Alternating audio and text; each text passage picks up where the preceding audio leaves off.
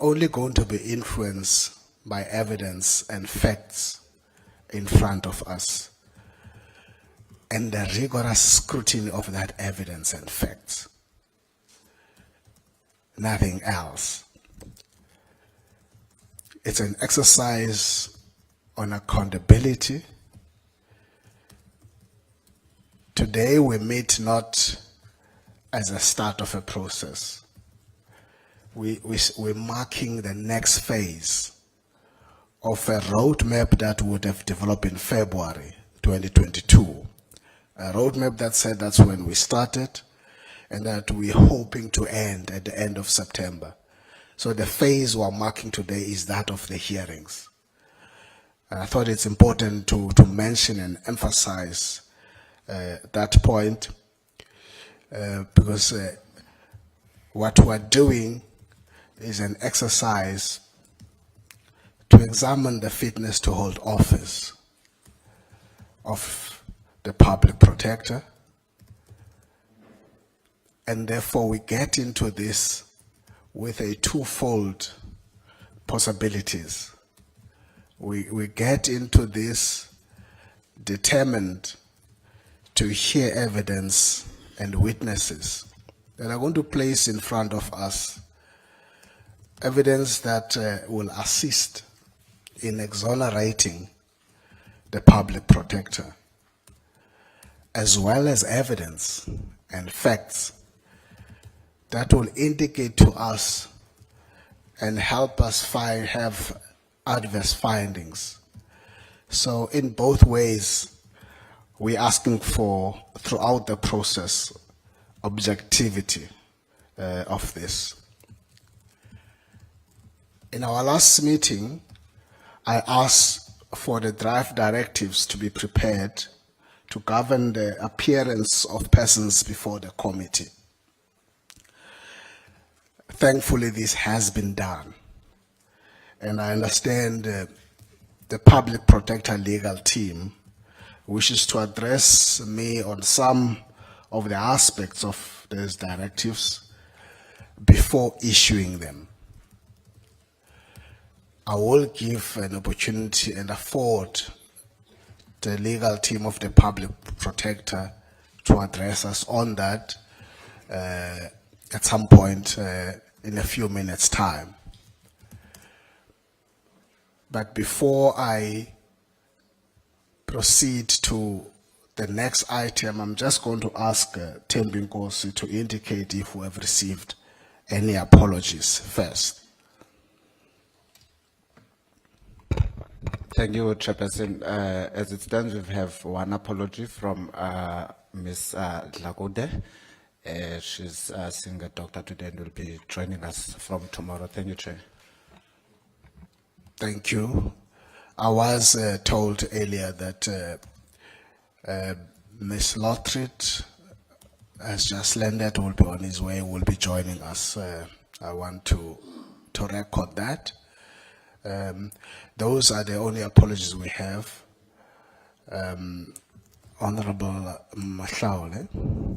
Thanks very much, Chair. Greetings to you and greetings to colleagues. There has been an indication from Mr. Siabi, Honorable Siabi, to your staff, so he says, that upon arrival at the airport, he lost his wallet, which means IDs and so forth, so he could not get into the plane. He will join the sitting tomorrow. Thank you. Thank you. I'm told that he found his way onto the platform. He is here virtually.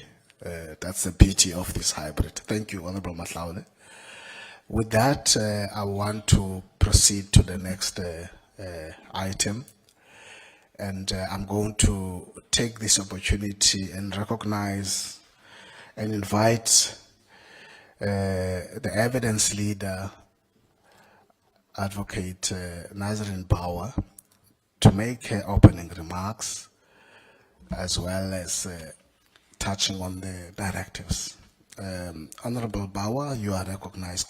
Advocate Bauer, you are recognized. I'm now trying to make you an MP. I hope you're not going there I'm not sure if that's a promotion or a demotion, but Certainly a promotion. Go ahead, Advocate Bauer. good Thank you. morning. Good morning, Honourable Chairperson, Honourable Members of the Committee, Advocate Busisiwe Mkhwebane, and to our colleagues. This committee sits as the first of its kind in South Africa, and so in that sense it is sailing in uncharted waters. And even though this is a maiden journey, it is not without beacons, the odd lighthouse, frequent buoys to guide its route. It is also not without a map and a navigation system with which to steer its course. Given that this is the first impeachment process, it is important for us to all have a common understanding up front as to what this committee is and what it is not. It is not a court of law. It is not a quasi-judicial process or an adversarial process. You do not sit as a committee of judges. In regard to the issues with which this committee is seized, it is bound by the judgments handed down by courts of law and which are before this committee, as is anyone else, and it has neither the power nor is tasked with rewriting those judgments. It is also not tasked to assess a criminal conviction, and these are not criminal proceedings. There is no accused, and there is no one that has to plead guilt or innocence. The committee does not have final decision-making powers. That power rests with the National Assembly, that adopted rules to create this committee, precisely to deal with the process of the removal of office of, amongst others, the Public Protector, by providing a procedure for consideration of such removal. A procedure which takes cognizance of the fact that it should not be an easy feat to remove a Public Protector. In addition, these procedures confer on the Public Protector important procedural rights and define the limits of the committee's powers and functions within the Constitution and the rules of the National Assembly. The committee is tasked to consider the motion tabled on 21 February 2020, more than 2 years ago, by the Chief Whip of the Democratic Alliance, Ms. Mazzoni, and we shall refer to it as the motion. It initiates this inquiry for the removal of the Public Protector on grounds of alleged incompetence and or misconduct. We will in the course of this address elaborate further on the motion itself. But in doing so, the committee has to apply itself to the documentary and oral information placed before it with an open mind, open to all possibilities on the information provided. In this exercise, the committee is not circumscribed by the reasons, recommendations, or any conclusions drawn in the report of the independent panel. The inquiry that is before this committee is but one leg of a journey to the inquiry's final destination, the National Assembly. And en route, the process encounters various ports into which it has had to dock or forced to anchor. But we reiterate, the committee is not the ultimate decision maker. When it reaches the National Assembly, the committee performs a reporting function, making recommendations to the National Assembly, which in turn is empowered to make a decision to remove a Public Protector from office in discharging its constitutional obligations. And this must encompass a process carried out with integrity and fairness, not only because the rules call for the conduct of the inquiry to take place in a reasonable and procedurally fair manner, but also because the office of the Public Protector is one of fundamental constitutional significance that demands that the incumbent be treated in such a manner. And when we say reasonable and fair, when we refer to the reasonableness and fairness of this process, in our view, it is not only to the Public Protector, but to all participants who make themselves available in this inquiry.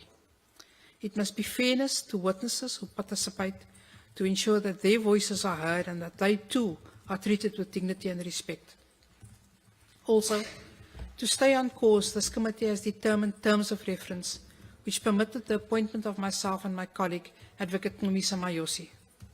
Both of us are practicing advocates, and we have both had experience in relation to commissions of inquiry. I led the evidence in the Kalicha Commission of Inquiry investigating allegations of police inefficiency in Kalicha and a breakdown in the relations between the community and police. Advocate Mayosi played an integral role representing the complainant community of Khayelitsha in that inquiry. In addition, I led the evidence in a further inquiry in terms of Section 12(6) of the National Prosecuting Act. We both have extensive experience in a wide range of legal matters. I raise this to make the point that notwithstanding our previous experiences, this inquiry remains a novel task for us as practicing advocates and as appointed evidence leaders. And it's not only a novel task for us, it's a novel task for this committee and for the National Assembly. And what must be understood is what we are sure is that we as the evidence leaders are not prosecutors tasked to determine guilt or innocence. We do not represent a client. We do not have a burden of proof to discharge or a case that must be met by a client. The inquiry is of an inquisitorial nature, informed by Parliament's constitutional oversight mandate and the principle of fairness. Our primary role as evidence leaders is to present evidence, whether it is of an exculpatory nature or implicating nature. And during the course of these proceedings, you are likely to hear both. In our engagements with persons, both of those who are willing to assist and make themselves available to give evidence, and those adamantly opposed to being part of this process, we endeavored to clarify that we're neutral, that the purpose of our engagement was to seek information to place before the committee, which could turn out to be, as I've pointed out, either exculpatory or confirming of the motion. And we will endeavour to do both. Fairness demands that this committee view the information and evidence placed before it through the same prism of neutrality in order to permit a fair, open and unbiased assessment of the merits of the allegations made in the motion. As a precursor to this committee, the former Speaker of the National Assembly established an independent panel to conduct a preliminary inquiry of the motion. This panel was tasked solely to determine whether there is prima facie evidence to show that the holder of public office committed misconduct, is incapacitated, or is incompetent. The role of the panel was limited to a desktop exercise of an assessment of the relevant and recorded information placed before it by members or by the holder of a public office in terms of this rule. It did not go outside that ambit. The panel described its functions as follows: applying the Constitution, the law, and the National Assembly rules impartially and without fear, favour, or prejudice. On the evidence made available to conduct and finalise a preliminary assessment relating to the motion proposing a Section 194 inquiry. To determine whether there is prima facie evidence showing that the Public Protector has committed a misconduct or is incompetent. To exercise its discretion in deciding whether to afford any member an opportunity to place written or recorded information before it within a specified time frame. To provide the Public Protector with copies of all information available to it relating to the assessment. To provide the Public Protector with a reasonable opportunity to respond in writing to all relevant allegations against her. Not to hear oral evidence, and to make recommendations in its report, including reasons for those recommendations. The panel submitted its report on 24 February 2021 and recommended, for reasons contained in the report, that the charges as set out in the motion of incompetence and misconduct be referred to a committee of the National Assembly. Let us be clear that the use of the word charge is not to be understood in a criminal context. Rather, the term charge is to be understood as the grounds for avowing the removal from office of the holder of a public office. The report served before the National Assembly on 16 March 2021, and it resolved to proceed with the Section 194 inquiry establishing this committee. Now, turning to the committee, we emphasize that whilst the committee has no inherent jurisdiction, it also has all the powers applicable to parliamentary committees as provided for in the Constitution, the applicable law and rules which it exercises, subject only to the Constitution, the law and those rules. The rules governing the process has already passed constitutional muster. That ship has sailed. The functions and powers as set out therein include that the committee must conduct an inquiry and establish the veracity of the charges in the motion and report to the Assembly thereon. In the absence of any lawful impediment, this committee is enjoined to exercise its powers and perform its functions and give effect to its obligations. It must do so based on information before it, within a reasonable time frame, without undue delay, and in a procedurally fair manner. The Constitutional Court has confirmed that the Public Protector has the right to be heard in her defence and to be assisted by legal practitioners or other experts of her choice. The latter may on her behalf participate, including making opening and closing statements and cross-examining witnesses, as well as making written submissions on the findings and recommendations of the committee, in line with the audi alteram partem principle of natural justice, prior to the report of the committee being adopted and tabled, and which representations must be considered by the committee prior to the adoption of the report. To perform its task, the committee established terms of reference, encapsulating its task as one of assessing the charges contained in the motion and reporting to the National Assembly of its findings and recommendations. And like the panel, I reiterate, and we reiterate, that the committee must perform its tasks with a state of mind that must be neither unduly suspicious nor unduly believing, but one that simply ascertains whether the information at its disposal is out of place or fits with the parameters of the motion. Pursuant to an obligatory parliamentary process, written comments were elicited from members of the public. Whilst all these statements serve before the committee to be considered in its deliberations in the context of the motion, only some of those persons who have sought to assist the committee in its work will be called to provide oral evidence. Members of the public who made written submissions are thanked for their assistance and contribution. The process to be followed is open and transparent, as evidence leaders over and above those who have made, as evidence is led over and above those who have made public submissions. We will call these various witnesses to provide evidence and put written evidence before the committee. In addition, the findings of judgments of various courts, the High Court, the Supreme Court, and the Constitutional Court, by which this committee and all others are bound, will be drawn to the attention of the committee. It bears noting that this exercise is not a comparative exercise. The current Public Protector was perfectly entitled, when stepping into the position in October 2016, to determine how she intended to perform her functions and exercise her powers. Whether or not she did so in the same manner, in a similar manner, or in a different manner to her predecessors is of little import to this inquiry. Section 194 of the Constitution sets out the circumstances in which a public protector may be removed from office. In essence, grounds of misconduct, incapacity, or incompetence. It requires that there must be a finding to this effect by a committee of the National Assembly before the National Assembly may adopt a resolution calling for the removal of the incumbent. So the starting point of such an evaluation, in our view, must be the nature and requirements of the office of the Public Protector. It serves little purpose to the work of this committee, faced with the complaints, to use as a measure of competence and good conduct performance of predecessors. But we will not in this opening address be setting out the constitutional and legislative framework for the Public Protector, as this task will be performed by our first witness, Hassan Ibrahim, who has kindly agreed to assist the committee in respect hereof.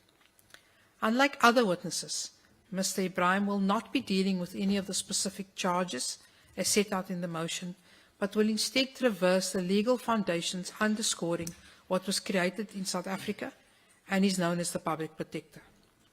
So we limit our opening address in this regard to simply drawing the committee's attention to the following. South Africa established the Public Protector as one of the bastions to fight against corruption, unlawful enrichment, prejudice, impropriety in state affairs, and for the betterment of good governance. It is imperative for the South African public at large to have faith in the integrity of the office and its incumbent in order to have faith, trust, and give effect to the work rendered by the Public Protector.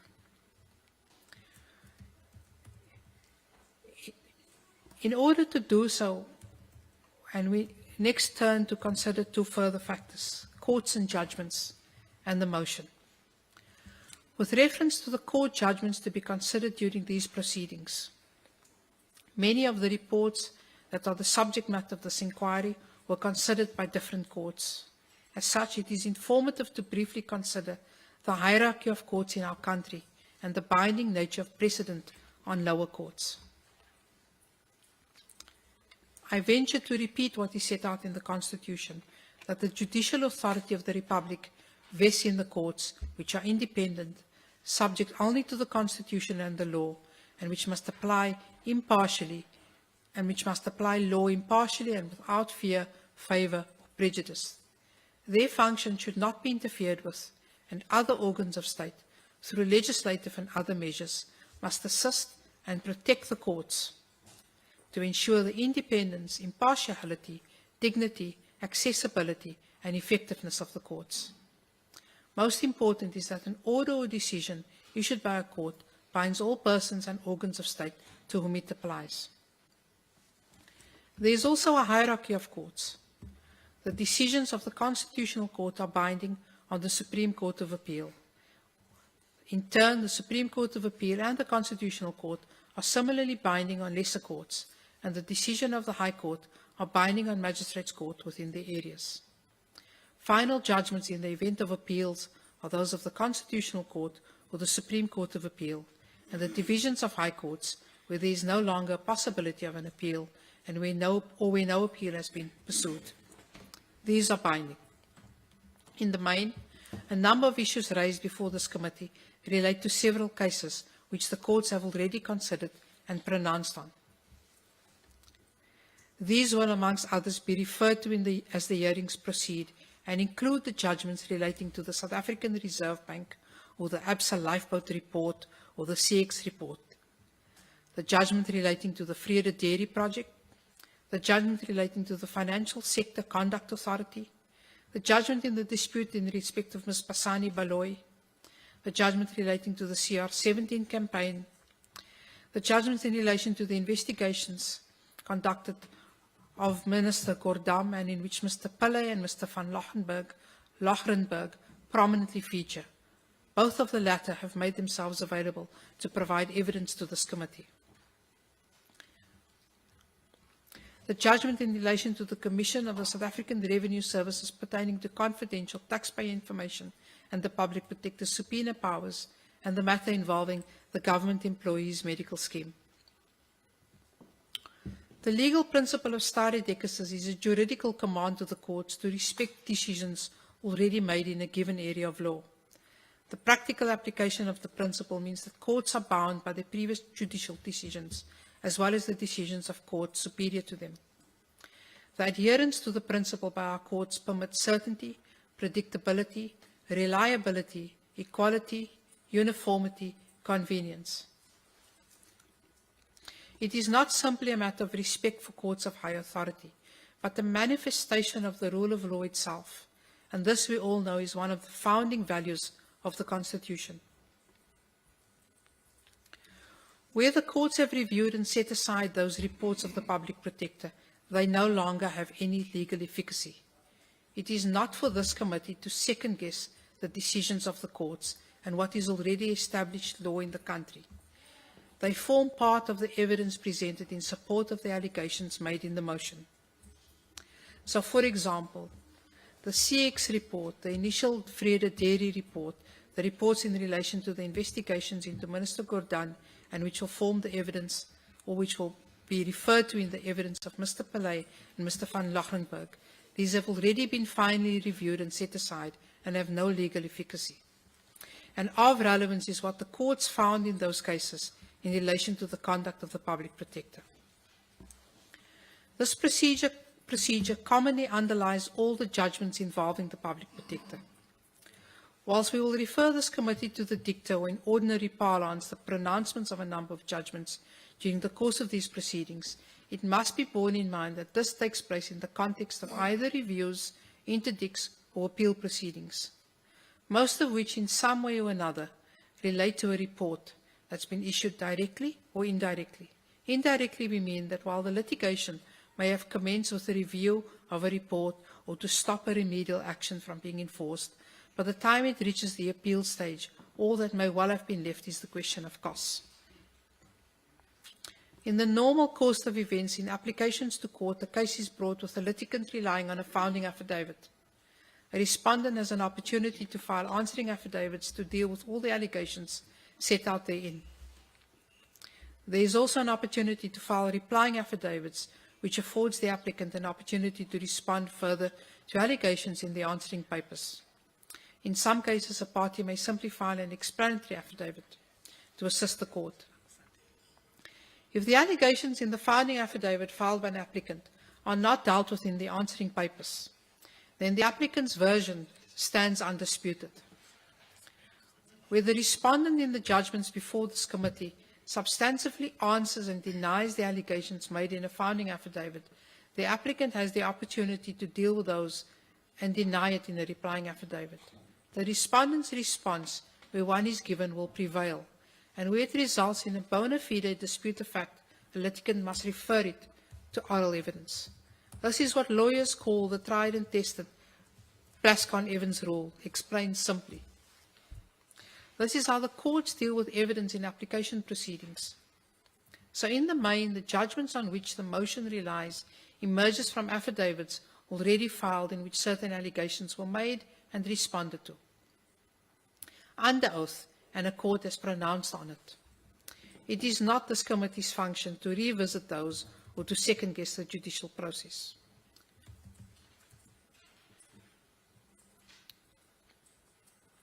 A second category of cases relate to labour matters arising in the context of persons who had or remain in the employ of the Office of the Public Protector, and they will come and apprise the committee of their experiences.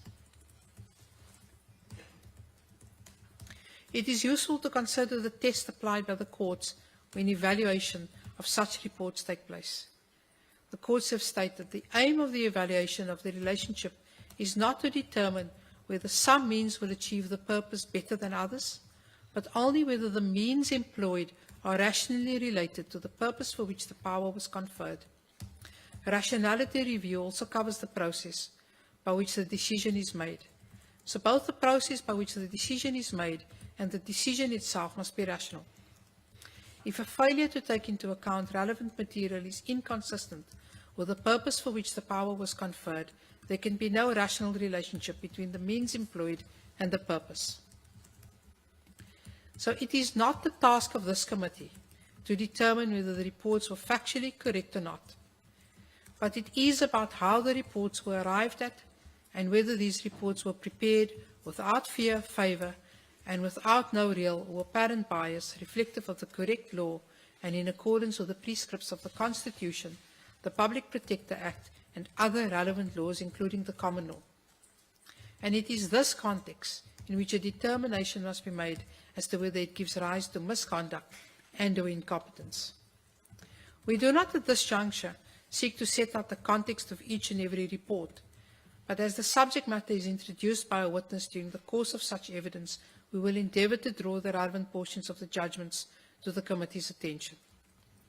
We do so in that under scrutiny in the motion in the context of the reports of the Public Protector that have been reviewed and set aside is the manner, the process, the steps taken in the context of the compilation of these reports.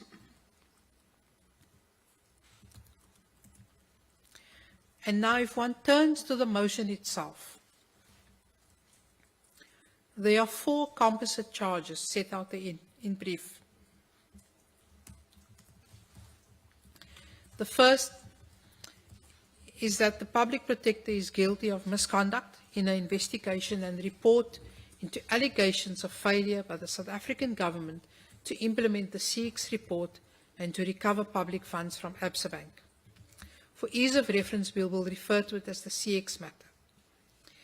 The allegations relate to the dismissive, high-handed, biased, well, I'm going to say, quote, let me repeat this. The allegations relate to the, quote, dismissive, high-handed, biased, and procedurally irrational and unfair process, unquote, in the conduct of the investigation, including that she met with the Presidency and the State Security Agency secretly, that she broadened the scope of the investigation without notice and explanation, that she altered the remedial action on the instruction and or advice of the Presidency and or the State Security Agency, that she failed to give affected persons notice and opportunity to comment on the proposed remedial action, that she failed to honour an agreement to make the final report available to the Reserve Bank 5 days before its release, and that she failed to refer to the submissions made by the Reserve Bank inter alia in response to the provisional report.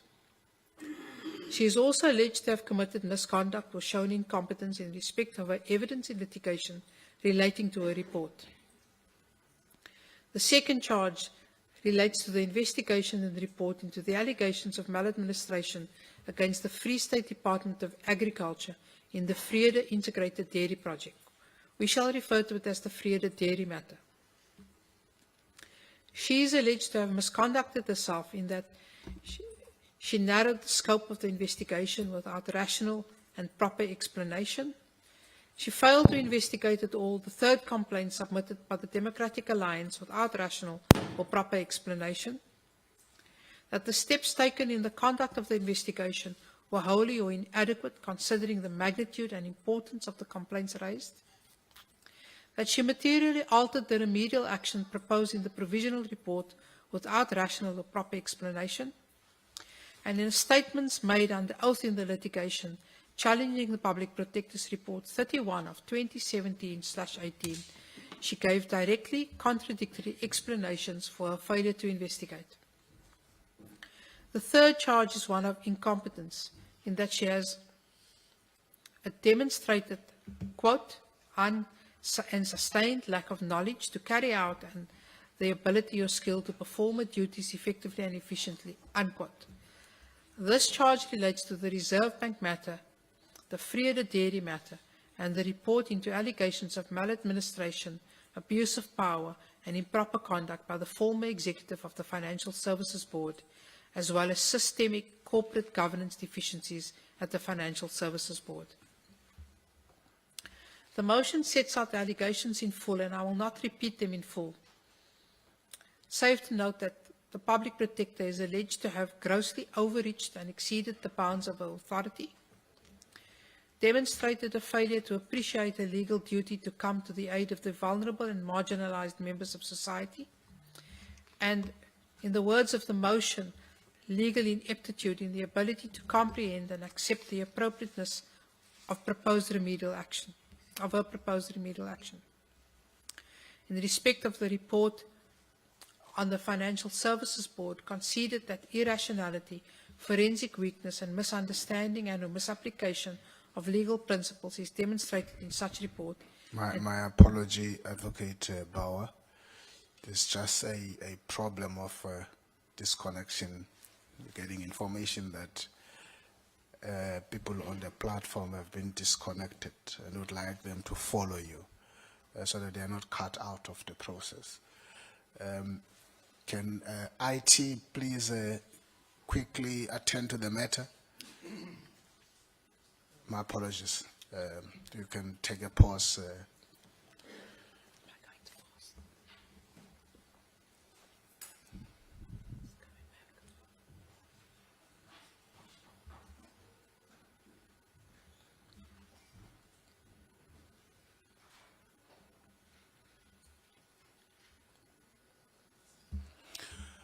Can somebody in the virtual platform just indicate if you are back? Can you hear me?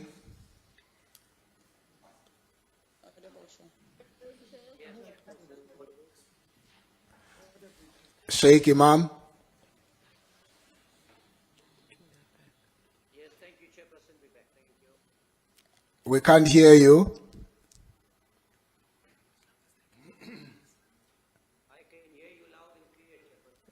Yeah, you have got to speak up. We can hear you. Can you hear us now? Very clear. Okay, very clear. Okay, thank you. We'll fix their voice coming in because we can't hear. We'll have to attend to that, but he indicates that they can hear us clearly. Thank you. We will proceed. Advocate Bauer, my apologies for stopping you there. It's in the interest of everybody else following the process. Please go ahead. Let me repeat the sentence. Yes. The motion sets out allegations in full, and I do not repeat them in full. But what is alleged is that the Public Protector had grossly overreached and exceeded the bounds of authority, had demonstrated a failure to appreciate a legal duty to come to the aid of the vulnerable and marginalized members of society, and demonstrated legal ineptitude in her ability to comprehend and accept the appropriateness of proposed remedial actions. In respect of the report on the Financial Services Board, conceded that irrationality, forensic weakness and misunderstanding and/or misapplication of legal principles is demonstrated in such report, and demonstrated the failure to appreciate the Public Protector's heightened duty towards the court as a public litigant. That she demonstrated irrationality, forensic weakness, incoherence, confusion and misunderstanding of the applicable contractual, constitutional, administrative law principles. That she does not understand her constitutional duty to be impartial and to perform her functions without fear, favour or prejudice.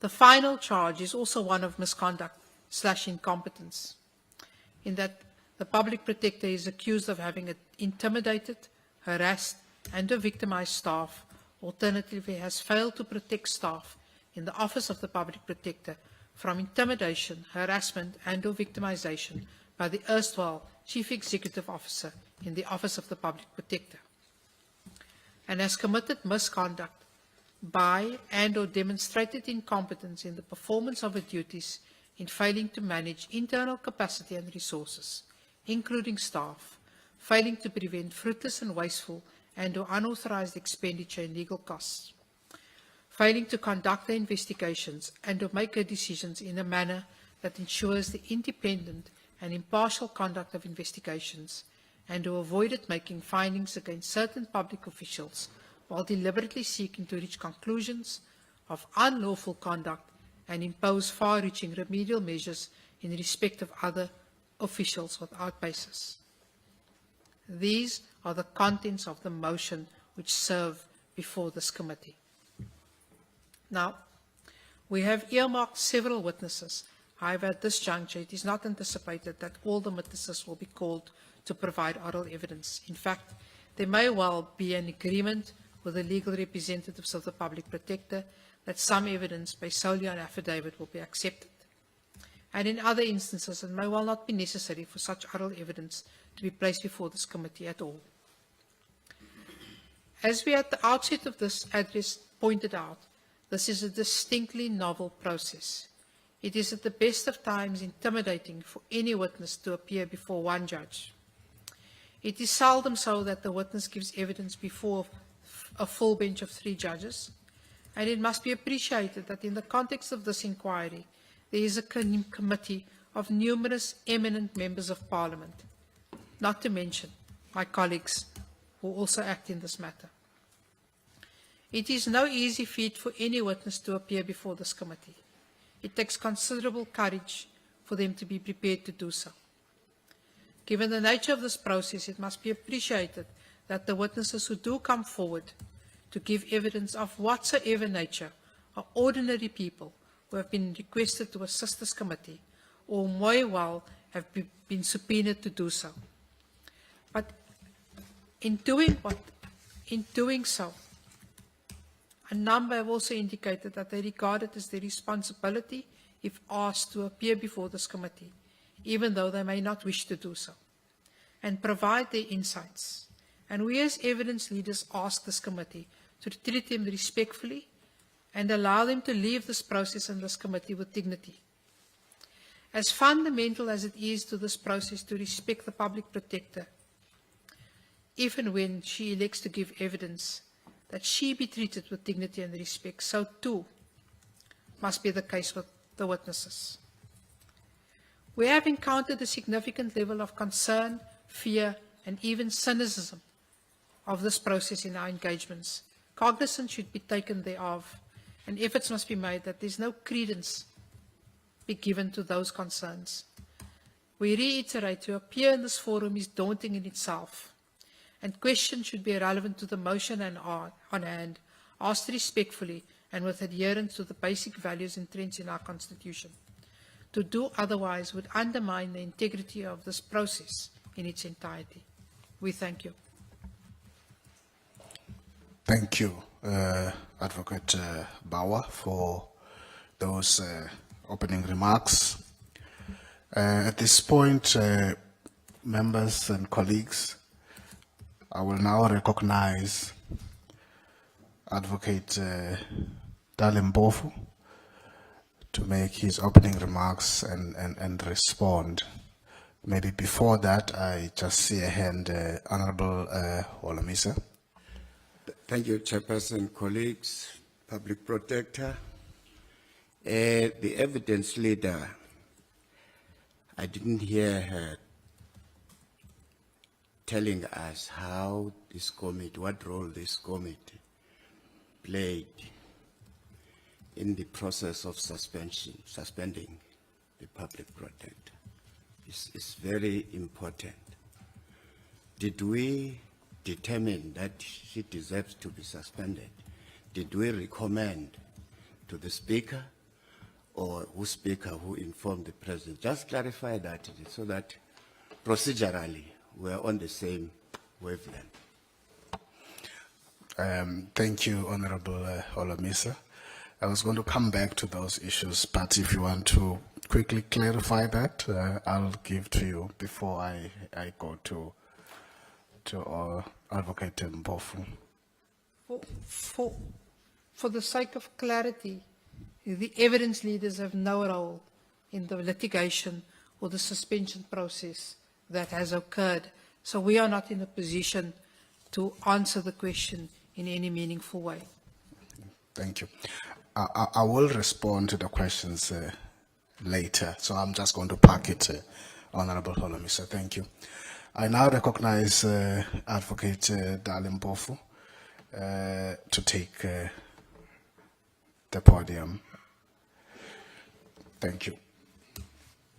Chair. Yes, Honorable Maotwe. Yeah, apologies for coming in before the advocate. Can the Secretary, Itemingosi, please allow Mr. iPad to come through? Mr. iPad is the President of the EFF. I'm told it's down already. Oh, okay. Thank you, Honorable Maotwe. Ingata bafuna ungene. Advocate Mpofu. Thank you very much, and good morning, Chairperson, Honorable members, colleagues, evidence leaders, and the Public Protector of South Africa, and members of my team.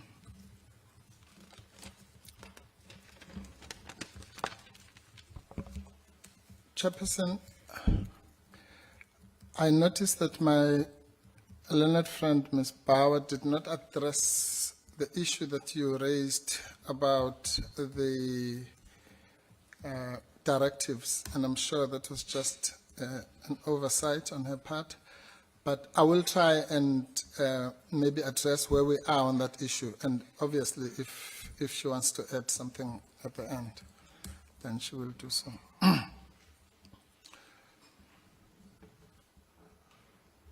Chair, let me just start by saying that we have agreed in principle, as you indicated, on a directive. But there are still one or two niggling issues that we need to sort out, which we can't obviously sort out on this panel. That will be done bilaterally between the teams. But I will raise some of those that we think need the attention of the committee, but others I think will be able to resolve them between us as colleagues.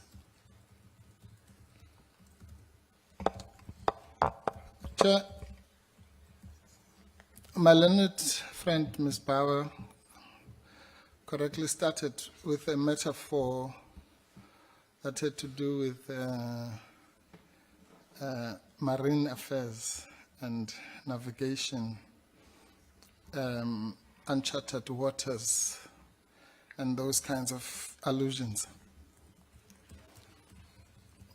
Well, my metaphor that I will start with has to do with a different area, the arts.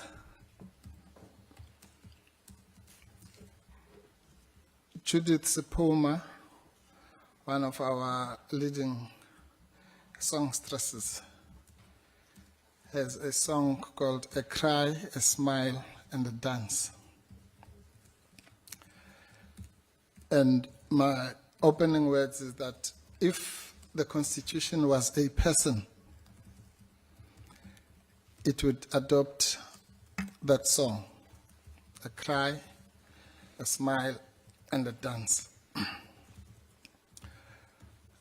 The Constitution would cry because of some of the violations that I will talk about that have brought us to where we are here. But maybe it would also smile because everybody appreciates growth.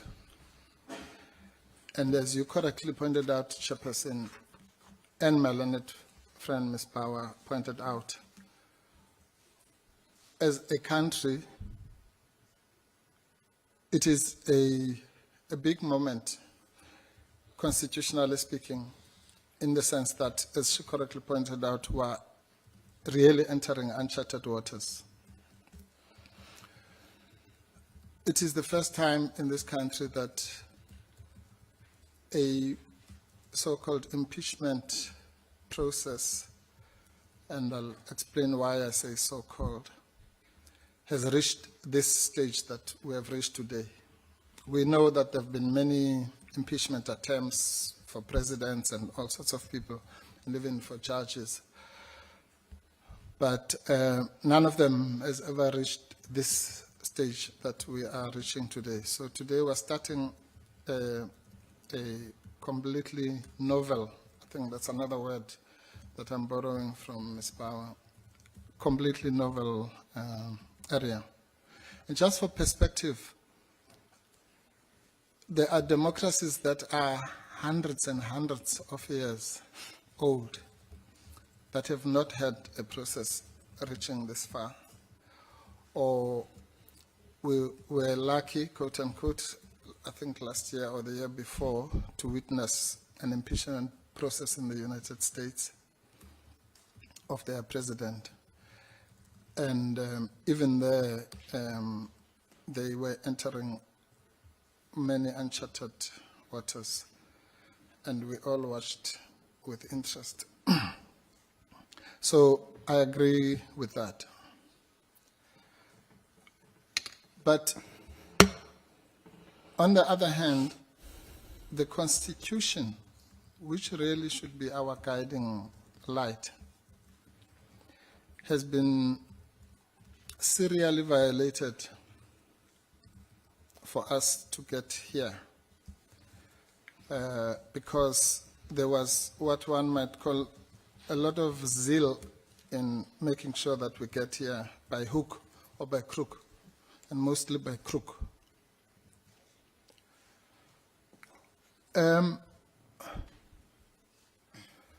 But I will come to that, Chair. The reason why we're talking about the directive is because when it is approved and sent around, you will see that we have agreed, among other things, that I will do this opening address and another one at the appropriate time. And let me just explain that so that there's no fear that I'll be repeating myself.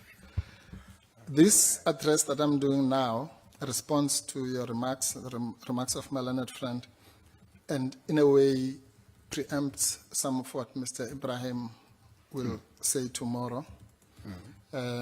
So it is about the situational analysis of how did we get here, where are we, should we even be here, and all that.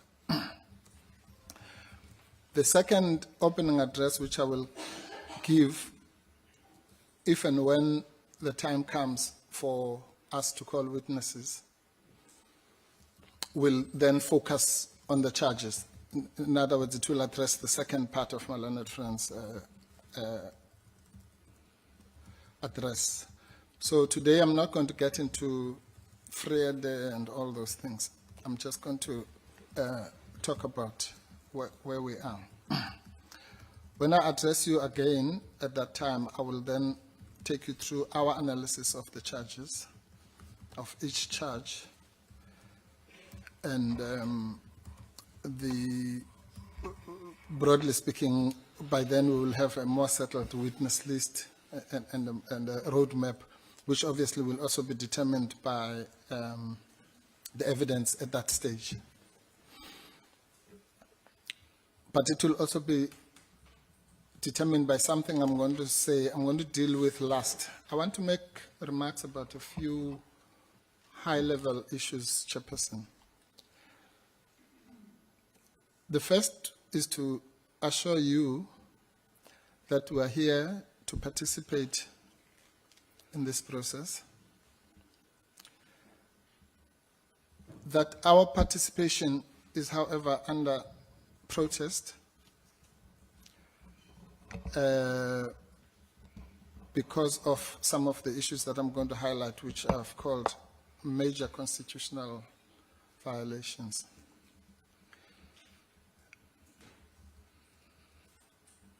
But we're here and we're going to participate nevertheless because we represent a law-abiding citizen and public protector.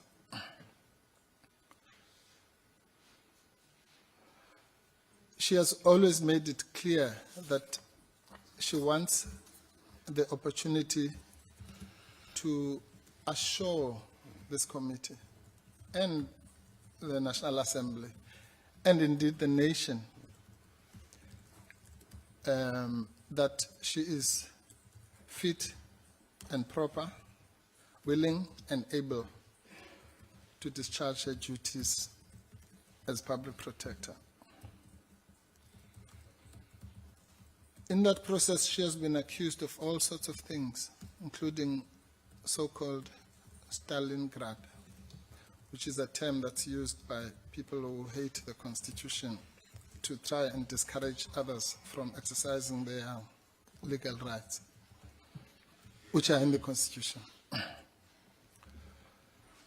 Now, that's a very strange accusation, Chairperson, because the irony is that at every time when she has raised concerns about this process, she has been proven right.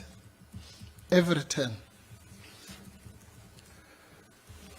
The DA and Ms. Mazzoni and all those people who are the main sponsors of the motion literally have wanted to do the motion, I think, since the day she took office, if not before. And I'll cut some of the activities in the 2017, 2018, but around about 2019, there was more intense rush to do this. And the Public Protector wrote a very long letter to Parliament at that time and explained that, yes, we know that Mr. Steenhuisen and others want her to be removed from office, but there's the small matter of the law, and there are no rules that govern the process for such a removal, however overzealous it might be pursued. Eventually, sanity prevailed, and that point that she made was considered. And correctly so, because there was at that stage a judgment of the Constitutional Court in relation to Section 89 of the Constitution, which said exactly that. The majority judgment of chapter J, in which I appeared to assert the principle that the impeachment process must have its own designed rules. The Speaker of this Parliament opposed our application on the basis that she said then there was Rule 85, so there's no need for this.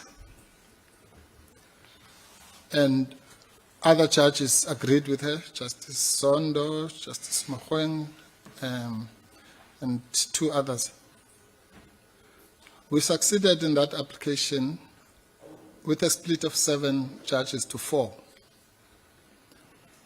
which asserted the principle that you cannot have an impeachment without rules designed for the impeachment. Once we succeeded in that application, in fact, the last time I was here, I attended as a member of the public a committee that was trying to design those rules.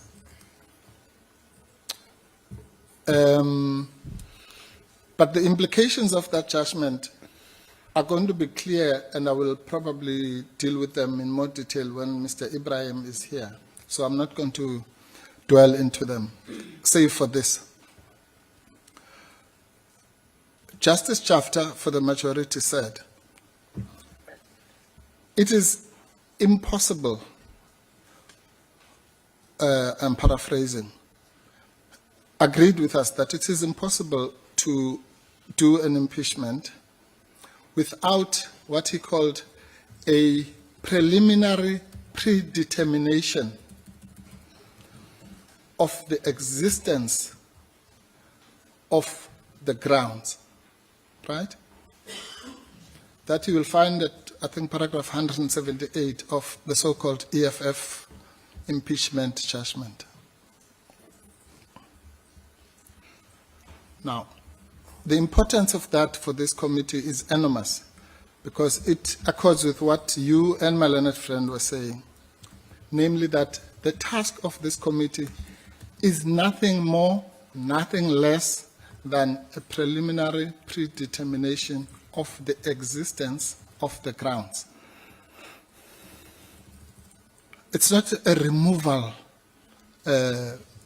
process, this. This is not a removal committee. That notion is as absurd as saying that when you go, let's say in the criminal context example, when you go to court accused of something, having done something, you call that an imprisonment process. It's not. It's a process to determine, A, whether you are guilty. Once that is done, then you can call it an imprisonment or sentencing process or whatever. Or maybe a more familiar example would be labor law. If I steal this bottle from my employer and I'm charged by the employer, the process that takes place is not called a dismissal process, because first it must be determined that I have stolen the thing, and so on, all the elements. Then we have something called a dismissal process or non-dismissal, like you explained, exoneration or condemnation. That's such a fundamental principle that I don't know why people don't understand such a simple issue. Well, even if they don't understand it, then at least they must go and at least read the judgment, the impeachment judgment. Crucial. The second issue comes from another case where, again, we succeeded in the Constitutional Court in establishing the principle that this Parliament has a solemn duty to implement seriously, with an open mind, all the issues that you've raised, or rather to discharge its constitutional duties. In that case, we had gone to say both the Parliament and the President had failed to discharge their duties. The court agreed with us that the president had failed to discharge his duties in the sense that he ignored the remedial action of the public protector. But more importantly, it agreed that Parliament had failed to discharge its duty because despite having been given that report, it had basically kicked for touch and done nothing. Again, I'm paraphrasing a long story. But the importance of the so-called EFF1 or EFF Nkandla judgment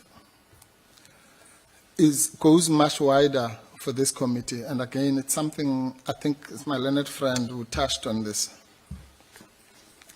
And because that judgment, for the first time, defined the role of the public protector. And it said many things about the importance of that office in relation to protecting the Constitution, all the stuff that we all know.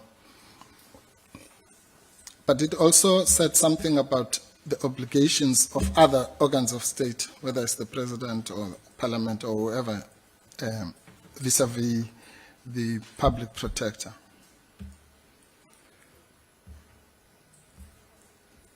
That case probably actually needs to be mentioned even before the impeachment case because it was a series. There are 3 cases that are important, which we will talk about at some stage. It's the Nkandla case that I'm talking about now, the EFF impeachment case, and then the UDM case. In the UDM case, I will mention it in a different context. There, we successfully convinced the Constitutional Court that it was unconstitutional for certain decisions to be taken by show of hands. It was constitutionally imperative that certain decisions in Parliament should be taken by secret ballot, or at least that should not be outruled. And that's going to be important, not now. At a certain stage, we will assert very strongly that the decisions in this process must be taken by secret ballot, more particularly the decision if we get to the National Assembly stage. And I'll explain why in relation to what my learned friend calls the rules of natural justice. But back to the important matter of the EFF versus the Speaker of the National Assembly in 2016, which really, if you like, is what brought us here. Those 3 cases, in a way, or at least particularly the first 2, are what brought us here. The impeachment case, quite literally, because the rules that are governing this process are literally probably 95% transportation from the rules that were designed as a result of the EFF impeachment case, except for a few changes where, fortunately, the Constitutional Court saw through some of the changes that were sneaked in, like the denial of legal representation. And that's why I'm saying the Constitution is probably smiling. Why is it smiling? For the mere fact that I'm talking to you now, Chairperson and honorable members. Because according to this Parliament, I'm not supposed to be talking. I'm supposed to be a mummified representative. That's what you approved, that there should be legal representatives who are just going to sit here. And of course, once again, the public protector said that is wrong and took it to court, which is what you do, because you can't beat people up and say, you will listen to my lawyers. That one is quite strange, Chairperson, because it just tells you what we're dealing with here. Let me just take you through what actually happened in real life. The DA drafted rules and got them passed on the 3rd of December 2019. And 72 hours later, they put a motion for the removal of Advocate Mkhwebane. But that's a story for another day. We went to court and showed some of the flaws in the rules. Eventually, we succeeded in two major respects in the High Court in the Western Cape. Firstly, that the insertion of the, what I call for shorthand, the mummified legal representatives was unconstitutional. The court agreed with us, hence I'm talking to you today. And also the question of whether the independent panel could include a judge appointed by the Speaker. Again, the court agreed with us that that was unconstitutional. But when it went to the Constitutional Court, the one ground, the legal representation ground, was upheld by the Constitutional Court, and the, let's call it separation of powers ground, was dismissed. But an interesting thing happened there, Chairperson. The DA, which was the architect of the rules for all intents and purposes, did not appeal that finding. Very important. The DA did not appeal the finding that I should be talking to you here, having initiated it, because it was a hopeless, it would have been a hopeless exercise. I think even they knew that. But the Parliament of the people of South Africa opposed and said, no, there must be no legal representatives. You, honorable members, on your behalf, you said, no, no, no. Even if the DA says, we're not going to appeal this part, because it's fine, but we, the people, do not want legal representation, and you lost.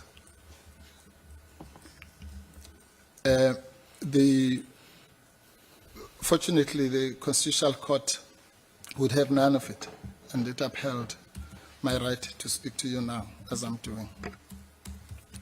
Thanks to the Public Protector, who went to the highest court to assert that principle. So the point I'm making is, what is called Stalingrad actually has been a series of the Public Protector assisting this Parliament to do the right thing, which is just to abide by the Constitution of South Africa. Anyway, the rules, which then were the product of the process in the EFF impeachment case, resulted in the rules 129R to AF. Remember, what happened is that once the Section 89 case was successful, Parliament then duly inserted Rule 129, A to Q. And then when the Public Protector pointed out the gap, then it inserted the rules R to AF. Now, those rules, one of the things I'm going to raise with Mr. Ibrahim tomorrow is that one of the ways in which I will be pleading with this committee to look into those rules is to compare them with the other impeachment clauses in the Constitution. And I will not go into them now, but we all know that the Constitution provides for the impeachment of a president in Section 89 of the Constitution.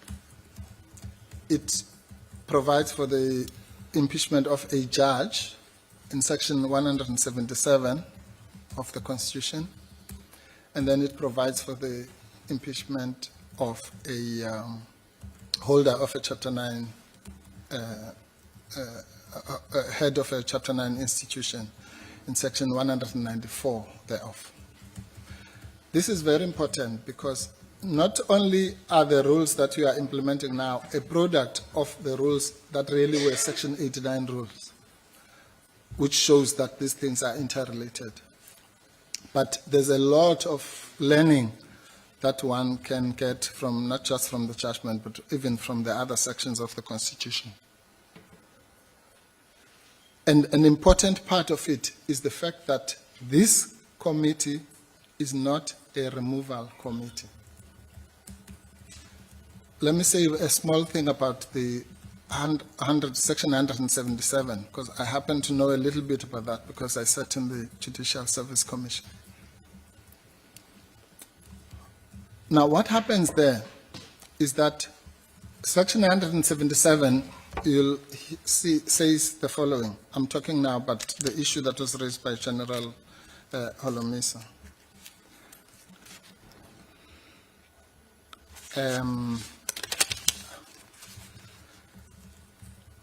It says, a judge may be removed from office only if, and those words are exactly the same as 194. The Judicial Service Commission finds that the judge suffers from an incapacity, is grossly incompetent, is grossly or is guilty of gross misconduct, and the National Assembly calls for that judge to be removed by a resolution adopted by a supporting vote of at least 2/3 of its members. Right? Exactly the same thing.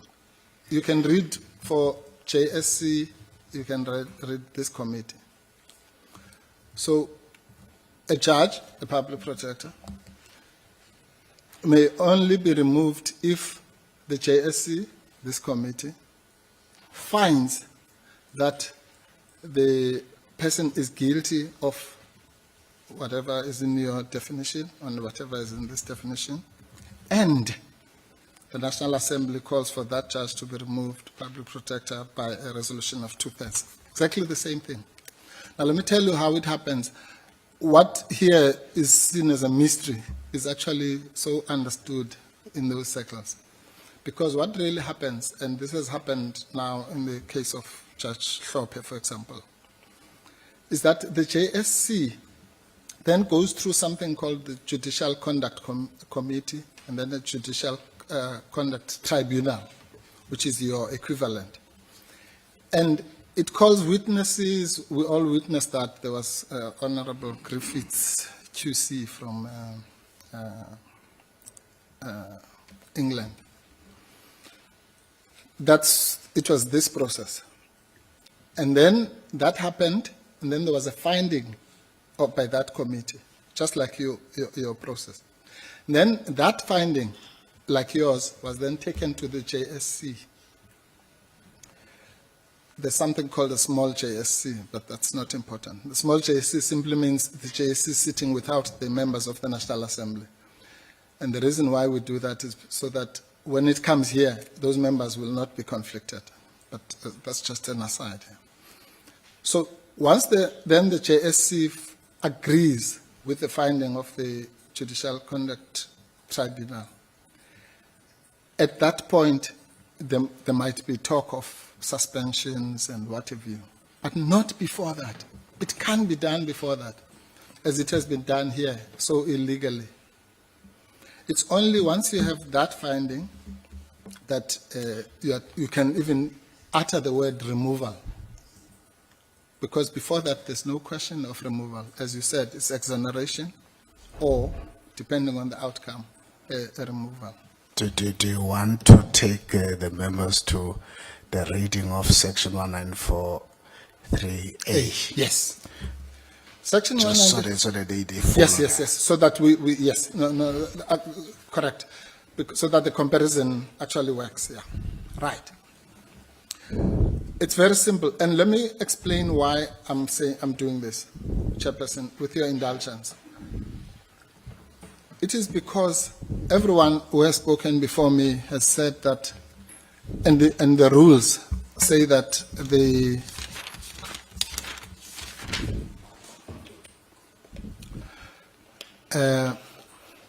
this committee must ensure that the inquiry is conducted in a reasonable and procedurally fair manner.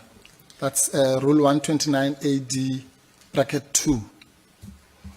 So it's your duty. This is not some, I've been listening to the recordings of this committee and many people saying, no, the suspension thing has got nothing to do with us. We are very focused. Nothing could be further from the truth. Because if you are going to ensure that this is a fair process, you have to be worried. If the public protector was coming here on an ambulance in a stretcher, you wouldn't say, no, we're just going to continue. You'd want to know why. And this is exactly what's happening. She's coming in that position now because of the illegality that has taken place. So it's the business of this committee to worry about the suspension. The fact that the person you are having here is shackled in a particular way. Her hands are literally tied, and there are efforts to even remove her legal representation, even though the Constitutional Court said she must get full legal representation. But again, that's another story. Let's come to your section, Chair. One of the reasons why this is your business is exactly because, Chairperson, as you say, I must go to 194.3a.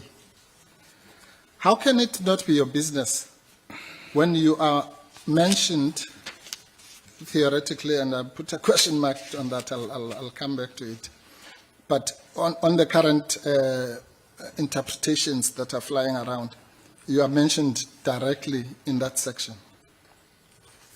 194.3a says the following. It's a very simple section that is being complicated by people for ulterior purposes. The President may, that's also important for another reason, he doesn't have to suspend, may suspend. And if he does suspend, he must tell us why. Because this is not England. There's no king or queen here. Everybody who acts in terms of the Constitution must explain the reason or rationality, especially when it says may, because it means you can go left or right. So you have to say why. Anyway, may suspend a person. Let me pause there, because there's another fallacy that you're suspending an office. What is that? A person, human flesh and blood, with feelings, with dignity, with everything that goes with being a person. From office, and here's the important part, at any time after the start of the proceedings of a committee of the National Assembly for the removal of that person. Right? Yeah. At any time after the start of the proceedings, not just proceedings, of a committee of the National Assembly for the removal of that person. Now, we've all agreed so far that this is not that.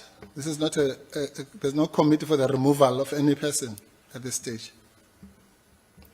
At least I think there's consensus on that. Now, if that is so, if this committee is not that, well, firstly, has it started? I heard you, with respect, Honorable Chair, yesterday on ENCA, trying to explain what is exactly this historic thing that's happening today. And it was difficult because you have to make sure you're not saying we're starting the proceedings, but we are. Which we have started in February. No, I see Honorable Mulder is not. Yes, no, I will gladly take that. Let me just tell you a joke about that. When we were in court, on this question, there were 4 parties against us on whether the proceedings have started. Mm. If it was a normal court, like a trial, they would have lost the case because all 4 of them had different versions. The DA said the proceedings started when the motion the independent panel report was passed on the 16th of March.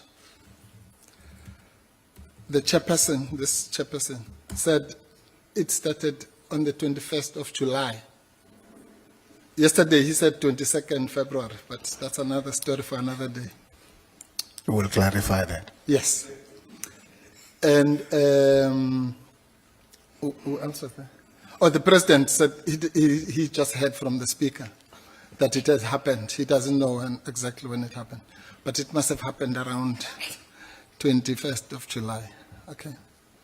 And then the last throw of the dice was that it has happened on the 22nd of April, when the letter was sent to the Public Protector. So that's where we are. But I'll be clear. If from those four, like we can add the normal one, none of the above, or all of the above.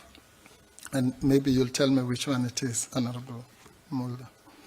But the point, Chair, is very simple.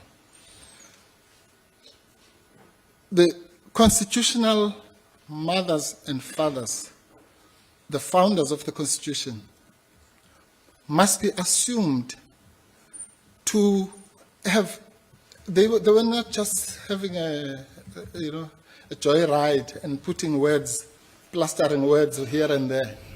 This is a serious matter of drafting a constitution, more serious than drafting legislation. So one of the golden rules of interpretation is that there are no words that are put there for decoration. All those words have an impact. That you must then understand in the context of what my learned friend said, that there is a constitutional duty to protect the public protector. And I'll come to that. That is the quotation I wanted to give you from the Nkandla case. There is a constitutionally ordained duty for all of us, but more importantly for organs of state, to ensure the dignity, effectiveness of the public protector and to protect her. Now, the constitutional drafters wanted to protect the public protector. There is no doubt about that. Anybody who knows about the so-called certification case in the Constitutional Court will know that the original draft of the Constitution said that the public protector could be removed by a simple majority. The Constitutional Court said no, no, and no. It said for the public protector, yes, for all the other Chapter 9 institutions, you can have a simple majority. But for the public protector and the Auditor General, you need a 2/3 majority. Why? So that she can be protected from the powerful forces that she has to investigate, such as the biggest bank in the country or the president himself. She needs to be protected. So you must look at Section 194 in that light, Chairperson, as Honorable Chair, as a protective mechanism, okay? Or rather, that it came from people, the drafters of the Constitution, whose goal, among others, was to protect, just as we have to protect the judges. Hence, you have the 2/3 majority. Because otherwise, all of us, every time we were unhappy about the judgment, we say, yeah, impeach him or her. It doesn't work like that. The constitutional drafters had to make sure that the threshold is quite high. Now, if you understand that as a philosophy, as a starting point, then you read 194.3a with proper eyes. When the constitutional drafters say,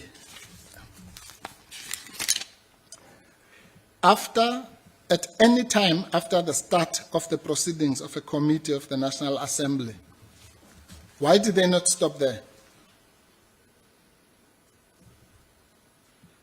Why did they say a committee for the removal of that person?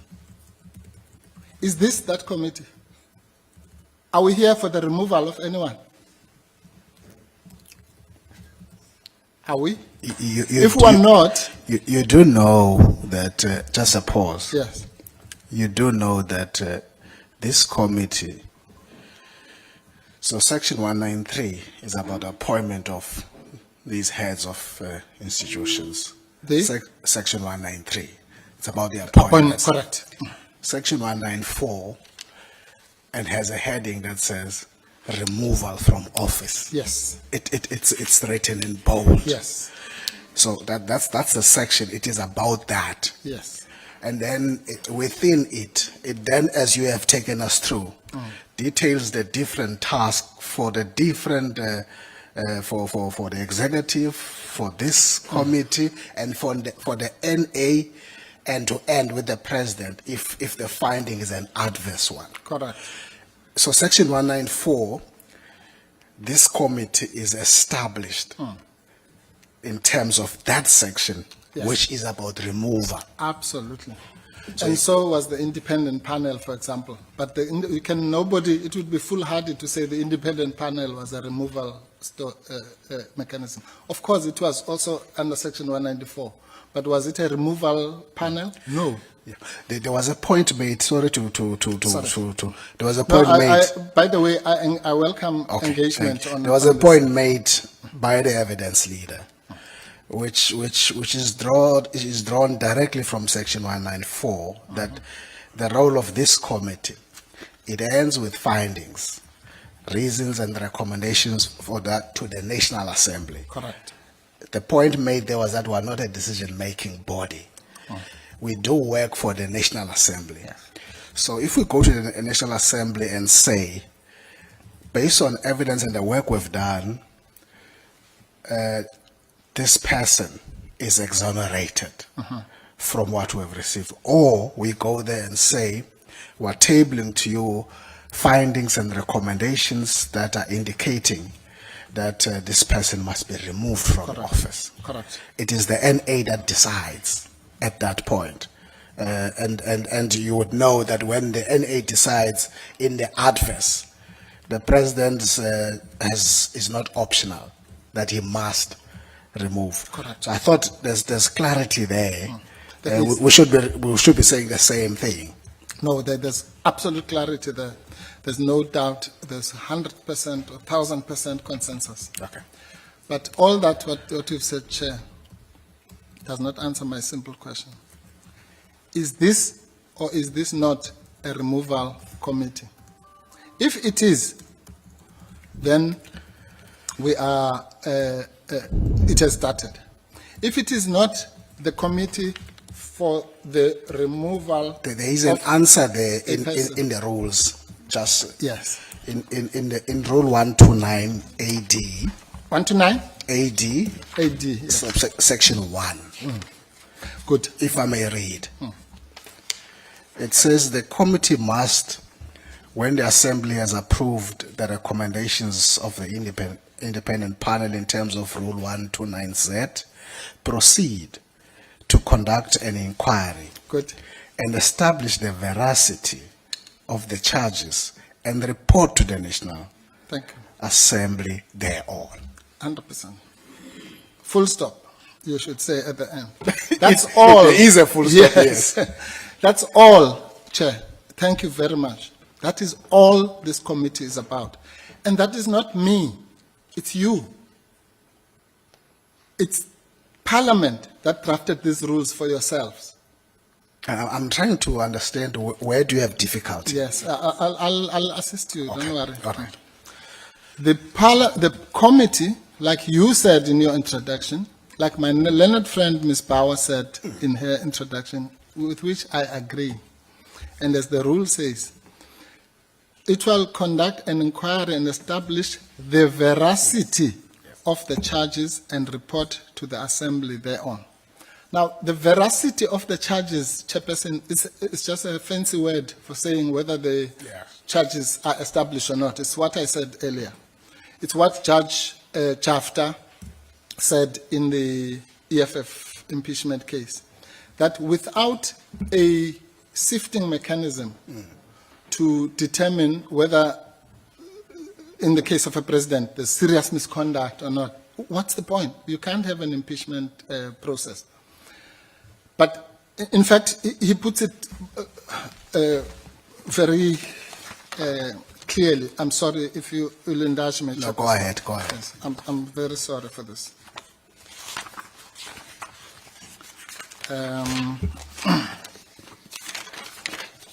You see, while I'm looking for this section, one has to understand this thing called impeachment is what causes the confusion. Impeachment is just a fancy word for removal. Okay? So if you go to section 89, to come to your point, the heading is removal. If you go to section 177, removal of a judge. 194, removal of a head of an institution. So that doesn't take the debate any further. The question is what, in that process, who must play what role? Not what the process is called. But, so if you understand that impeachment is a synonym of removal, then you must read paragraph 179 of EFF versus Speaker, National Assembly, 2018, bracket 2, SA 571, a decision of the Constitutional Court. This is what the judge says then, for the majority. For the impeachment process to commence, okay? So that's exactly the thing that is envisaged in 194.3a, right? Commence is start, it's the same thing. For the impeachment or the removal process to commence, the Assembly must have determined that one of the listed grounds exists, which is what we're busy with now. Must have, in other words, in another process, which is where we are. The impeachment process then commences. Okay, so the impeachment process is going to commence one day if you, all of us here with respect, Yes. find that one of the grounds exists. I mean, it's so simple. It says, at 178, the judge said, since the determination of these matters fall within the exclusive jurisdiction of Assembly, it and it alone is entitled to determine them. But here's the important part. It says, this means that there must be an institutional predetermination of what a serious violation of the Constitution or the law is. The same must apply to serious misconduct or inability to perform the office. It can't be simpler than that, Chairperson. There must be an institutional predetermination. That's what we're busy with here. It's the institutional predetermination that was ordained by the Constitutional Court. And the impeachment process cannot commence until that has been done. So this notion that the commencement can precede that predetermination is, with the greatest respect, absurd. But anyway, somebody advised others, or rather the Speaker of Parliament and the Chair, I know, hold a different view from the court papers. But that's the reality. But I'm listening. No, I know, Chair. I don't doubt that. But let me just maybe make it sound a warning that Justice Chapter said in the same judgment that if the so-called removal is done without following what he has said, it's just play. Because he said that removal will not be a removal in terms of the Constitution. So it's fine. We can go through this. We can indulge each other and speak for the next couple of weeks. But if we, as the law is very clear, for example, that fairness to the public protector in particular is not one of the things that is here. She's sitting here. The Constitutional Court, no less, said she must be given full legal representation. She gets suspended unlawfully.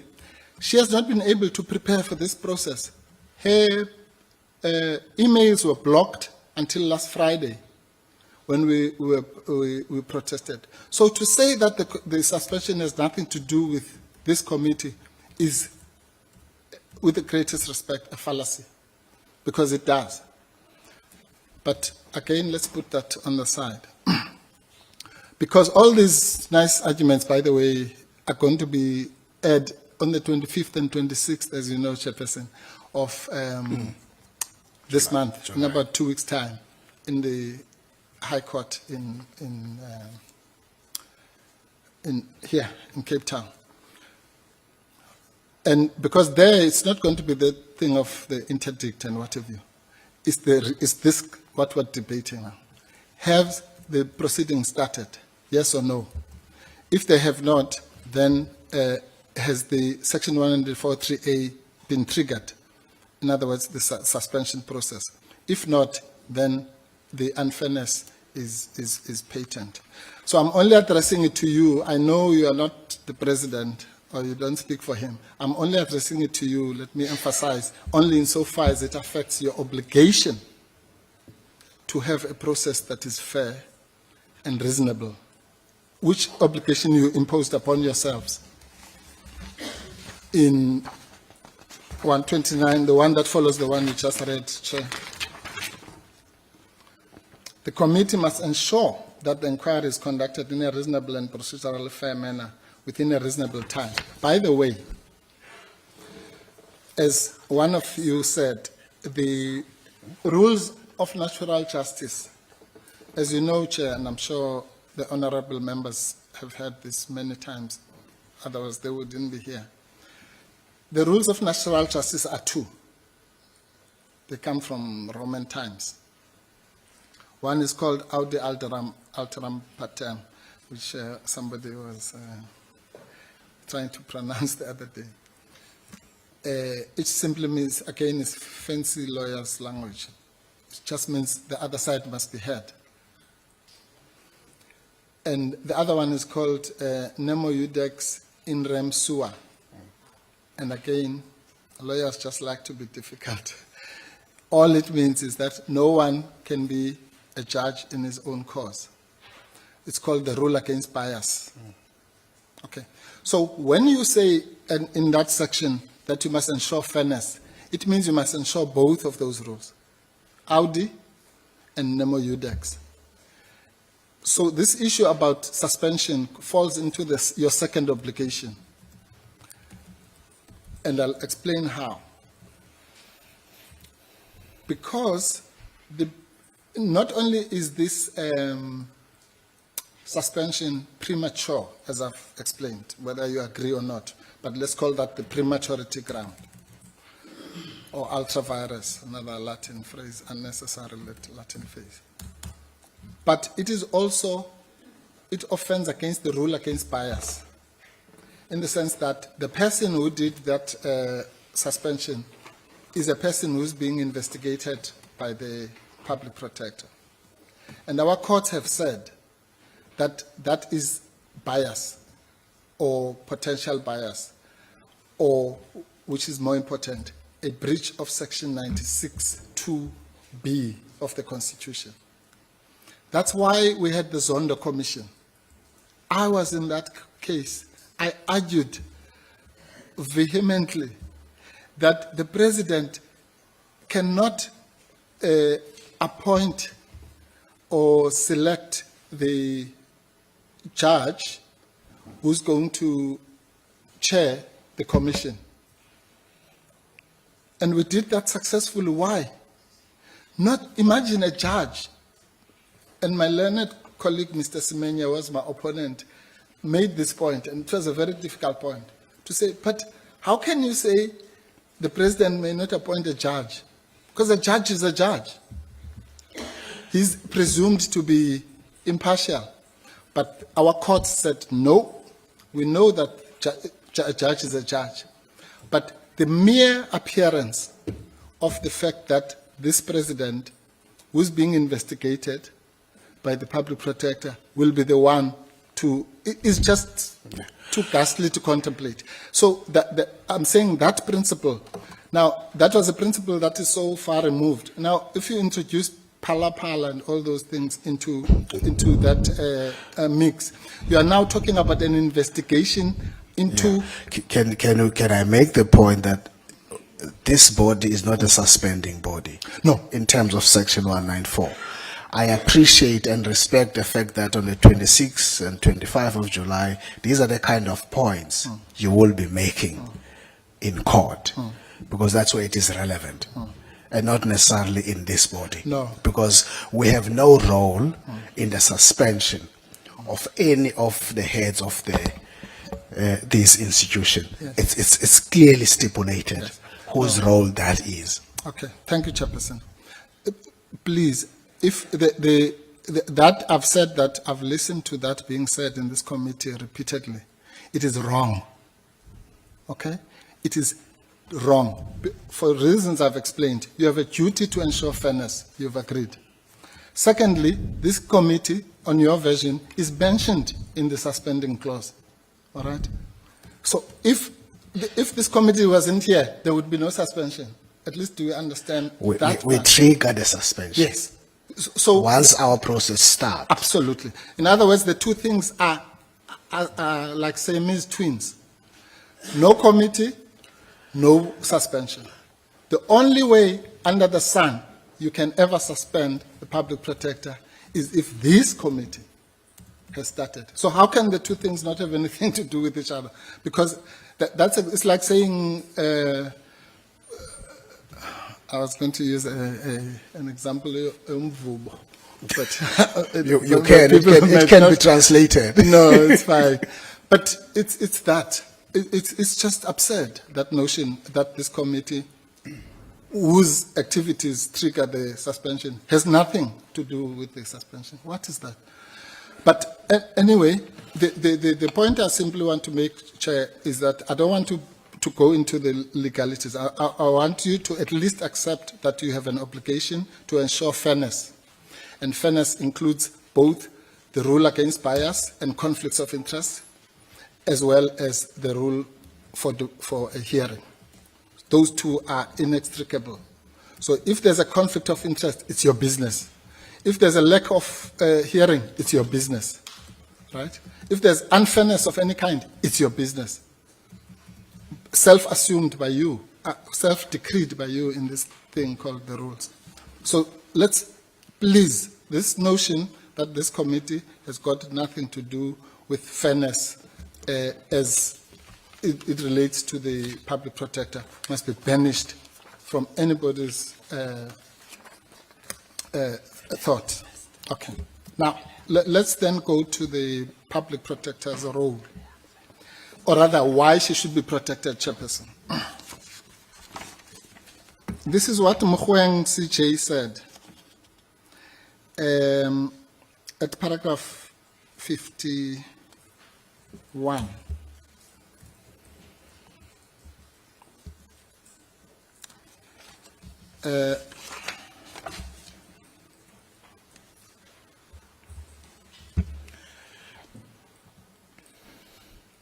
Yes. Among those to be investigated by the public protector for alleged ethical breaches are the president and members of the executive at a national and provincial level. So take that as a background. And the court said in biblical terms, and that is the public protector. She is the embodiment of a biblical David that the public is, who fights the most powerful and very well-resourced Goliath that impropriety and corruption by government officials are. The public protector is one of the true crusaders and champions of anti-corruption and clean governance. And then it says, in the execution of her investigative, reporting, or remedial powers, she is not to be inhibited, undermined, or sabotaged by those that she is investigating. It says, her investigative powers are not supposed to bow down to anybody, not even at the door of the highest chambers of raw state power. That's just a euphemism to say the presidency. The highest chambers of raw state power. The predicament, though, is that mere allegations, note that, mere allegations and investigation of improper or corrupt conduct against all, especially the most powerful, especially powerful public office bearers, are generally bound to attract a very unfriendly response. She's a witness to that. An unfavorable finding of unethical or corrupt conduct coupled with the remedial action will probably be strongly resisted in an attempt to repair or soften the inescapable reputational damage. It is unlikely that unpleasant findings and a biting remedial action would be readily welcomed by those investigated. And that, the court was saying, as a precursor to why she must be protected from those powerful forces, including the president, by all of us. Because she must not be easily sabotaged. So the duty to protect, Chair, is really what I'm asserting.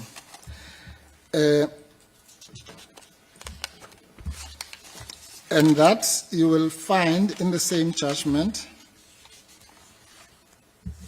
Oh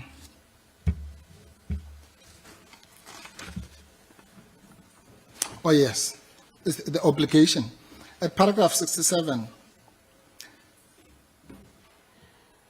and rather 66, and the fact that her investigative power and remedial powers target even those in the throne room of executive raw power, it is just as revealing that the Constitution requires the public protector to be effective and identifies the need for her to be assisted and protected to create a climate conducive to independence, impartiality, dignity, and effectiveness. So let me pause there, Chairperson. This is another reason why your assertion that this has nothing to do with you is wrong. Why? Because you are an organ of state, you are parliament, let's say, you are an organ of parliament. So for all intents and purposes, you are the parliament. You, under sections 181 and 182 of the Constitution, have a duty, not a nice to do, okay? You have a duty to ensure, so this is the third reason why this has a whole lot to do with you. You have a duty and an obligation, and actually that's why you were found guilty. When I say you, Chair, I don't mean literal. Maybe you were not even here. That's why the National Assembly was found guilty of breaching its obligations. Because it says at 181.3, other organs of state, including this committee, through legislative and other measures, must assist and protect these institutions to ensure the independence, impartiality, dignity, and effectiveness of the institutions. So you have a constitutional obligation to protect the public protector. 181, sorry. 181 bracket 3. Yeah. Okay. So that's another reason why it's your business. Now, this is what then the court says. The obligation to assist and protect the public protector so as to ensure her dignity and effectiveness is relevant to the enforcement of her remedial action. The public protector would arguably have no dignity and be ineffective if her directives could be ignored willy-nilly. The power to take remedial action is so inconsequential. That was the part, remember, in those days the controversy was whether it's binding or not binding. And the court was explaining why it must be binding. But that binding effect was traced directly, Honorable Chair, from the duty that is among all of us, particularly organs of state, to protect the public protector. So you can't, the day this parliament says, washes its hands and say, well, you can be mutilated and that's got nothing to do with us, like Pontius Pilate, then that will be the day that this constitution must be thrown into the dustbin. So that's how we got here. We got here, in summary, Chair, through a process of our Constitutional Court, as it should, giving teeth to the Constitution. Because a Constitution, if we were to cover everything in this Constitution, it would be thousands of pages. It would fill buildings and buildings. A Constitution is just a framework, a skeleton. What breathes life into it is this kind of interaction and so on. Otherwise, and the Constitutional Court's role is exactly to do that. And my learned friend said something which I don't agree with, by the way, but that will be for the argument at the end, about the binding effects of judgments. The binding effect of judgments, or the rule called stare decisis, another Latin phrase, applies to the binding effect of judgments to courts, right? It is to ensure that there is certainty and that one court doesn't say something and then contradict each other. But that binding effect must be distinguished from the effects of Section 165 of the Constitution, which says that all of us, if there's a court judgment, we must all respect it and so on, in the same way. Actually, 165.3, I think, is exactly the mirror image, Honorable Member, of it's the mirror image of the one that I read. And that's another important point which I'll make at another time. Because 165.4 says, organs of state, through legislation and other measures, must assist and protect the courts to ensure the independence and dignity, accessibility, effectiveness of the courts. So you might think I'm reading the same thing. That's because those provisions are exactly the same. So the duty we have to protect the courts is exactly the duty we have to protect the public protector. Exactly, word for word. And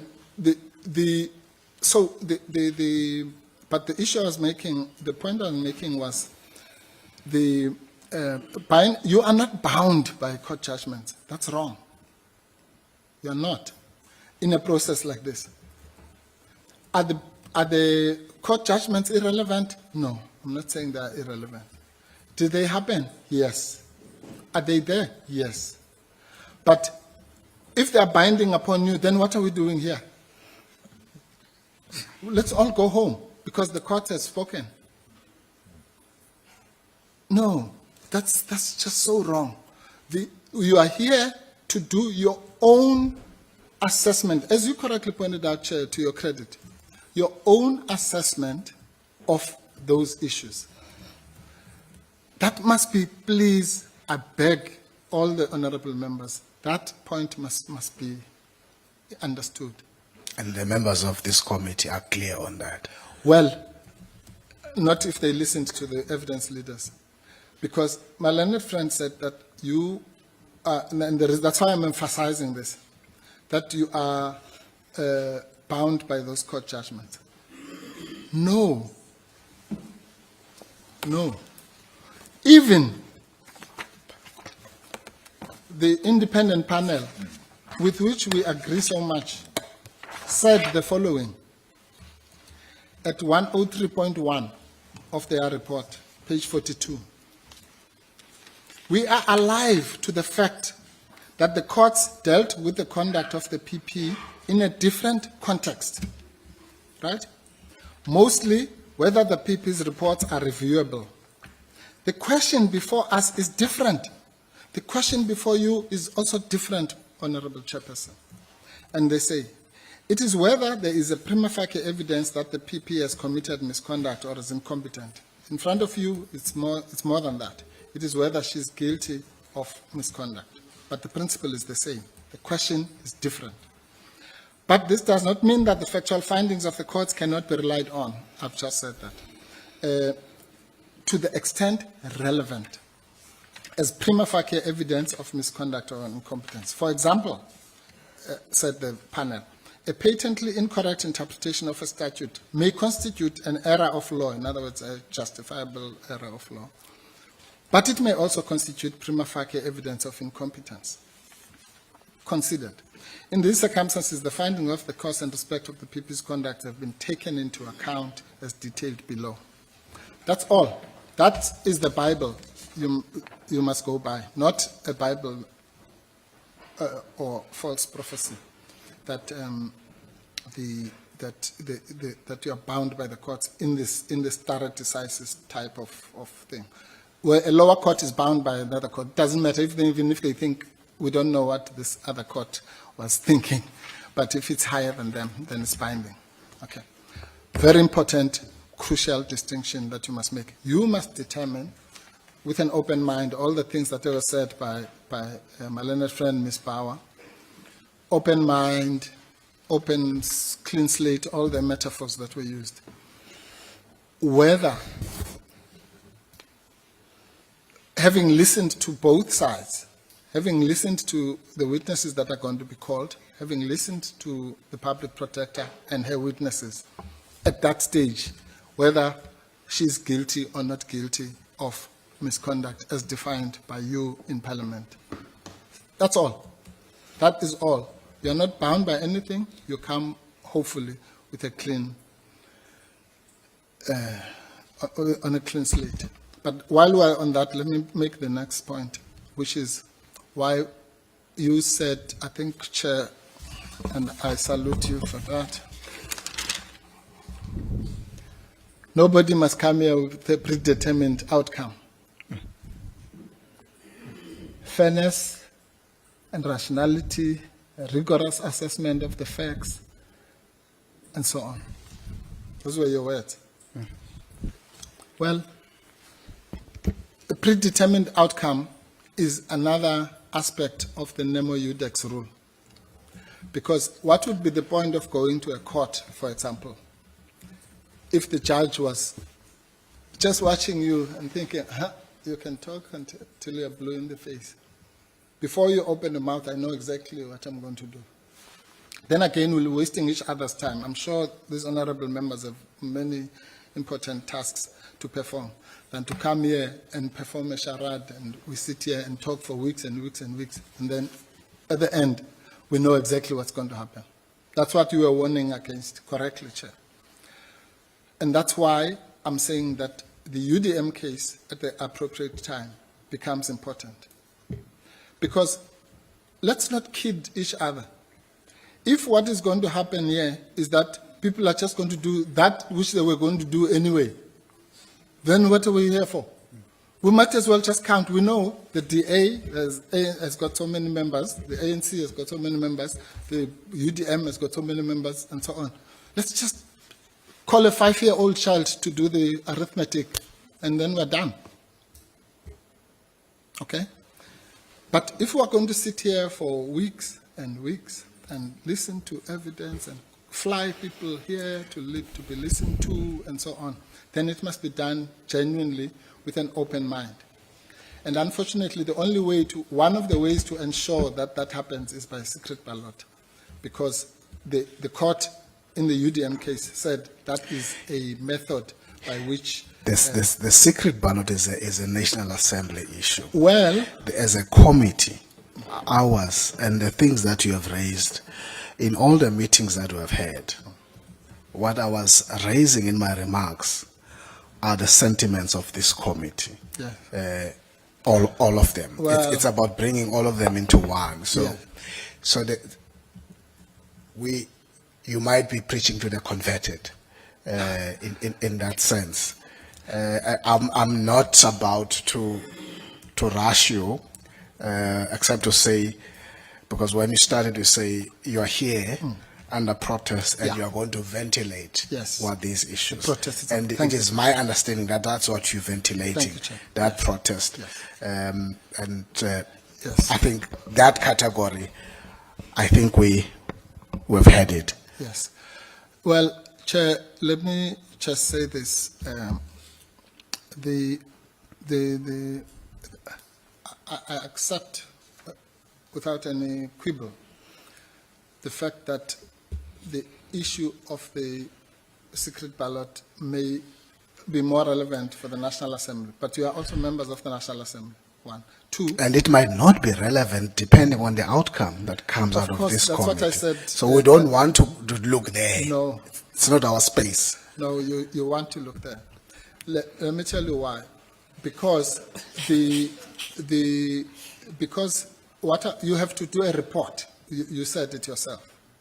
At the end. you And have the to report might exonerate. There's no secret ballot there. Yes, but if it, I said that Yeah, an you hour did. ago, Yeah, you didn't I? You did. I did, thank you. So I said that the reason why I said the UDM case is not as important as the other two is because it may become relevant should if you play the record, you'll realize that I said exactly that, which is what you are saying.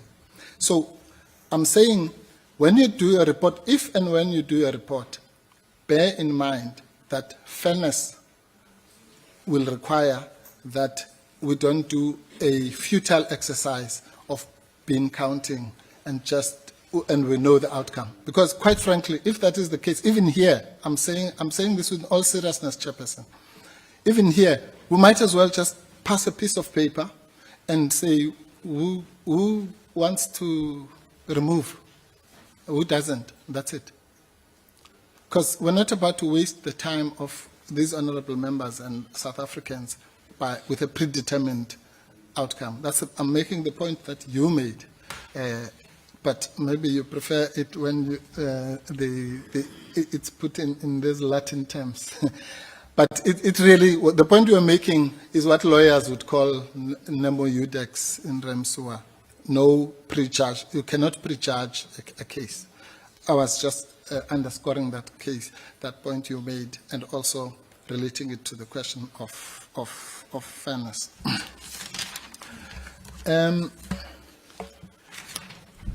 Chair, I think I've covered most of. Let me just make sure that. You did indicate you want to speak to the directives. Yes, I'll do that at the end.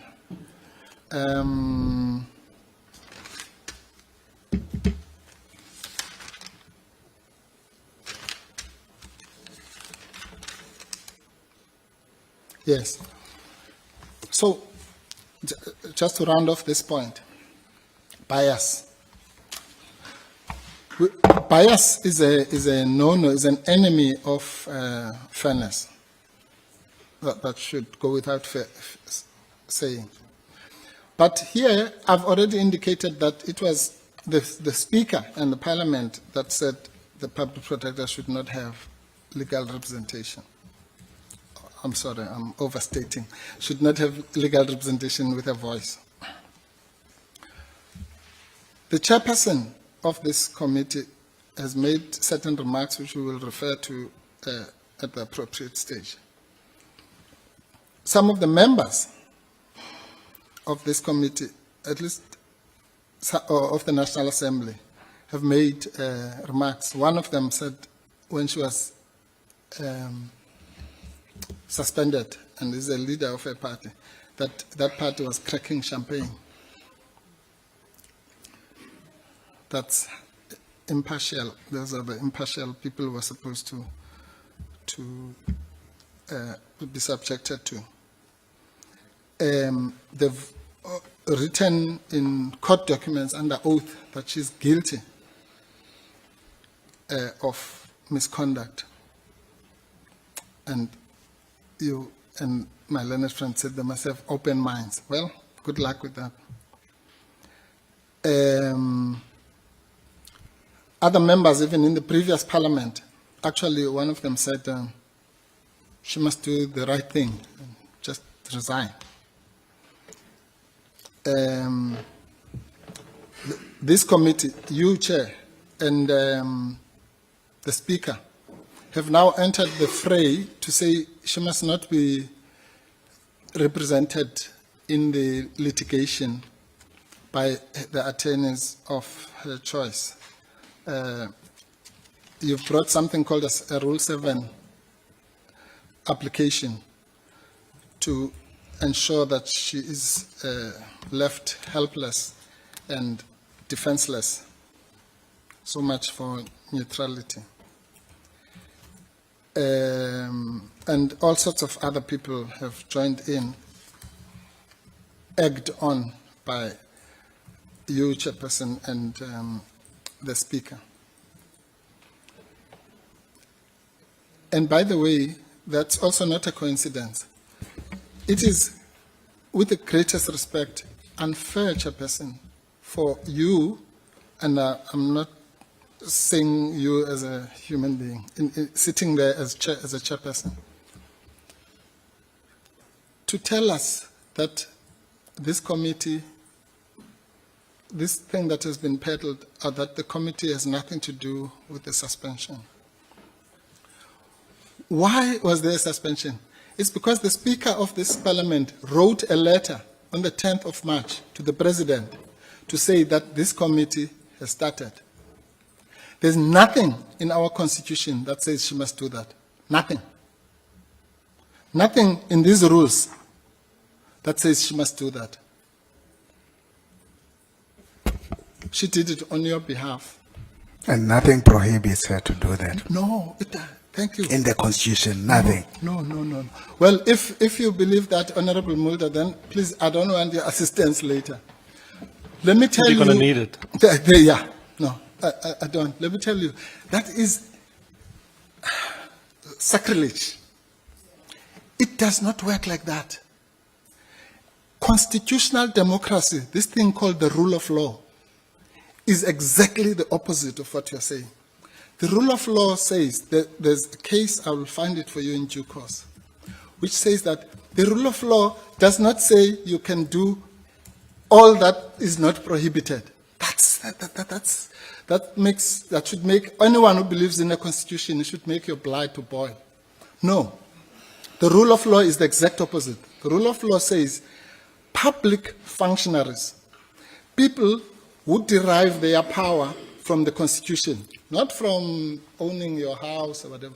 If you derive it from the Constitution, can only do that which is authorized by the Constitution, not the opposite. You can't say, oh, well, the Constitution says, it doesn't say I might not rob a bank, and therefore, yeah. No, please. The rule of law, as evidence in the... Advocate Mpofu, just a pause there. Yeah. So, at the point when the National Assembly, let's say for argument's sake, Yes. adopts a report Yes. with findings, and the committee is recommending removal, Right. and adopts that, Yes. the Constitution does not say that the Speaker must write to the President, because Yes. that's your next point. It's Yes. not in the Constitution. Yes. And the Speaker, because the President can't just sniff it in the air that the NA has decided Or on watch this it in issue. the And news, yeah. Yes, Yeah, it can't. 100%.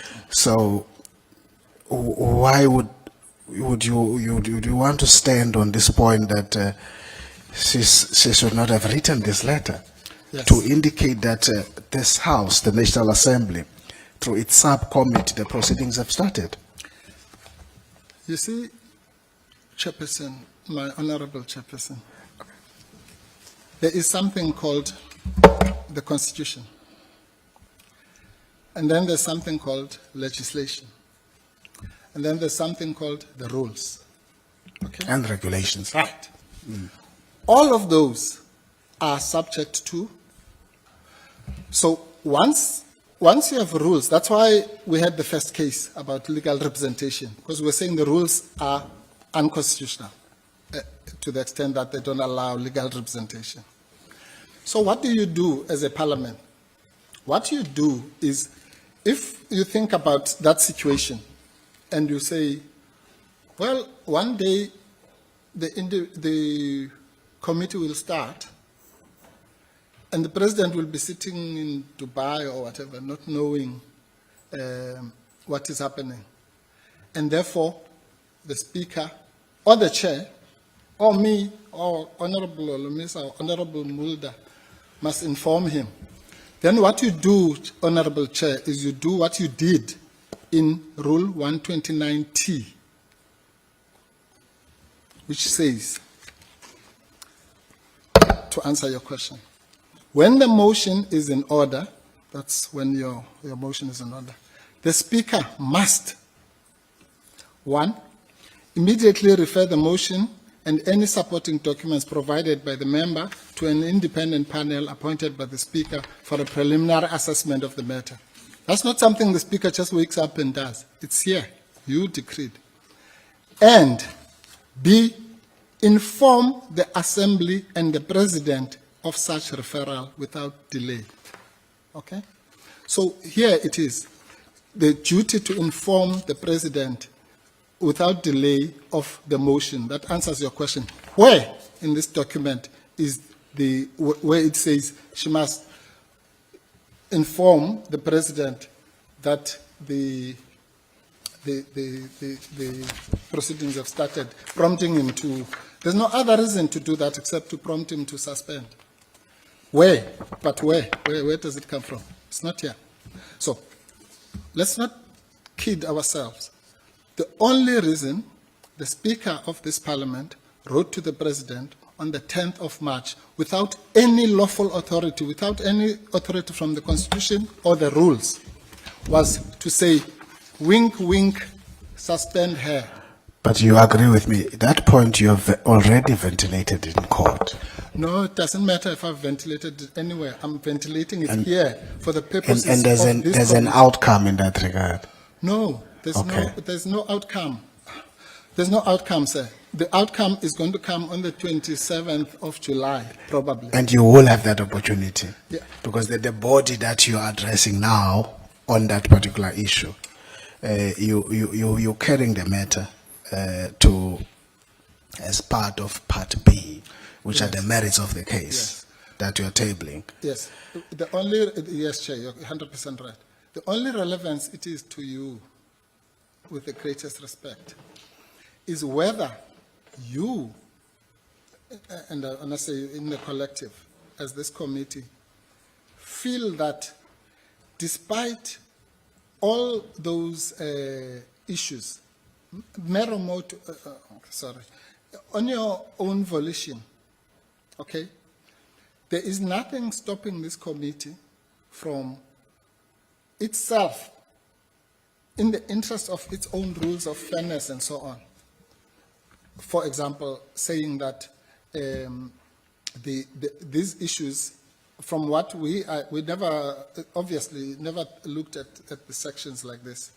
And you have to make your own decision as to whether you preempt the outcome of the court case you are referring to or not.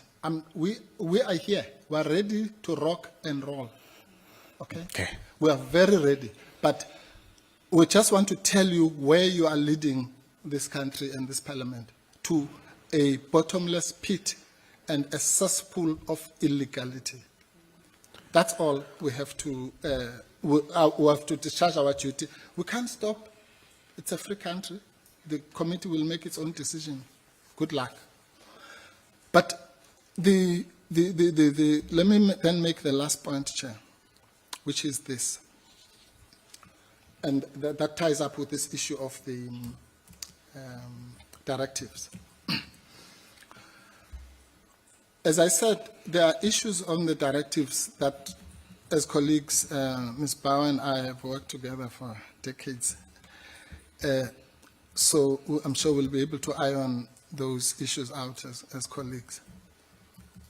But there's one particular issue which I want to place before this committee, by agreement, and she'll confirm, because we raised it, and she correctly said, that's not within our power, it's for the committee.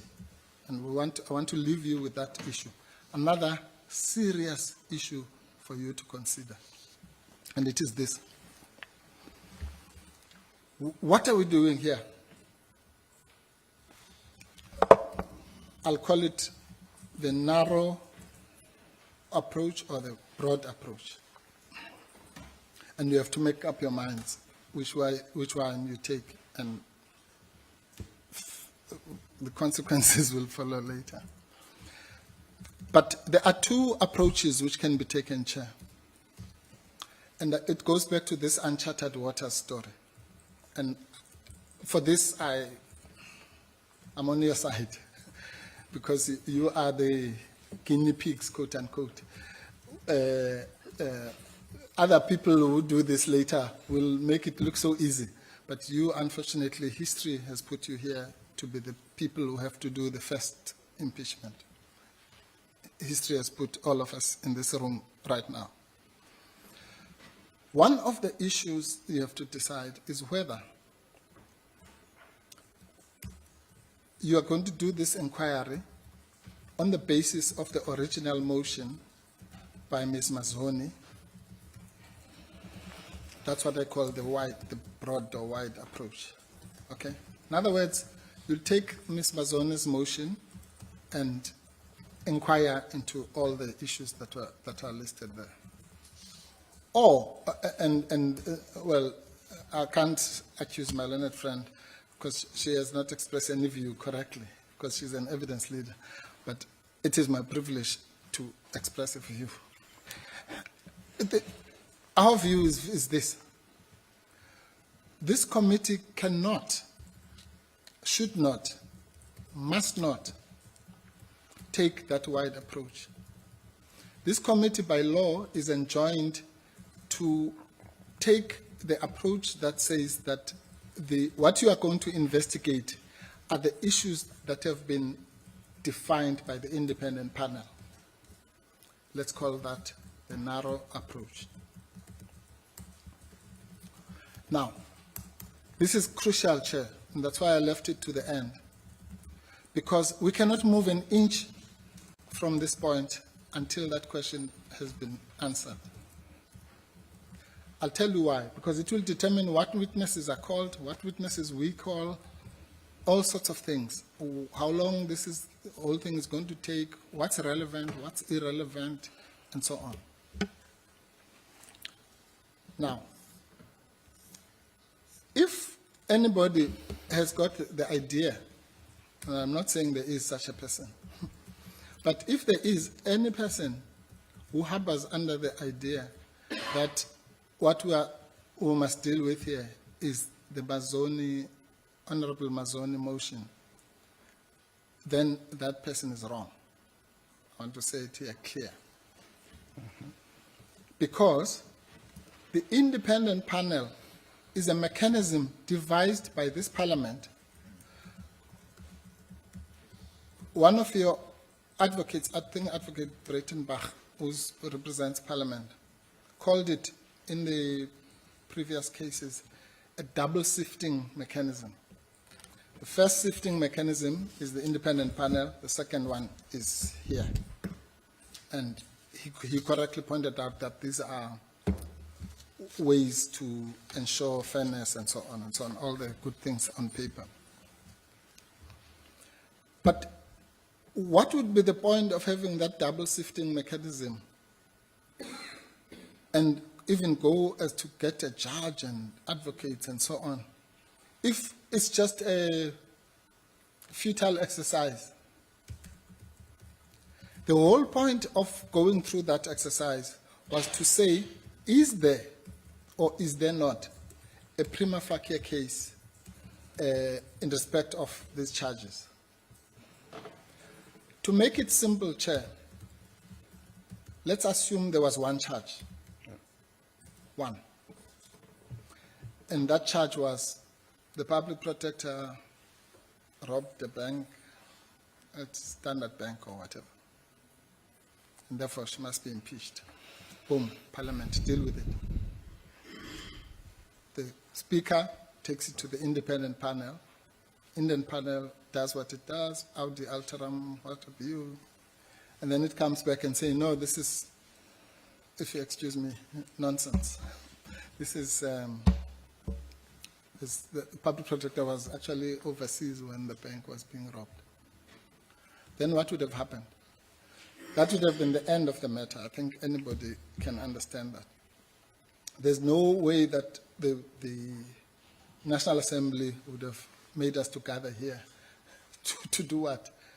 Because the independent panel has already told us that the public protector was not even in the country at the time of the bank robbery. So transpose that mentally to where we are now, where there are, and I'm just using a number, don't hold me to it, 20, let's say there are 20 allegations or charges. And the independent panel then says, this 8, nah, there's nothing here. But this 12, there's a prima facie case. Again, please, you must never allow lawyers to intimidate you. These Latin terms actually mean very simple things. Prima facie case simply means you have a case to answer. I don't know why people want to have to use Latin here. So the independent panel has said, on these 8, we are just making it up, Chair, just to make it easy. On these 8, there's no case to answer. On this 12, there's a case to answer. Why on earth would this committee say, no, we want to probe the 8? Why is 8 different from 1? So let's, I'm sure the honorable members have read the independent panel report. The most prominent example of what I'm explaining now is the case of the Baloyi matter. You'll find that in the report, I think it's number 9. Sorry, Chair, I'm winding down. Is that the former COO? Chairperson? 187. Thank you, TP. Yeah, it starts at 186. Yes, paragraph of the report. Yeah. But I won't bore you with the. I'll just go straight to the end. 197. The independent panel says, after having analyzed the whole thing, including, by the way, the fact that that case is still before the Constitutional Court. You said paragraph? 197. The section is 186 to 198, Chairperson. Okay. But I'm reading from 197. It's a short sentence. They analyze, and then they say, in the circumstances, we find that the Baloyi matter does not raise prima facie evidence of incompetence or misconduct. Full stop. So let's go, it's the bank robbery story. So in the light of that, why would we sit here for weeks and weeks to probe the Baloyi matter? In my respectful submission, that would be a mighty waste of time. So when you deliberate on this question in your own time, please liberate us as to what exactly we're here for. Because we need to know, as you may appreciate, in the interest of fairness, for the case, for preparation, witness identification and all that, whether we're meeting case A or case B. And as I say, I sympathize with you. An advocate, in your practice, you would know that evidence overlaps. No. How do you deal with that when it overlaps in that way? No, that goes without saying. No, evidence, yes, no, that's true. Evidence overlaps, but evidence must never be allowed to overlap into irrelevant matter. That's the constraint of the overlap. The minute you lead... And you wouldn't do it for completeness sake as well? You might. Let me give you an example, Chair. Okay. In agreement with you, by the way, in part agreement with you. If, let's say, there were 2 charges. One is the bank robbery, the other one is swearing at a member of the public who wanted to complain to the public protector. Okay? Yes. Of the witnesses. I didn't hear that. No, sorry. The public protector was reminding me of a different point, which I will make in the other. Okay. In the other, that. Go ahead. It's fine. Yes, it's about an example that is live. Yeah, one of the so-called witnesses here assaulted a member of the public who wanted to complain, but that's another story. I'm saying, let's say there were those 2. Then, for some reason, Chair, I say to you, but Chairperson, the bank robbery has been cleared by the independent panel. But the independent panel said on this thing of assaulting a member, there's prima facie evidence. Then you're 100% right, Chair.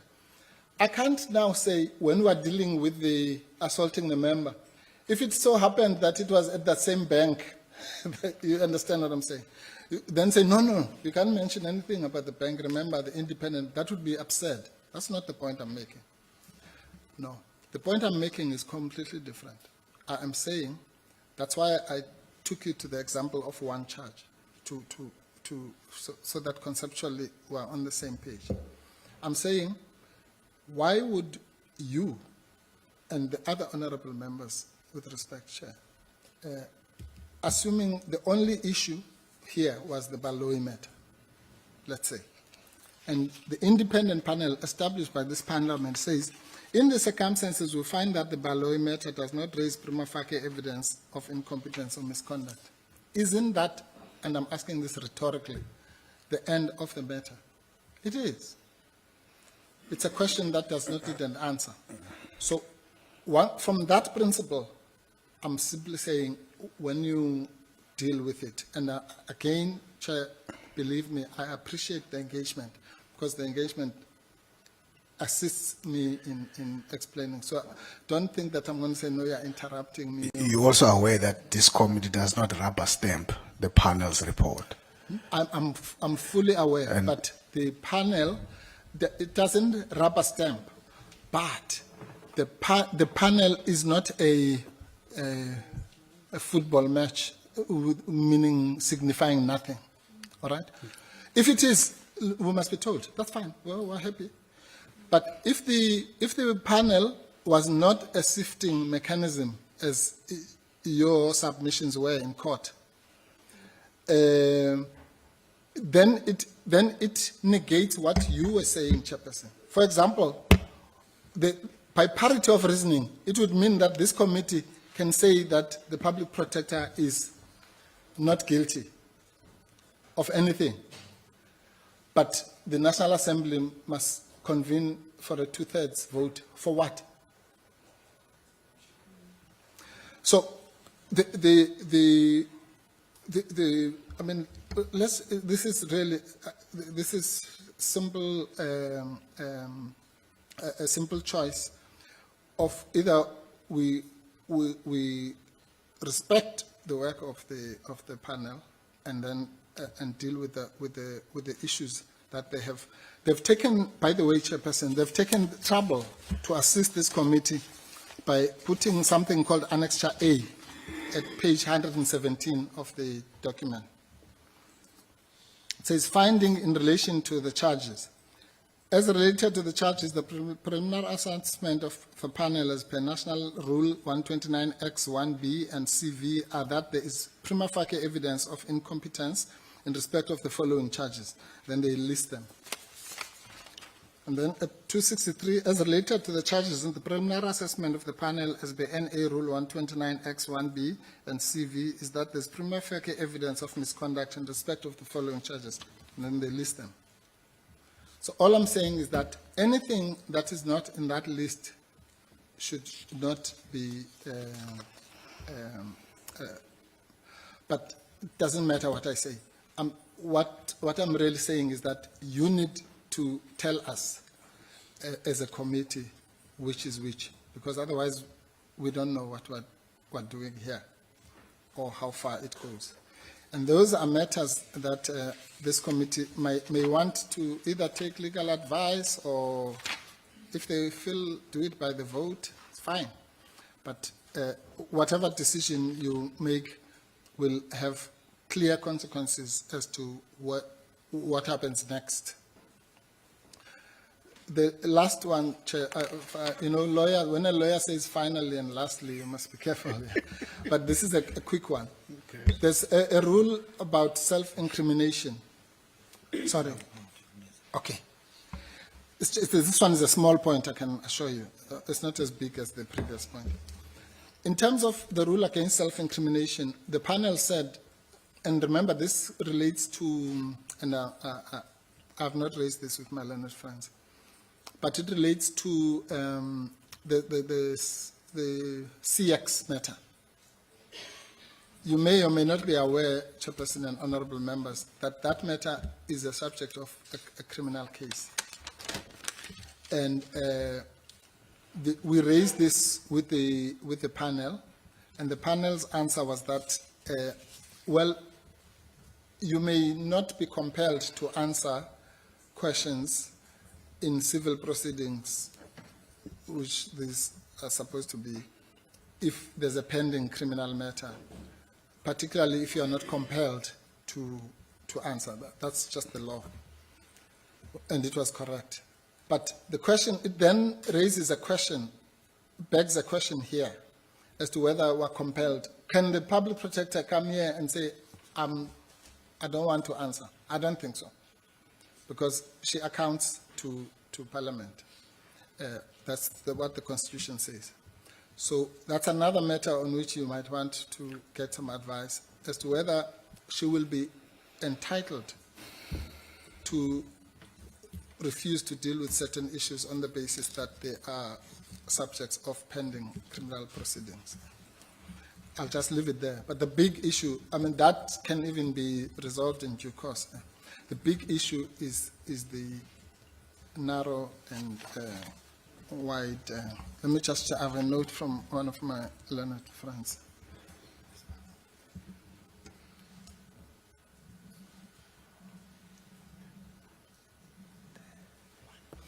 Okay, yes. I'm sorry. Okay, one of these issues, I think, belongs to the issues that we will deal with our learned friends, the issue of the bundles, which we cannot access and so on. I think that we can deal with at the level of the professionals. But the other issues which are raised by Leonard Junior, Ms. Mkhwebane, is that I've raised this, but she wants to emphasize the fact that her emails were only opened on Thursday. What was the date on Thursday? The 7th. Yes. So Thursday, yes, which was the 7th. That's almost a month from the date of suspension, which was the 9th of June. Okay? So for a month, she couldn't access her emails. She couldn't prepare for this, quite apart from the other side issues that were provoked by Parliament about lawyers and all that. So she has not been able to do that, and that is a direct consequence of the suspension, which you say has nothing to do with you. It does. Her PA was removed, and all sorts of things. And she's not quibbling about that, by the way. She's a very strong and formidable woman. But for anybody to think that in a constitutional democracy, you are allowed, as Parliament, as the Speaker, as the chairperson of this committee, as the President, Nohal, to say, we want to litigate against this person about her alleged unfair suspension. One woman against all these powerful people. But you know what? Let her be shackled, put handcuffs on her back and shackles on her feet, and then let's have a fair boxing match. That is repulsive, because you cannot do that. Why does the Speaker and the chairperson of this committee care or want to interfere with the internal affairs of the Office of the Public Protector, whether they brief this one or they get this lawyer or that lawyer? Why? What has it got to do with you? Because if that is the case, then let's say, okay, fine, then let's be fair. Let the Public Protector not be represented, And the Speaker will also not have legal representatives, and the Honorable Chairperson will also not have legal representative. That's a fair field. And the President. Let's all go. Man to woman or man to man or whatever. But you are not allowed, in fairness, to want to shackle the individual, the one solitary woman who's the biblical David against all you Goliaths. And now you say, no, this David must, on top of it being David, she must now be also handcuffed. Is that fair? No, it's not. And this is the conduct of this Parliament on behalf of me as a citizen. No, I'm sorry. That conduct cannot be accepted. But we want to put it out there that she has therefore been completely sabotaged, to use the word that Mkhwebane CJ used.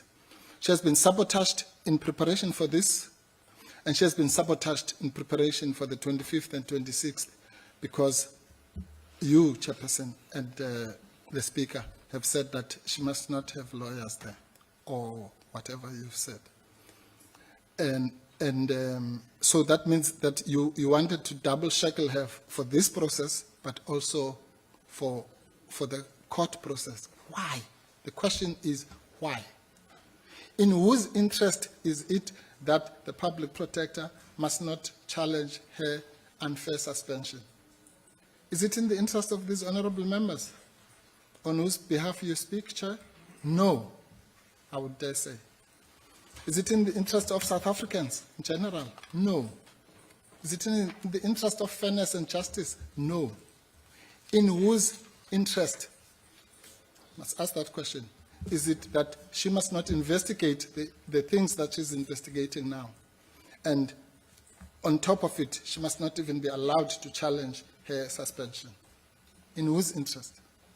It is not, I can assure you, in the interest of the people of this country, or in the interest of democracy, or in the interest of this document. Those are our submissions, Chair, and we will thank you for the indulgence and for the engagement. The rest of the directives are not, unless if Ms. Bauer corrects me, I think that was on the directives, the only issue we wanted to refer to you. Let me just thank you for the note. They sent us a summary. Oh, yes. There's another one, I don't know if it has, the definition of a member. We put a proposal that a member means any duly appointed and qualified person who serves in the Section 194 committee. And that was merely just to differentiate. That it doesn't mean, I know, I've never been in Parliament, but I know that... You have been. Yeah, well, not formally. You know, that in some committees, members, any member of the NA can come, yeah. It's just to ensure that this one is a special... So you're raising that in trying to address that? Yes, that's all, yeah. Then the next one is... You do know that our rules, because the NA is supposed to be... I know, they apply here, yes. Okay. But, well, it's something we have to resolve. We don't know. As I say, we're not coming from a point, unlike the ones where we say we're proposing this. Here, we are under your guidance. Yeah. So if anybody can just rock up and ask questions, then so be it. Yeah. Then we'll have to challenge those rules, not you. Yeah. And then we said, 2.5, as qualified in the report of the independent panel. Okay, that's the point I made earlier.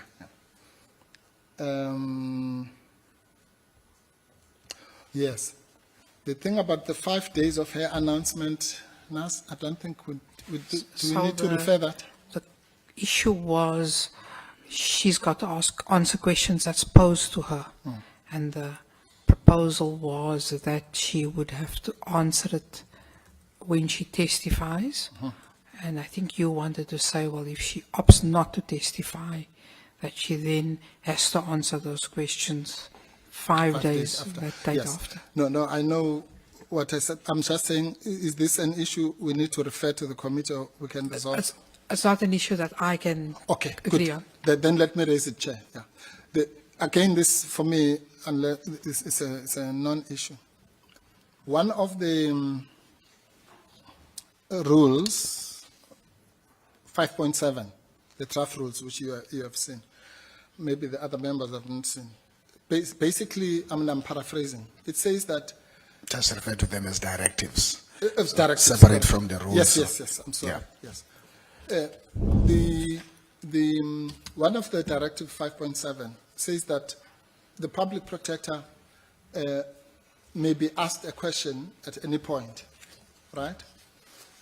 And that she must then, if she so chooses, answer that question within 5 days, right?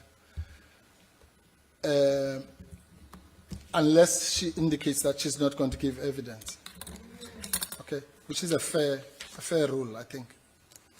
All we were adding there was to say that it must be 5 days of the question or 5 days of her making the decision whether she's going to testify or not. And that's just to do away with an absurdity where, for example, Honorable Mulder asks a question, then we say, no, we're taking the 5-day rule. And then only in September, she decides that she's not going to testify. Then we say, oh, but my 5 days expired in July. Yeah, that would just be an absurdity. So it's just a gap in the rules. Okay. Then, a ruling of the...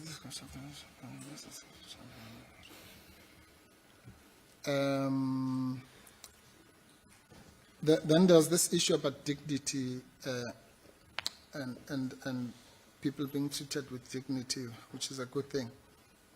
But then it sounds like it's only the chairperson's decision as to what is dignified or not. We're not comfortable with that. You don't like that? No. Oh, okay. So we think that there should be some mechanism by which that can be tested. In other words, it should not just be the subjective view of one person, however powerful that person might be. But Isn't that about chairperson making a ruling? Yes. Which happens anyway as a presiding. Yes. So you don't happens. want the chairperson to make a ruling? No. Chairperson, Just understand me, don't ridicule the point I'm making. Okay. Yeah, please. I'm saying, I know about I've been chairperson of many things, I'm sure, as you know. Yeah. So, when you are a chairperson, you can make a ruling, but the question is whether that ruling must be godlike and unchallengeable. Are we together? Yeah. So that's the point I'm making. And what we had proposed, which my learned friends raised a serious concern about, a legitimate one, by the way. We said that a ruling of the chairperson in this regard with reasons shall be final unless it is successfully challenged in another forum. And we have abandoned that last part of the wording because the evidence leaders correctly pointed out that that forum, if it's an internal forum in Parliament, it might be easy. But if it's like a court or whatever, then it means we'll never finish here. Because every time you make a ruling, Honorable Chair, we would then have to go up to the Constitutional Court. Yeah. No, that's not what we had in mind. I just want to put it out there. We simply, and we're leaving it again in your hands, want a mechanism, whatever it is, that might be deadlock breaking if we don't agree with your ruling. That's all. It's quite simple.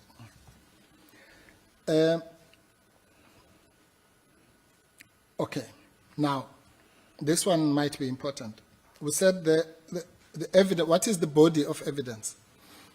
We were suggesting that only if evidence has been directly referred to during the hearing, should it form the body of evidence. By that, again, without being legalistic, we just mean what will be the record. Let's assume there's some court proceedings or whatever. what will we call the record of these proceedings? Will it be the 11,000 pages, I think, by now, of documents? Or will it be the documents that would have been referred to? And again, in court, that's quite in fact, in court, you don't even have to say this. In court, you have what you call a bundle. So the plaintiff has a bundle, the defendant has a bundle, or sometimes we have something called a joint bundle. But the documents that will make it, so to speak, into the record will be those where witnesses have testified about. The rest, if you put all sorts of letters, they just fall away. Yeah. So that's really the kind of thing to simplify we were alluding to there.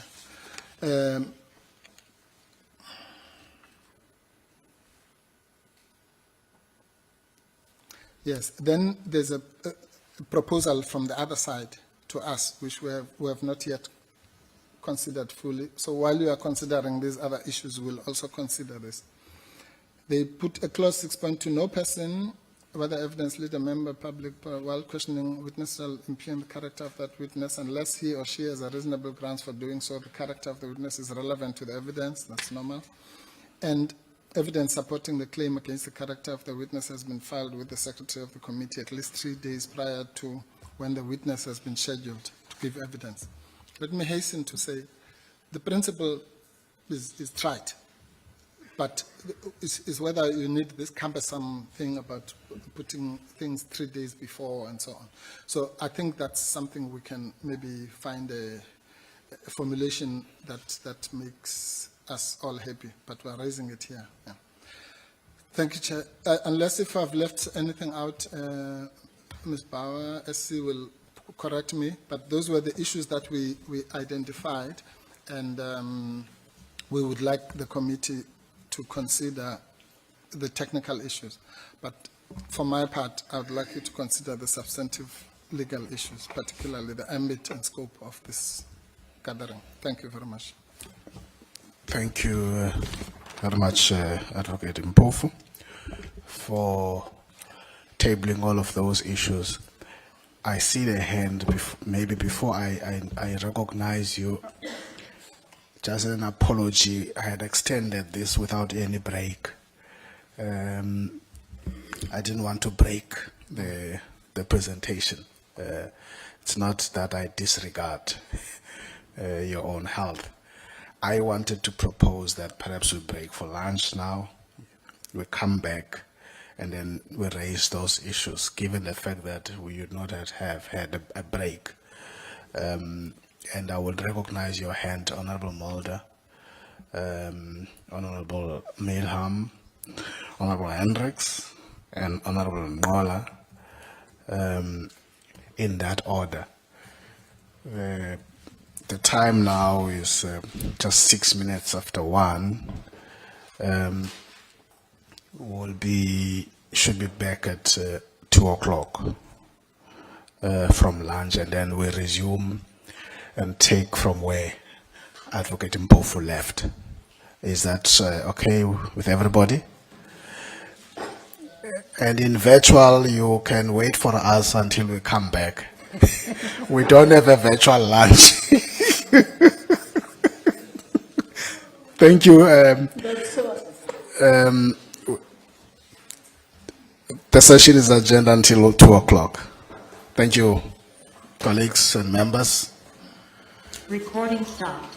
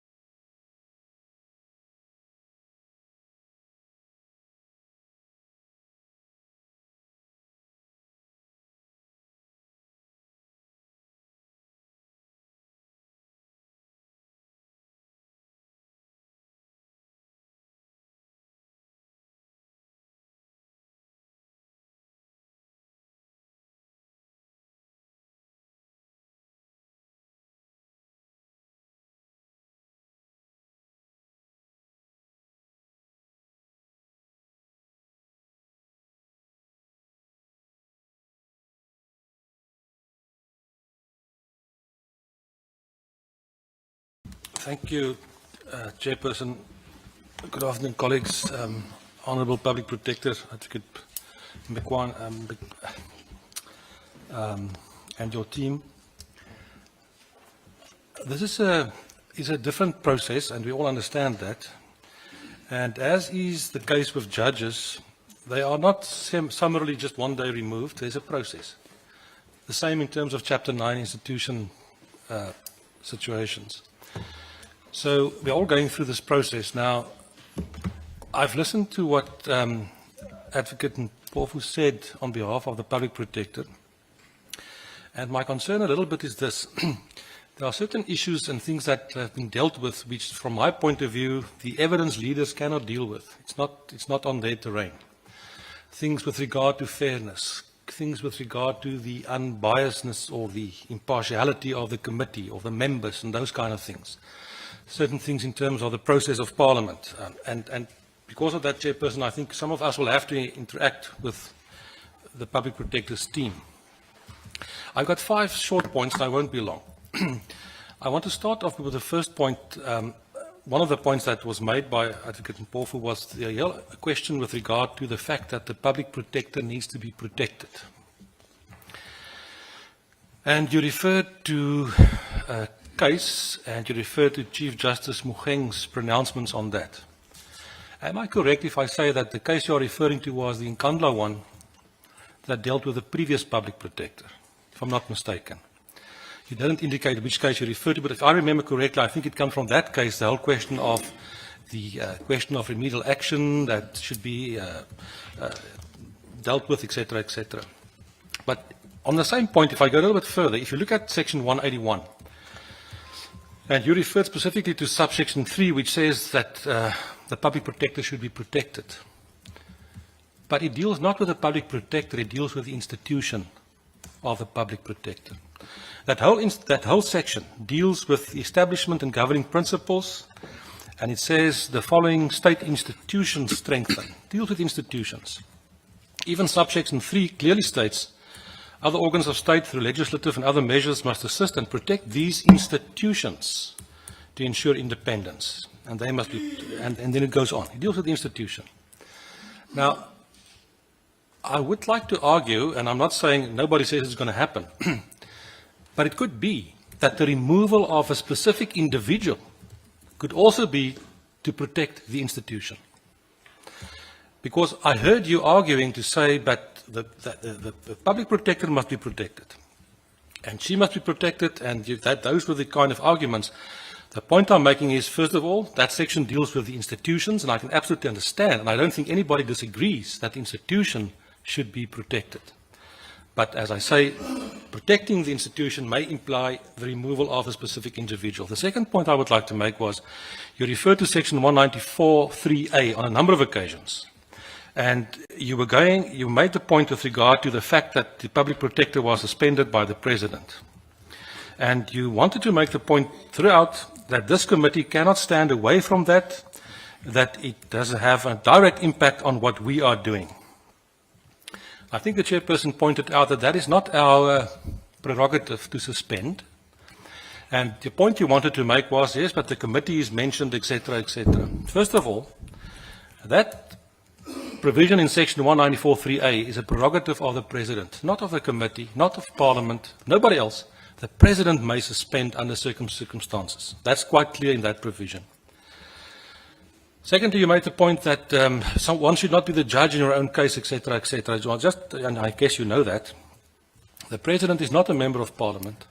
He's not a member of the National Assembly. He will have no say whatsoever when Parliament takes a decision either way. It's not for the President. He's not involved in any case. He's not a judge in that.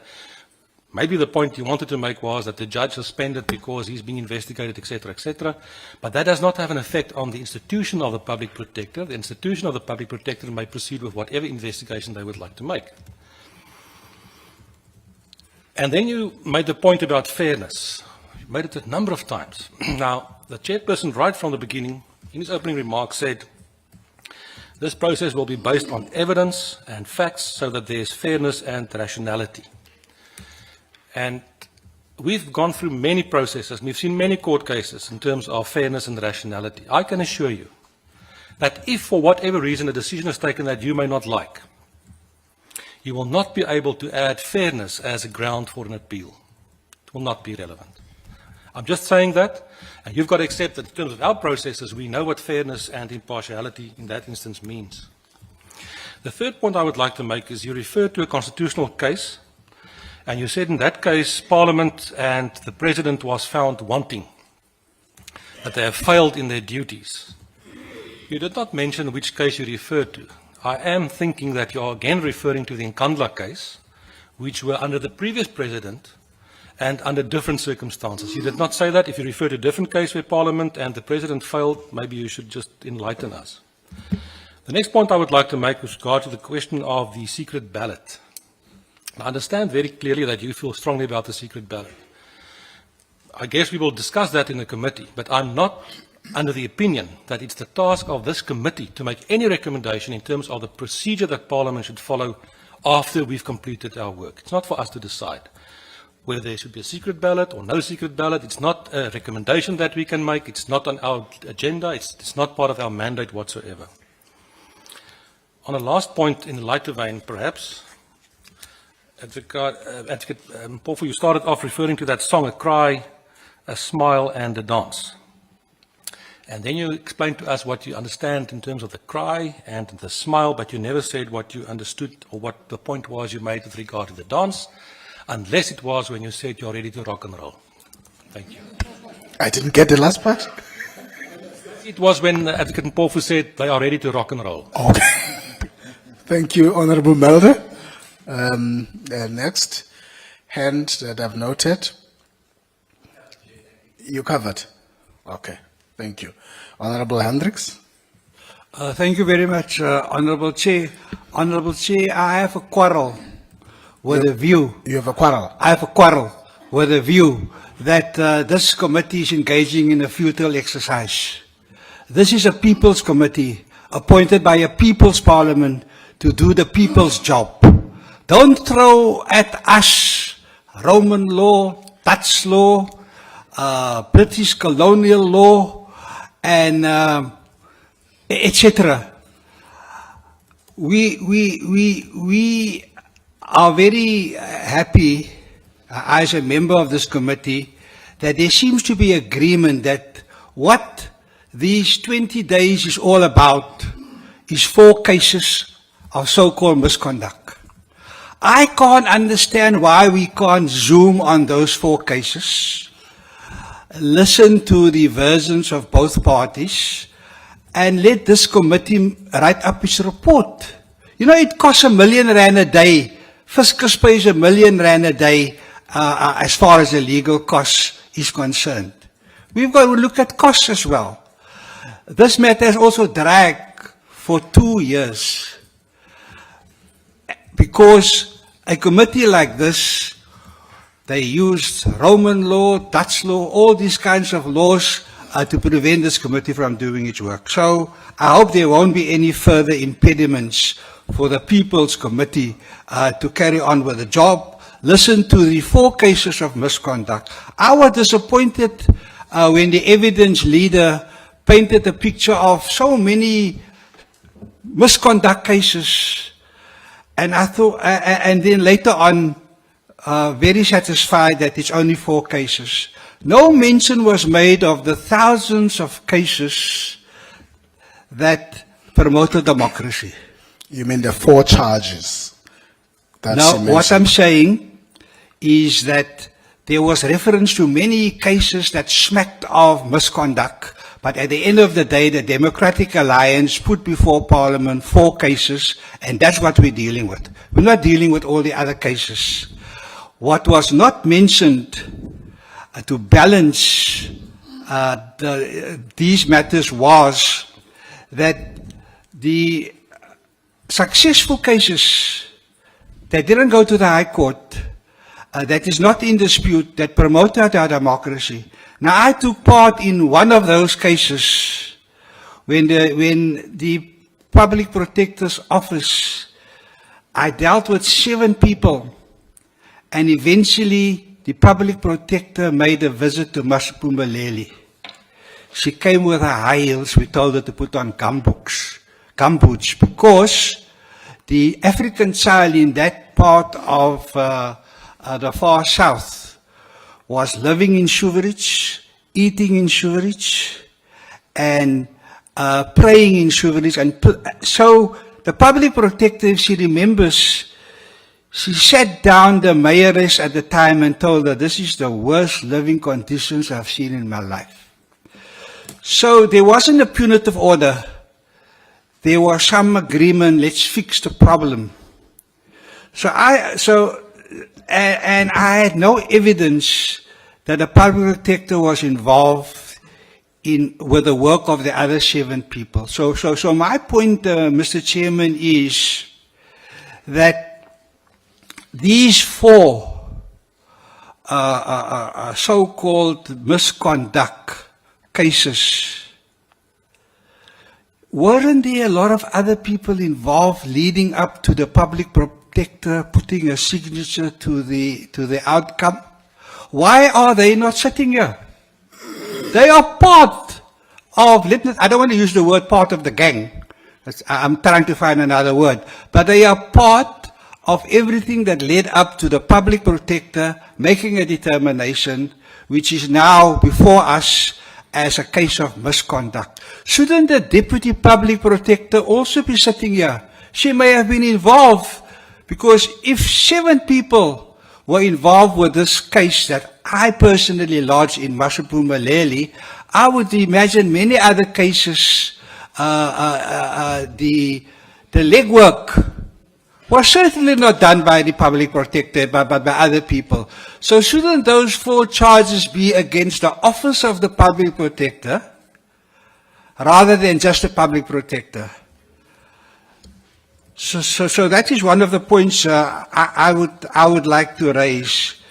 The evidence leader also spoke about fair labor practices. Now, I worked in that field. I must have done 1,000 cases in the CCMA when it comes to alternative dispute resolution. So the suspension of the public protector, which has been raised quite at length, that, in my view, doesn't make the cut.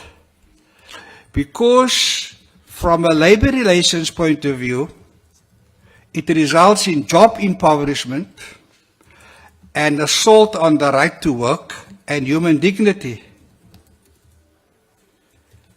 We've heard from our legal eagles, I hope that's not a derogatory term, that we have an obligation to protect the public protector. So I call on you, Chair, to ask President Ramaphosa to reinstate the public protector so that this Section 194 committee continue its work with honor. I'd like to end there. Thank you very much. Thank you, Honorable Hendricks. Honorable Kola, followed by Honorable Brad Allen. Thank you very much, Chairperson. Sihlalo ndivumele ndimxele apha kuwe uMr Mpofu njengomkhulu wa uMr Mpofu, Advocate Mpofu, uyasiqatha. But let me take it to this corner. It's just on a lighter note, Advocate Mpofu. He raises a very critical point of the impact of the court judgments into the inquiry. Will they be binding, or will they merely be relevant? But amidst that submission, his submission and his input is majorly reliant on court judgments, on arguments made by judges, whether in a minority or a majority judgment. So, Chair,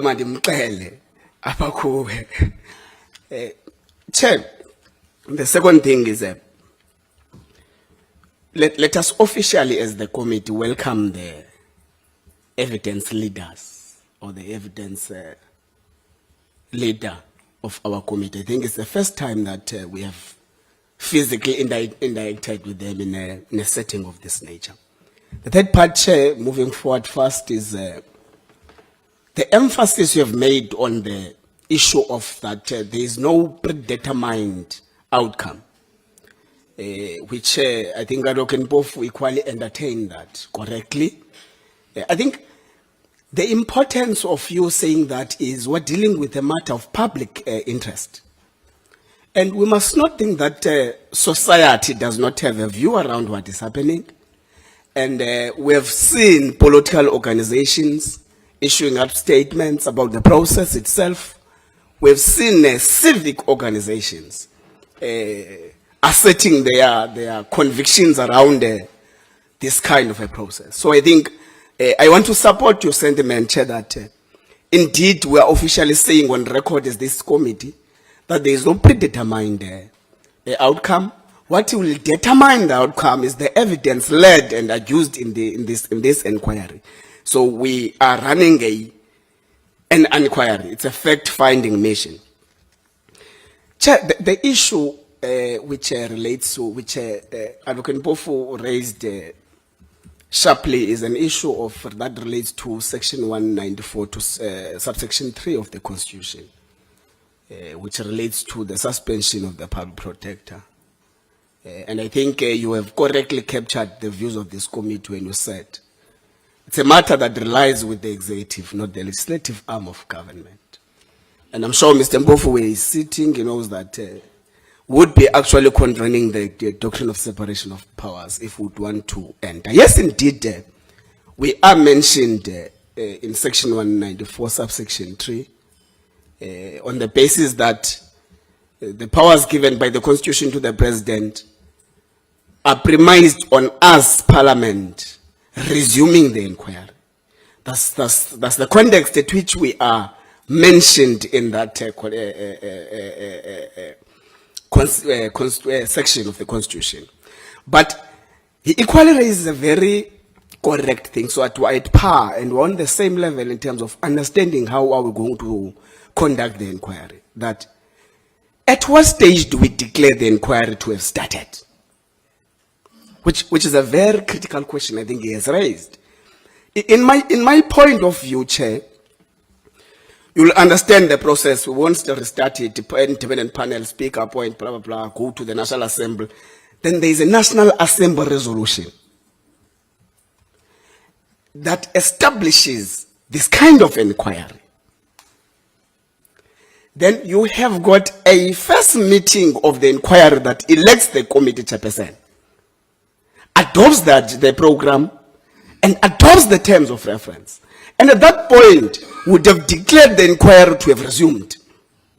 Doesn't resume on the basis that witnesses are called a month later.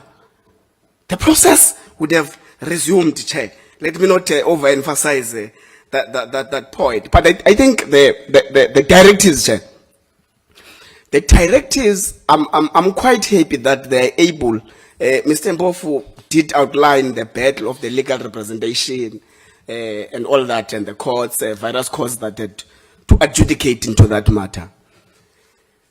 But I'm glad that the directives, Chair, are actually clarifying the matter of to what extent does the evidence leader participate, and to what extent does the representatives of the public protector participate. Because all I can say conclusively, they are saying, although we are going to be assisted by our evidence leader, and the public protector going to be assisted by her legal team, but we, the members of Parliament, are not going to usurp our power to hold the public protector accountable, as encapsulated in the Constitution, as much as the public protector will not usurp her responsibility to account to Parliament as envisaged in the Constitution. So I thought, Chair, I must equally venture into that, because I think it helps to bring us the form of the inquiry we are to conduct. There's an issue, Chair, which I think is either I missed it when the evidence leader was presenting, or else it was not captured. The entire process we are to conclude probably by end September in terms of the program. At the conclusion, we're supposed to have a report The report that must have findings. Let me leave it there on findings. That as things stand, we have 4 charges that are premised from the motion, that are premised from the independent panel's assessment of the motion. But I think it must stress that if, in terms of the report, the committee in the findings exonerates the public protector and all charges, then that report would be submitted to the National Assembly, of course. But there is a critical matter that when we have 4 charges and you are found guilty on 1 and not guilty on 3, of course, we're not speaking about charges and guilty on a criminal law kind of a context. We are found guilty on 1 charge, but exonerated on 3.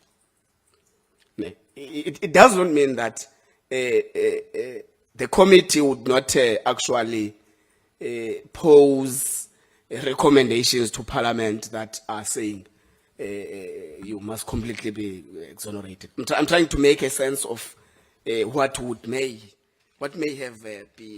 be part of the issues that we have to face with as the committee. I think let's equally remember, Mr. Mpofu speaks about, which I think is a very good point, of are we using a narrow approach or a broader approach? Making a comparison of the motion and the independent panel report, which I think, I don't see where the difference is, because it's a synergy of information, it's a processing of information. But nevertheless, Chair, I think in the regulations, in the directions, it is said there that when this process proceeds, the committee may feel that out of an evidence that is submitted to the inquiry by a particular witness, that it must actually make the public protector accountable to that. The process of 5 days and other things are just operations. They are not that much important. So I'm saying, apart from the motion, apart from the independent panel report, we may find some of the things having to be added in what we'll be processing as the committee. I think, Chair, generally, we agree with Mr. Mpofu that the Chair usually says, Mr. Mpofu, it's you call it uncharted waters. The Chair says it's a virgin territory. It's a virgin territory. And you like that? It's a virgin territory, Chair, because it's the first of its kind. We are here to test if this system of government is working. We are to be an example of how are the future generations going to deal with matters of this nature. So we must run, indeed, I agree, a fair, impartial, and credible process, so that we help the system of governance to be able to say, of course, the lessons we're going to learn, all of us, as the inquiry continues. Otherwise, Chair, apart from that, I'm generally fine, and thank you very much. Thank you, Honorable Ngola. I now recognize Honorable Heron. Thank you, Chair, and thank you to Ms. Bauer and Mr. Mpofu for the opening comments or opening arguments. There's just 3 areas that I wish to canvass. The first is a comment that Mr. Mpofu made, which I don't think he fully concluded or developed, where he said that the suspension offends against the rule against bias. And I think it would be important for this committee, in considering the extensive inputs from Mr. Mpofu around bias and the suspension, that he concludes that argument, because I don't think it was fully concluded, other than there was reference to a statement that the appearance of bias is too ghastly to contemplate. But I'm missing the link. I wonder if Mr. Mpofu could conclude that. And then on the question of the submission that we're not bound by court judgments, which was really I think the point that the evidence leader was making. Now, I understood the evidence leader to be making really 2 points. One was that explaining the hierarchy of courts in terms of legal precedent, and that we're all obviously bound by a precedent set by a court until such time as a more superior court overturns that. But there's a second aspect which I thought is what the evidence leader was proposing, and that is that we're not going to relitigate the reviews through this process. And so when she said that, when the evidence leader said we're not bound by, that we are bound by the court judgments, my understanding was that she was saying we're not going to reopen those cases to be re-litigated in terms of reviews here, and that we can accept the judgments at face value. As you correctly said, as Mr. Mpofu correctly said, the independent panel said it's a different context. So my understanding, and I would like Mr. Mpofu to perhaps help the committee, is that if the public protector was to bring evidence that disputes some of the adverse personal findings that are in those judgments against the public protector incumbent, that this committee can then consider that evidence regardless of what the court said. I'm not sure if I'm making myself clear, but I'm trying to understand the link and to distinguish what I think the evidence leader was saying. And then finally, I would like to understand Mr. Mpofu's proposal submission regarding the sifting. The process started with a motion with a number of charges. Those charges were supported mostly by judgments and court judgments, and to some lesser extent affidavits. The independent panel then considered all of that, all of the documentary submissions that supported the original motion, and still concluded that there was a prima facie case of incompetence and misconduct, but excluded some of the cases that were presented as supporting those charges. So is Mr. Mpofu suggesting that there is a prima facie case based on the independent panel's ultimate findings in the Annexure A, but it excludes some of the cases that were used in support of that recommendation? Thank you, Chair. Thank you, Honourable Heron. From the virtual, I see the hand of Honourable Sheikh Imam. I now recognize you. Thank you very much, House Chairperson, and thank you for those briefings that we had.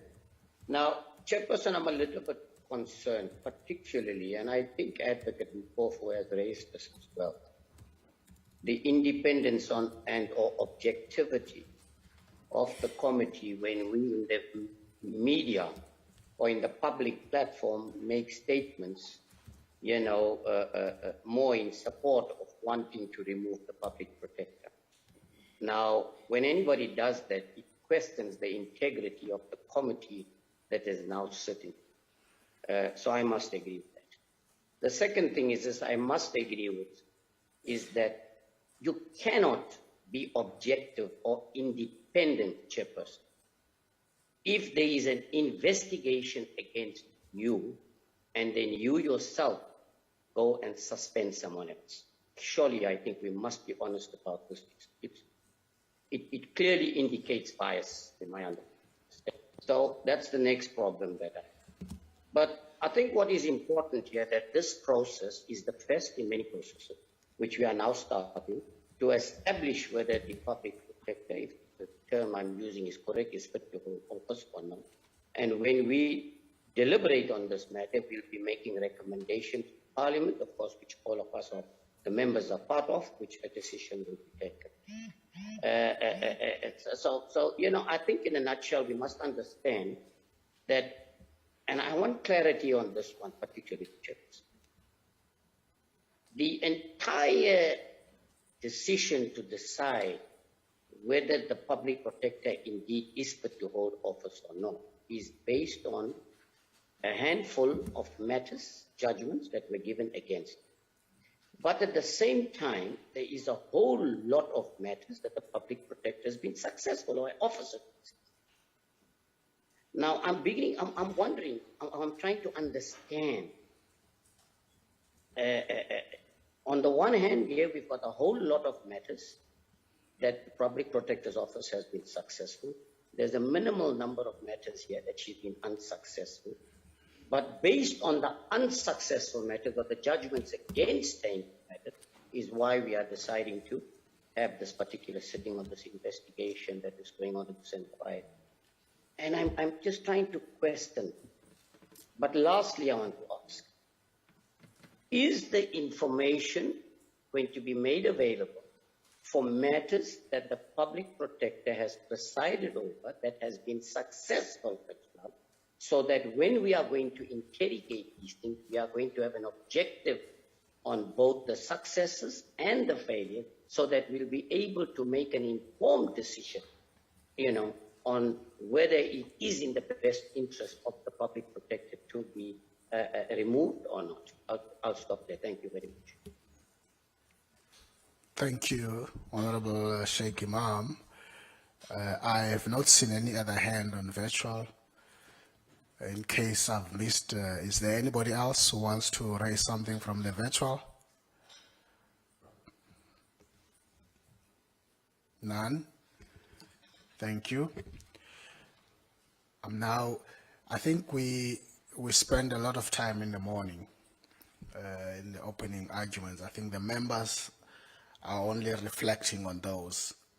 I don't expect the same marathon going forward. I'm now going to recognize Advocate Mpofu. There are a number of issues where perhaps a response is sought, perhaps to be able to focus on those issues without us rewriting the morning session. Advocate Mpofu. Thank you, Honorable Chair. There's no problem if you call me Honorable. But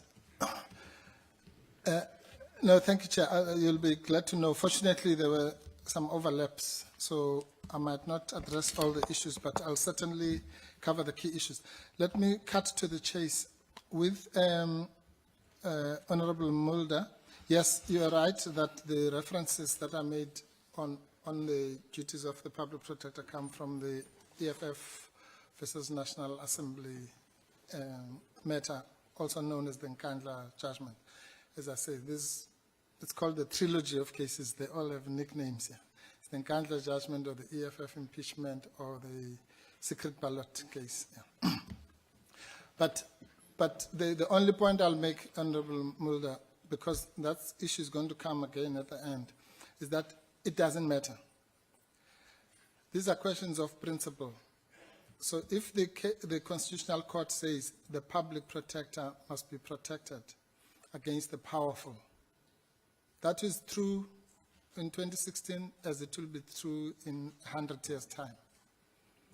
If it says that she's the biblical Goliath, rather David versus Goliath, that's the reality. Because this is a unique office. That's all the point that was being made in, it's an invention. Actually, we're the only people who call it the public protector. And that judgment says that alone speaks volumes. I think that's that we don't call it an ombud or whatever. We call it the public protector for a particular reason. So it's the principle. But on your second point about the institution versus the individual, thank you for raising that, because I think there is so much confusion, and I say that with a lot of respect, around that aspect. The institution and the person in the case of a public protector are inseparable. And that is why there is this hullabaloo that she must not be represented by this and that and so on, because there's a complete misunderstanding of that fact. The institution, okay, is, if you go to Section 5 of the Public Protector Act, it talks about a juristic person. That's the institution, okay? But the human being, the person, is the public protector. And this goes only for two of the Chapter 9 institutions. With all the other Chapter 9 institutions, is the chairperson or whatever of the commission, or the commission, which means the institution. But when it comes to the public protector and the AG, it's the person, all right? You'll find that in section 194,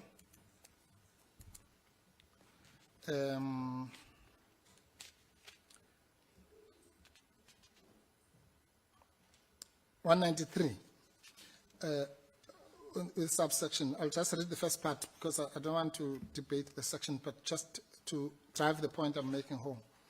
So the public protector and the members of the commission established by this chapter must be women or men. Now, what that means is that the public protector and the members of the commission are human beings, we all know. But the public protector is a man or a woman. Now, that's not, an institution cannot be a man or a woman. It's, and that's why Justice Mkhwebane, in his judgment, says her remedial powers, she must not be sabotaged. It's a person, it's a human being with blood, human flesh and blood. Yeah. So, but it's a debate. We will deal with it in another context. And if you are interested, when on the 25th and 26th, when we are in court defending ourselves against the chairperson and the speaker about legal representation. I'm happy that it's a DNA of this process. we will explain that, yeah. But the quickest, the shortcut to this, Honorable Mulder, is section 195, the security of tenure section. Is it 195 or 194? No, it's not one. No, 195 is the one about ethics. That's the president's. It's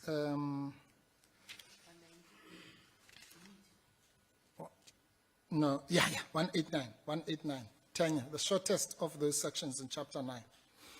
It says, no, it's not 189. Sorry. 189 is the one of the AG. It's exactly the same as 189. Sorry.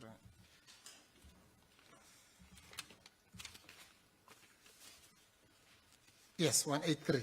That's, which is 183.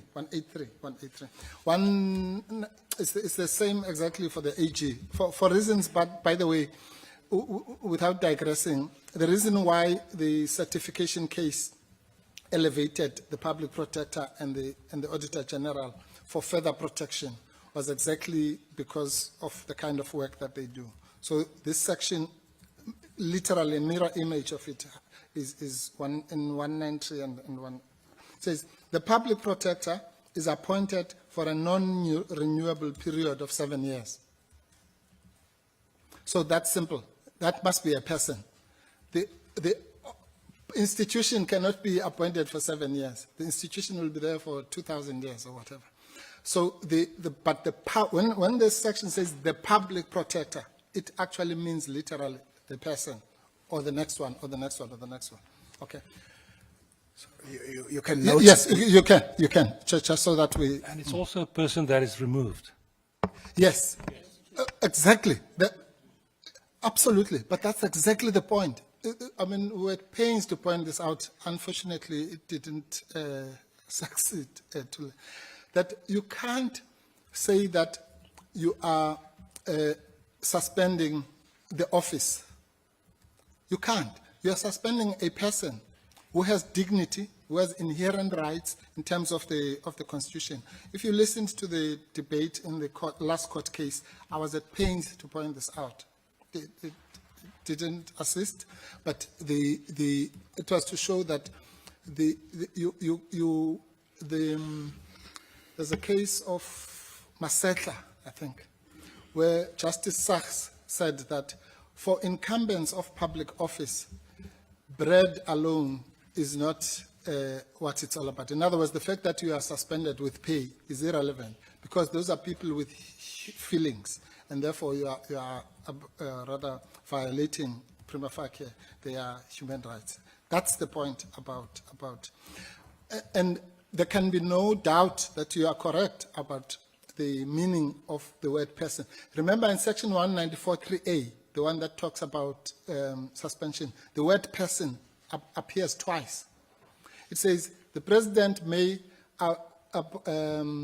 suspend a person at any time after the start of the proceedings of a committee of the National Assembly in respect of the removal of that person. That's exactly word for word what section 194.3a says. So there's no doubt about that. Yeah. The issue of the prerogative of the president, okay, maybe you and I know what you mean, but for the purposes of clarity, there is no such thing as a prerogative. The royal prerogative remains in England for the Queen, who's only second to God, according to them. Yeah. Here, in the real world, whoever you are, even if you are the president or whatever, you are subject to the rule of law. And that was established in the Sarfu case and all that, I'm sure you know that. So that's why I was saying, when it says the president may suspend, that immediately says that it's reviewable. Because we have to say, okay, you had two choices, to suspend or not to suspend. Why did you suspend? Then he'll give his reasons. And then we'll test those reasons for rationality in the usual way. That's what I was trying to explain to the chair. The rule of law means that anyone must justify. It's what Professor Etienne Murenik called this Constitution introduces a culture of justification. So you can never exercise public power which you cannot justify. It's not the other way around. You can't say, no, I'm exercising it, but some are just doing it. You must be able to justify it through the Constitution. So the last point is fairness. Fairness is a concept, and that, if I may also charge Honorable Heron's point about the rule against bias. I'll juxtapose that. As I said, fairness has two prongs. It has many other prongs, but in terms of the so-called rules of natural justice, it's right to be heard. Nobody quibbles about that.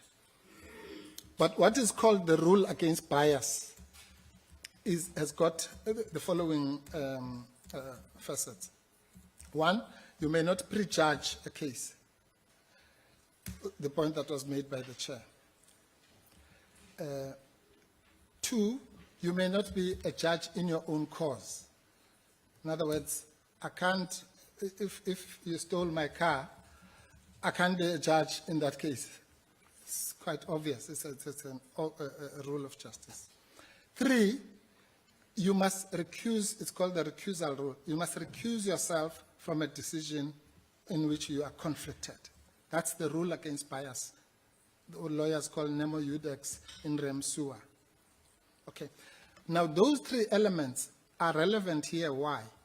Because we are saying you have and it's the point, again, it links with what Honorable Ngola. Honorable Hendricks was raising about, and I think Sheikh Imam as well. What have we got here, Honorable Heron? We have a situation where a president who was accused of bias in respect of all sorts of things, including the CR17 funding. I'll come back to that. But you have a president who is accused, in respect of whom the ATM puts a motion, I think on the 3rd of June, about the Pala scandal. The public protector on the, I might be wrong with the dates, so forgive me, on the 7th, writes questions to the president, 31 questions. Where was the money? Where were the dollars? What were, and so on and so on. And then on the 8th, she goes public to say, I've released these 31 questions. On the 9th, the president suspends her.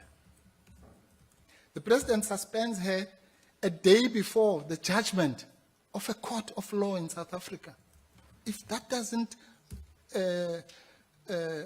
make you to be concerned, then nothing ever will. Who does that? There's a judgment tomorrow which is going to determine whether or not you have the power to suspend. But you do it today. No, it must be done today. Why can't you wait 12 hours? The judgment is coming tomorrow. It might vindicate you. In fact, as it happens, it did. But why would you suspend someone who has just given you questions a day earlier than it is legally permissible? When there are 2 court cases in this country that said the former President Zuma may not, that's the point I was making. I think it was the chair who interrupted me. Sorry, that's why you were right when you said I didn't finish that point. The former president was prohibited from appointing a judge. A judge. The court said, we argued this, the court said, we know that judges are presumed to be neutral, but it's the appearance. What message does it send to the public? And that goes to your point, which is that it's section 96(2) that is important for your purposes. Remember, in the Nkandla judgment, one of the things that we were saying was that the President Zuma had breached section 96(2) and section 181, the one that I spoke about earlier. What does section 96(2) say? It says, unlike you and me and other people, if you are a president or a member of the cabinet, you have even a higher duty in terms of conflict. In other words, you and I might have a conflict if it's my car and what have you. But if you are a member of cabinet, there's an added constitutional duty, which says that members of the cabinet and deputy ministers may not undertake any other paid work, that's another story, but B, act in a way that is inconsistent with their office, or, and this is the important part, honorable members, expose themselves to any situation involving the risk of a conflict. Let me repeat that.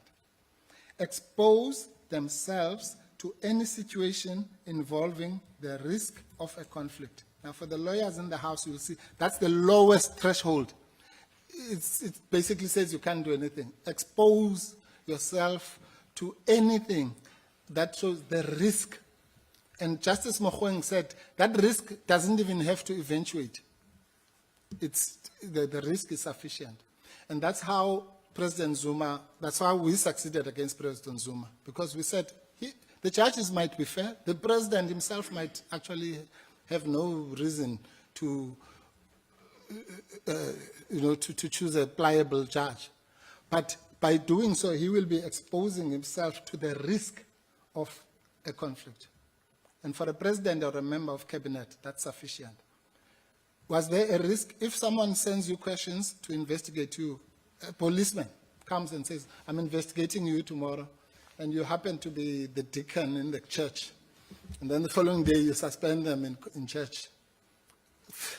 It's obvious that there's a risk that you are doing it because they came to your house yesterday to ask you about this, that, and the other. Yeah. So, and that's what Honorable Sheikh Imam is talking about. It's just, one doesn't have to be a lawyer, people. There are just certain things that are so obvious that it should just, your own sense of fairness just should say, And again, the people might have all good motives, but what does it look like to a 2-year-old child? The futile exercise, Honorable Hendricks, I don't know if you are directing that to me. If you are, then I must explain. I was certainly not saying that this is a futile exercise. I was saying we must guard against going that way, as the chair was saying. No predetermined outcomes. I'll read you a very short thing. because we can go through this and then it becomes a complete waste. That's really what the point I was making. This is what the Constitutional Court said about cutting corners. If that motion had succeeded, in other words, a motion like this, let me start. It says, without knowing whether the Assembly holds the view that the President has committed a serious violation of the Constitution, it would be difficult for him to mount an effective defense. They're making that point. The procedure followed by the Assembly here does not accord with Section 89. You can read Section 194. But here's the important part. If that motion had succeeded, it would not have constituted impeachment and removal of the President as contemplated in Section 89(1). Instead, it would have been an unconstitutional removal of the President from office and would have been liable to be set aside on review. I'm just saying this is what you must avoid. You can go through all this and have a removal up and down and so on, but if it doesn't accord with the Constitution, it will be an unconstitutional removal of the President, read Public Protector, from office and would be liable to be set aside on review. But for the rest, I agree with you, Honourable Member, that part of the evidence, our burden, and I can assure you that we accept it, is to do exactly what you were saying. In other words, we will call the Public Protector, if and when we come to that, to exactly do what you are saying, Honourable Hendricks. How does it work? When the Public Protector says she has done 50,000 investigations since she came into office, does it mean really she did 50,000 herself? And you're quite right, obviously not. There must be layers of investigations that go to her office and others that don't go to. If I have lost my cell phone and my learned friend has taken it and I go to the Public Protector, I'm sure she never even gets to hear about that, and so on and so on. So you're quite right. And we need to drill down to that level. At what point does it come to her? What is the role of the investigators? Does she take their work and say, nah, throw it away and redraft the thing or not? So that we know where the buck we know stops with her. That, please, we don't even doubt that.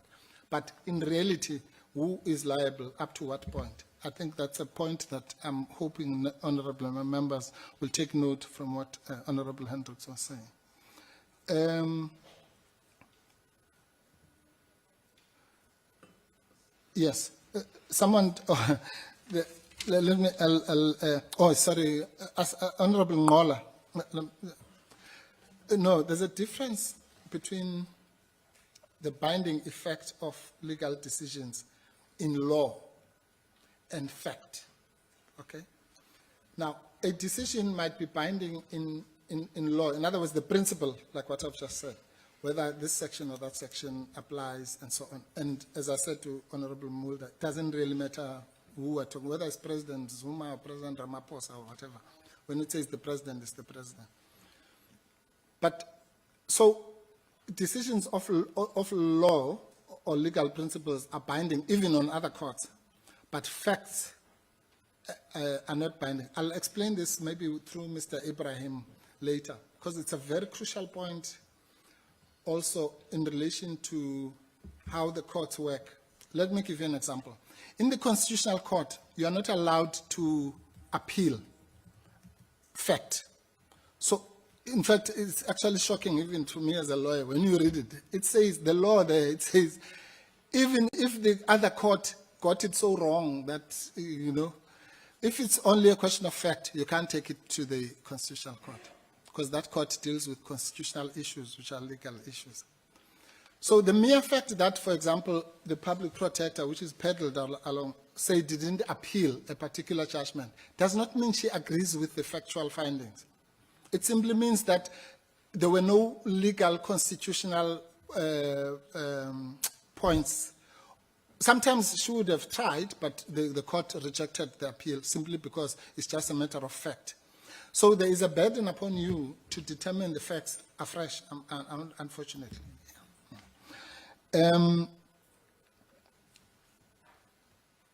Yeah, someone said something about the doctrine of separation of powers. I think it was you.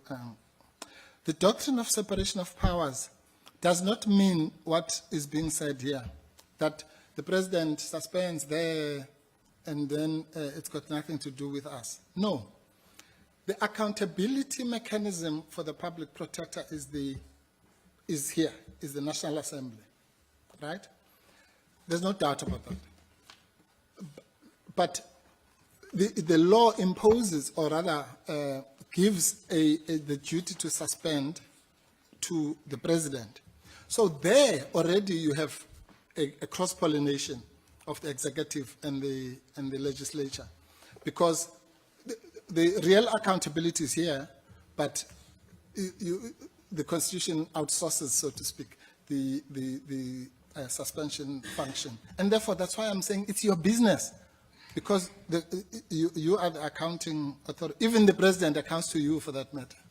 So it's a double accountability, cross-pollination. And the doctrine of separation of powers must not be used conveniently. Where was the doctrine of separation of powers when the Speaker wrote to the President to ask him to suspend the public protector? That you see, can I interject a little Is that bit, what was said? Chair? We cannot say things that are not true. That is not The Speaker true. asked that the public protector be suspended. That we should ask the Yes. President.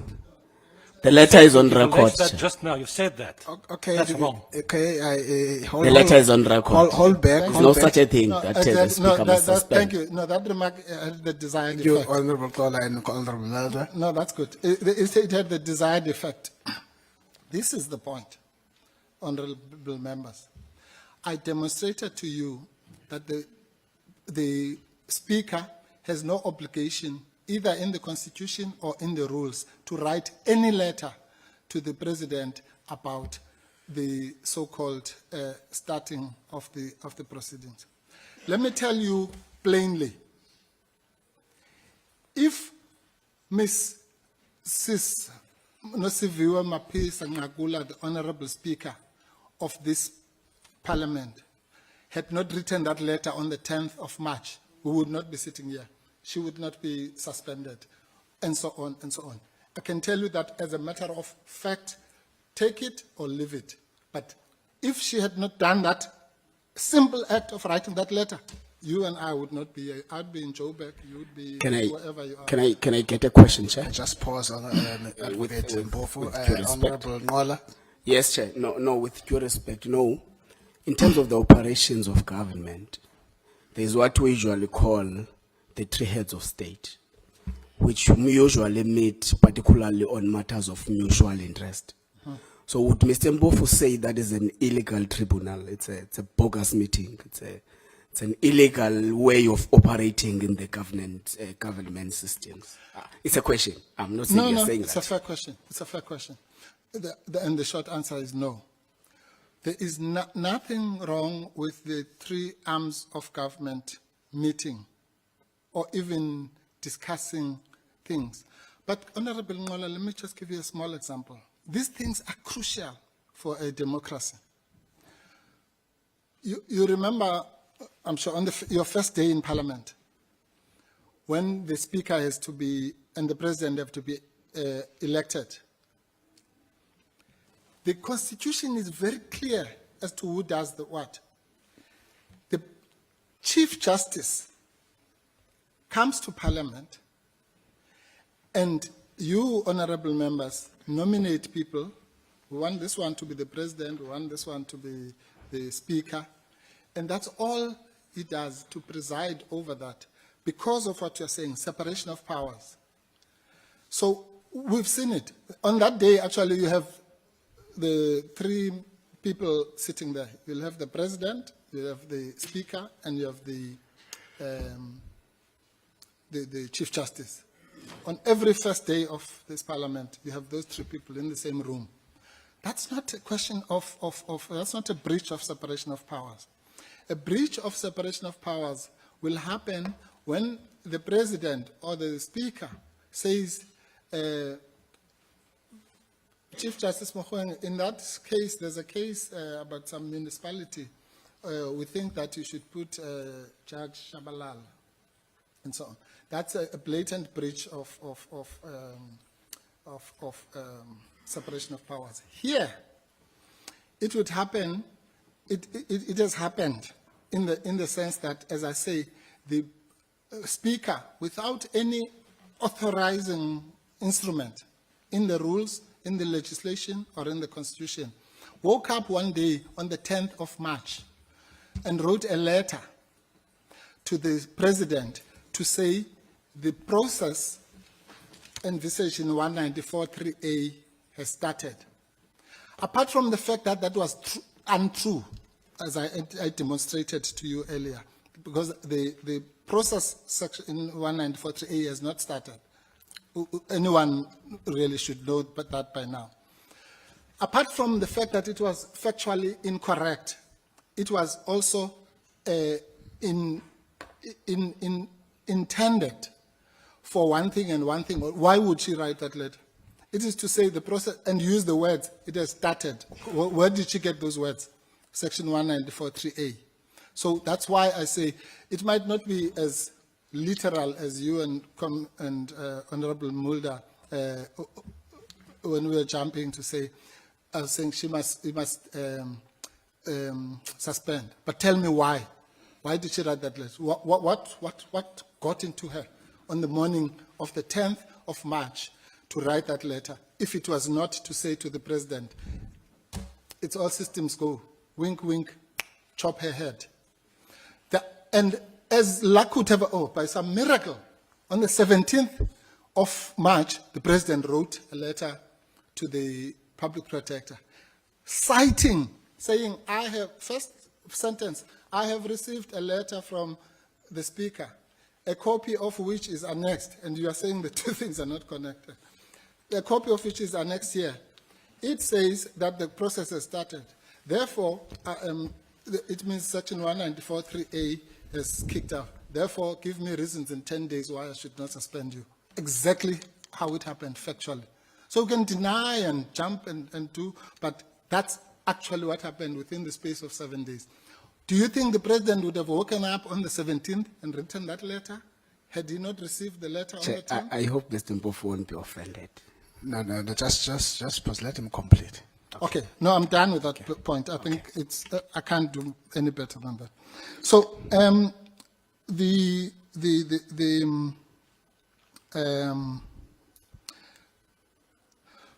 by the way, we pointed this out to the President to say, firstly, the letter you are relying on is wrong, and pointed out even another reason. We said the proceedings, you see all these linguistic gymnastics here of saying the proceedings started.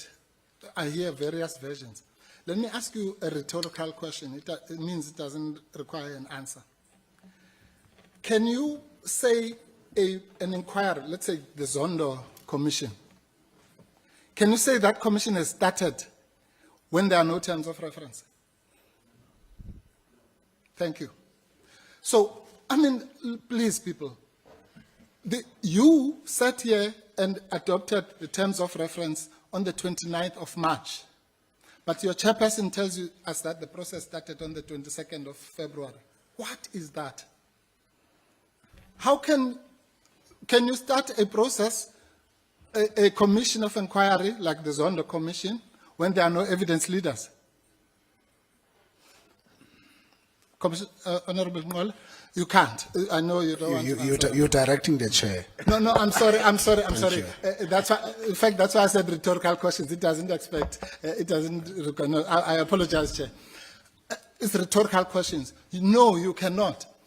These evidence leaders, my colleagues, were appointed by you on the 29th of March, 2022. How on earth can you say that the process started before all those things happened? Really, man? Everybody knows the truth. Everybody. All these people who do this thing, and they know the truth. Exactly. yeah. I want him to, because I still want to. You have a follow-up later. Just hold back. And I'll still come back at the Yes, end. thank you, on Chair. the I'm wrapping up. issues. I'm wrapping up. Yeah. Yeah, I'm just saying. Look, let's not. One doesn't need a law degree to know that you cannot say a process has started when all those things have not happened. You have not even wrapped up your own program. You have not even written to the Public Protector to say, we want your responses. You have not written to the public to invite their, and you say the process has started. Why? Because we say so.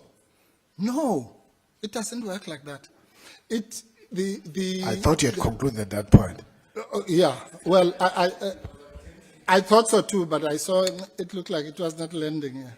But no, thank you, Chair. I'll move on. The issue of stare decisis, I think we have.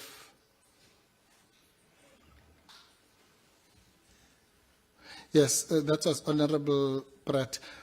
There's just one question. Sifting. Yes, the sifting issue for me, at least, is very simple, because it's about establishing a prima facie case at a particular level, which is the filtering mechanism for you, in my estimation at least, for you to then do on whatever there was prima facie evidence.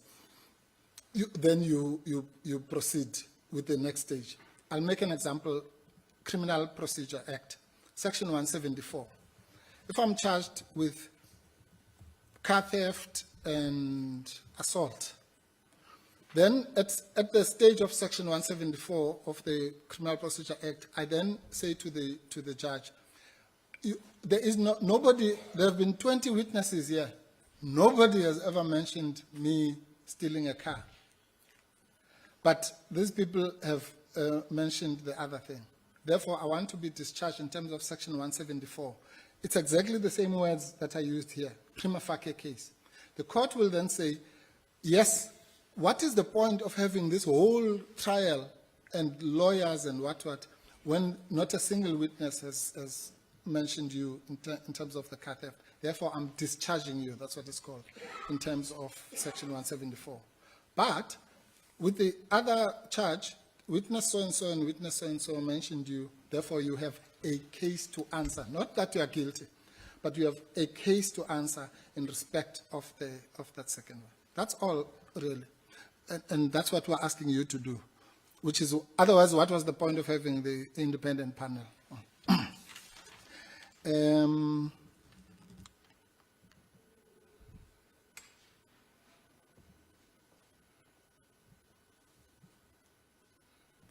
Yes, Sheikh Imam mentioned the question of selective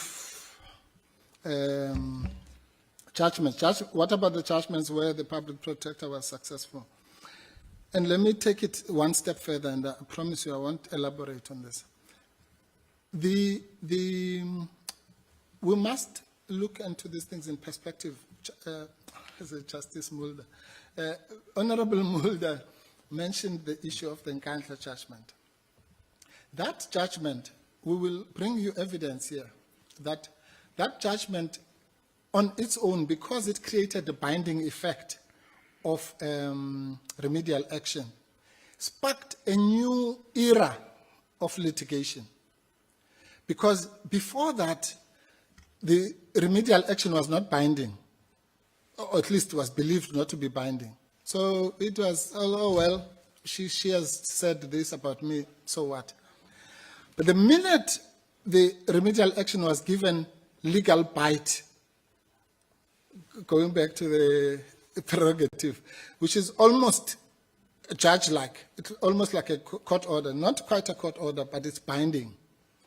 Then, obviously, the culprits and the people now wanted to challenge it. No less than Advocate Madonsela made that very clear, to say people who are now in a new era were going to have cases left, right, and center, and she was obviously right, because people are now, the binding effect is obviously going to create more litigation. That is why Advocate Mkhwebane's era was then marked by this heightened litigious atmosphere of everyone, including ministers and presidents and what have you, challenging the judgment. This thing that she's accused of legal representation and legal fees is exactly what was predicted by her predecessor, to say now we're going to have to need more money for legal activity because of this new atmosphere.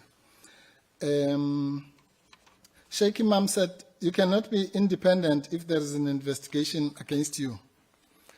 That is the law of South Africa. The other case, the second one that I wanted to mention was the case, you might remember, of Masana.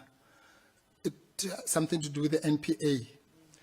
There, the court, the same court, said President Zuma cannot, in fact, it's closer to home than even the other one.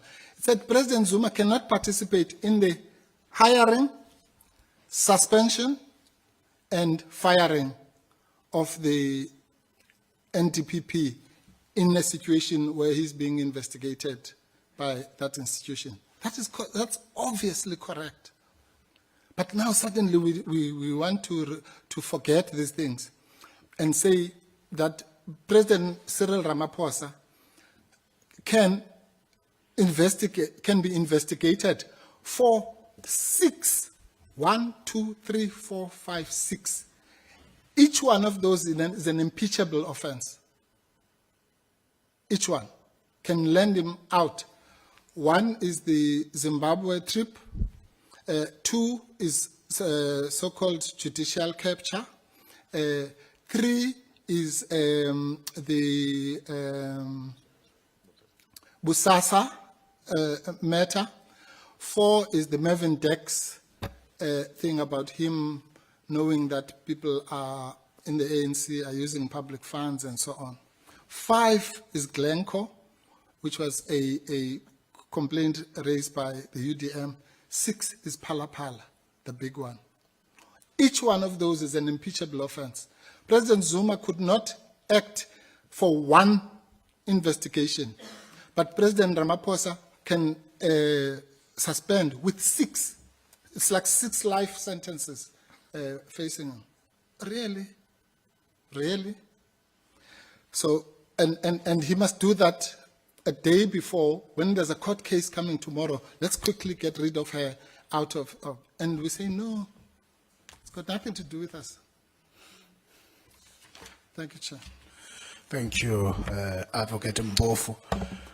Colleagues, I want to go towards wrap up and a summary, but I will give you a quick follow-ups, starting from Honorable Heron, Luzipo, Milham, Honorable Olomisa, Honorable Mulder, a second bite, Honorable Hendricks, and as well as Honorable Gondwe.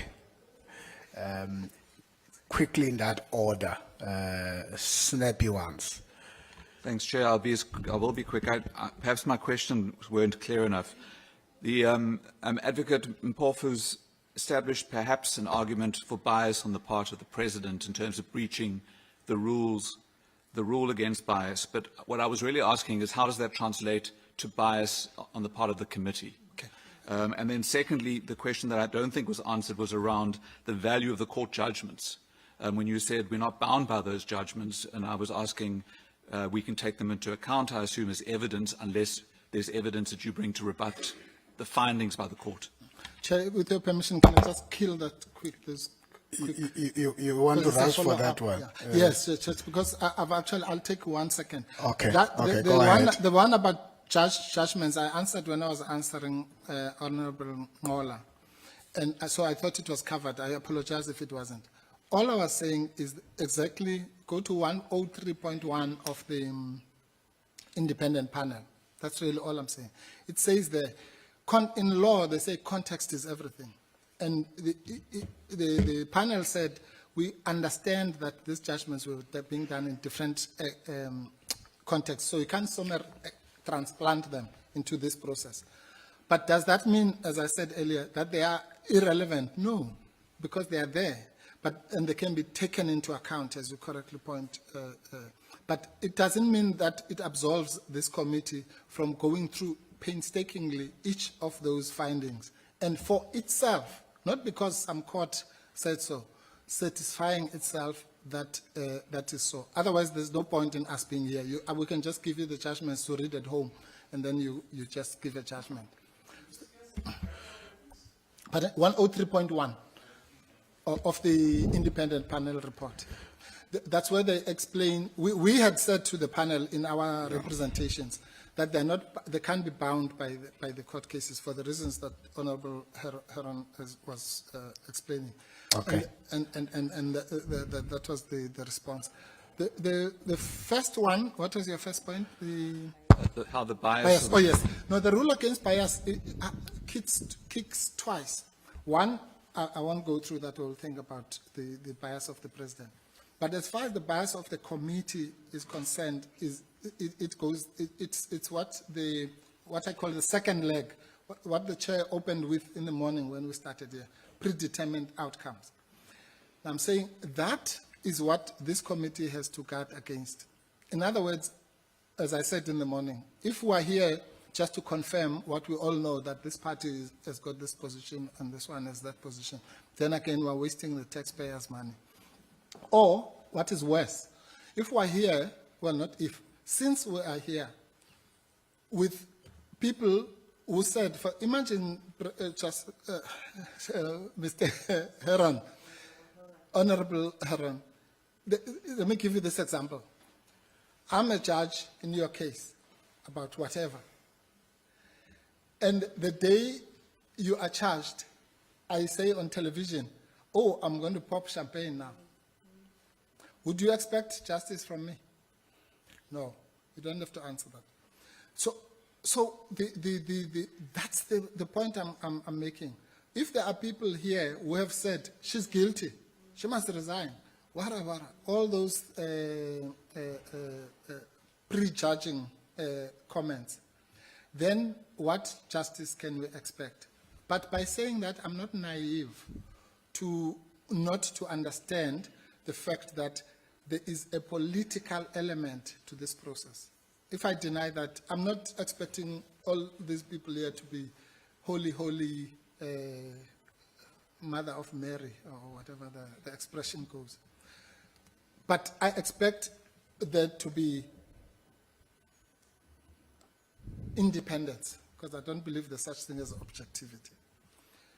To be independent and open mind, all the things that my learned friend was talking about, because otherwise we are just wasting our time. And the question is, can we then get justice? And that's why I was talking about secret ballot, Honorable Mulder. It was in that context. I do understand that it's not immediately relevant, and as the chair correctly pointed out, it might never even be relevant if there's an exoneration. But the point I'm making is that the UDM case established that even though all the members on day one saw to uphold the Constitution, the reality is that when they have to vote against their own leader, who might be the president, they will not do so. Why? Because they're going to lose their seats, and so on and so on. We all know what happens. And that's why that case established the principle that for the motion of no confidence, I think was the issue in that case, which was had been raised by the UDM.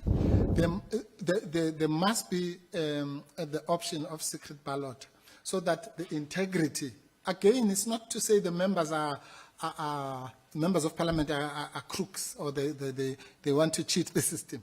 It's just to understand that their duty to the party might sometimes supersede their duty to the Constitution, or they might want to play both or whatever. So rather have a system where they vote and we know that there's integrity. And indeed, what happened in that particular vote, for the first time, we had, on my account at least, about 40 or more ANC members who had voted against their own president. Thank you, Advocate Mpofu, on that note. Thank you, sorry. The next, Mr. Honorable Mylan. Luzip. No, thank you, Chair. And good afternoon. I nearly said good evening, Good afternoon to the honorable members and the team of the Public Protector. I hope, Chair, I won't be messing up your meeting. I listened carefully. I nearly said, why at a risk? Or to sing in Kunzankomo, city sing mass, but we'll explain one day. I just, maybe at a procedural level, because I understand you are dealing with an inquiry. Under normal circumstances, you would get presentation by the evidence leader, subsequently followed by the defendant, whatever you call it. But before that process, whether it's whatever nature of an inquiry, because I can see the advocate where he might be driving, there is something called point and limine. The point and limine raises bases and conditions under which there is an objection or there is something that was amiss before. Now, the reason I was saying is from a procedural point of view, is that I don't get a sense whether in the presentation there is an objection on the process or the procedure. Probably, let me put it up front. The objection is that, one, we don't think from this committee we will get fairness on the following grounds. For an example, already the Speaker of the National Assembly and the chair who is presiding over this meeting have already deposed an opposition to our application. That's why I said, I wonder so that we end up debating when there could be a process after the debate where there is no consensus. Because the advocate says, then there is another process. And when lawyers say there is another process, there is really another process. And we know what is that process. So I just thought maybe if we can keep, so that if there is an objection, then what in that objection, what is deposited? Last point on this one, he then made a comment, he said, the chair cannot make a ruling. Then I then started to be worried that there can be a silent deposition of this objection, and we don't expect the chair to make, because it may not be objective to the process, that he can make a ruling. So if we can deal with that issue so that we know, otherwise under normal circumstances, someone will say, Chair, we are putting an objection, yes, we excuse us that we did not raise it up front, but can we be given an opportunity to raise this point in limine so that when we move forward, or on the basis of our state of readiness and the failure to address these concerns that we are raising, we may find it very difficult. But I'm sorry if I'm complicating your meeting much more. Thank you very much. No problem. Those issues are going to be responded to by myself when I summarize the meeting. So you're not out of order. Objections have been registered and specified. We'll respond to those issues. Honorable Mailham. Thank you, Chairperson. Good afternoon, everybody. Chairperson, just a couple of sort of follow-ups to things that Advocate Mpofu has said. He said earlier that the person and the institution are inseparable. Those were the words that you used. Sorry, I missed that. You said that the person of the Public Protector and the institution are inseparable. My question to you is, in terms of Section 181 of the Constitution, where it talks about other organs of state must assist and protect the institution, does that mean that we as a committee are unable to hold the person accountable? Does that mean that we are unable to find the person competent or incompetent or guilty of misconduct? How does a committee conduct its affairs if the person and the institution are inseparable? So that's the first question. The second relates to the suspension process, and you've gone at length to explain the issues that you have with the suspension process. And my question to you is this. Given the terms of reference of this committee, which relates specifically to the charges that have been brought against Advocate Mkhwebane. How can this committee make a finding in regard to a process over which do not relate to those charges? In other words, how can this committee make a finding about the suspension process, which has nothing to do with the evidence before it? Then just a couple of other things. When you were responding to Honourable Hendricks, you said that the Public Protector has people working for her and who draft reports, and she signs off on those reports, and ultimately the buck stops with her. And I agree with you on that.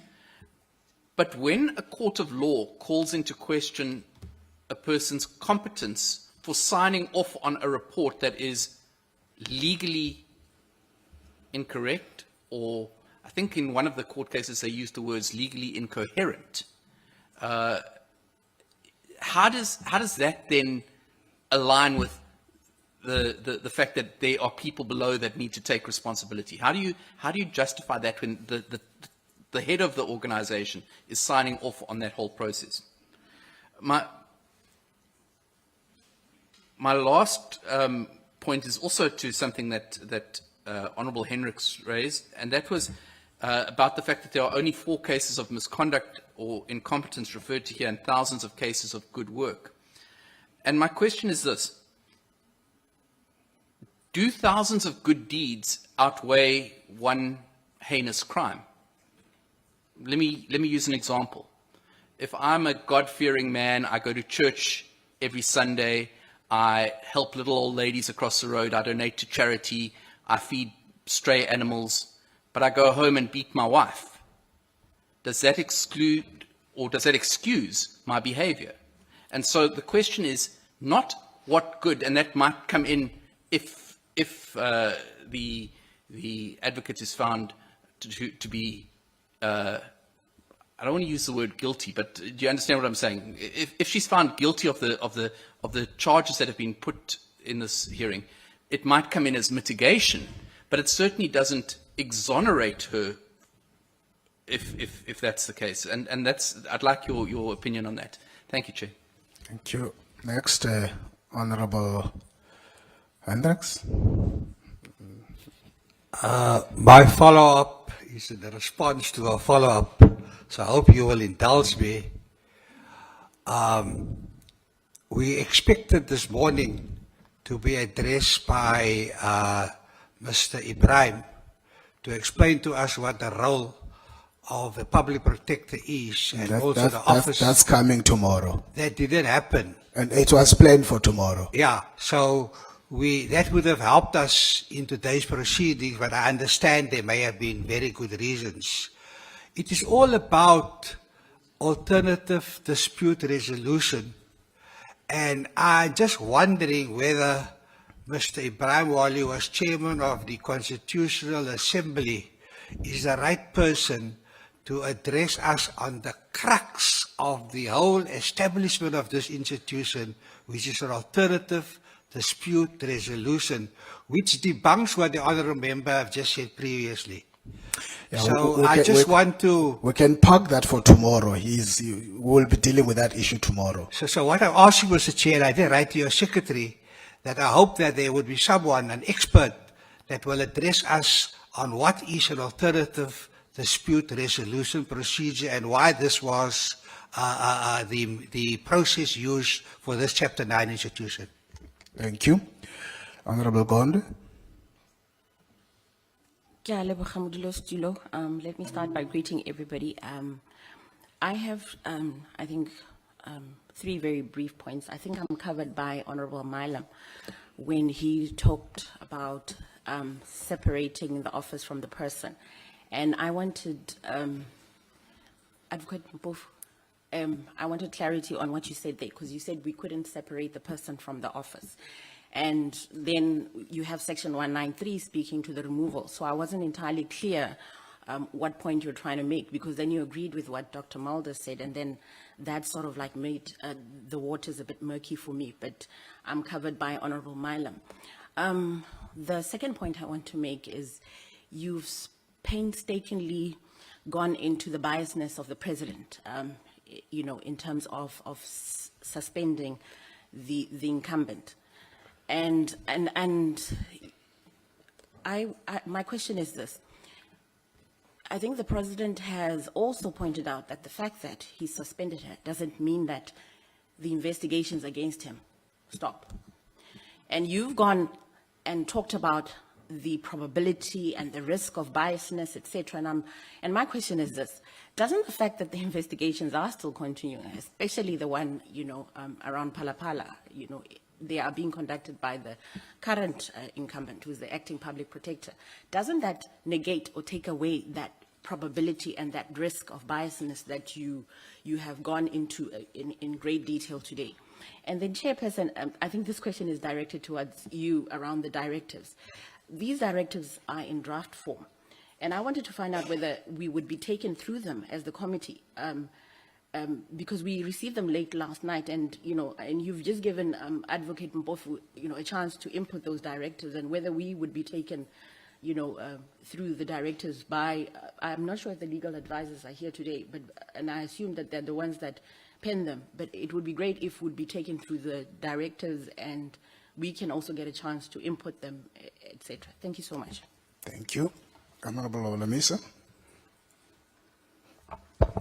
Thank you very much, Chairperson, colleagues, the Public Protector and Evidence Leader, as well as Honorable, no, he's not Honorable, what is his name? Advocate.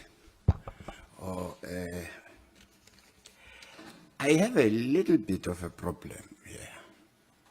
And I asked this question right from the start. And I'm not satisfied with the way we understand the meaning of section 1943A. And if we don't clear that hurdle, I'm telling you, we will never finish this inquiry or even start it. What I would suggest we do, because we are still at procedural level, we've wasted a lot of the whole day, and I predict even tomorrow, we are not going to start to argue substantive issues here soon. Let us get a legal opinion to brief us on this 1943A. But don't bring the legal opinions of Parliament, because they have misled us in many cases, which have been won in court. Get a senior counsel to interpret this for us. Because the role of the president and the whole issue which has been raised here around the suspension, it makes some of us uncomfortable. We don't want to be channeled into a tunnel here. We've seen it before. At one stage, we were told in this house that a swimming pool can be a fire pool. Not again. Please, let's get an interpretation of this. There are different views. And let's try and work together as a committee to make sure that we will arrive with a proper decision at the end of the day. But if we, at the beginning, we are still fighting about this, we are not going to go anywhere. Thank you. Honorable Mulder. Thank you, Chairperson. I also want to start with section 1943A. And I hear what General Holomisa says, and I understand what he says. For what it's worth, for me, that section is quite clear. And I referred earlier to, I used the word prerogative, and I know we know what it basically means. It simply implicates that the President has the authority, call it whatever you like, the power, the function, doesn't matter, to do certain things. And it says quite clearly he may suspend under certain circumstances. That's what the section basically says. And if I could assist Advocate Mpofu, I would refer you to 84.1, as we stick to the Constitution, it very clearly says the President has the powers entrusted by the Constitution and legislation, including those necessary to perform the functions of head of state and head of the national executive. The Constitution is quite clear. And then the Constitution says he may suspend. Now, whether anybody takes him on review, that's something for anybody else to do. But in terms of the Constitution, he does have that right, and he did that. He exercised that right. That's a fact.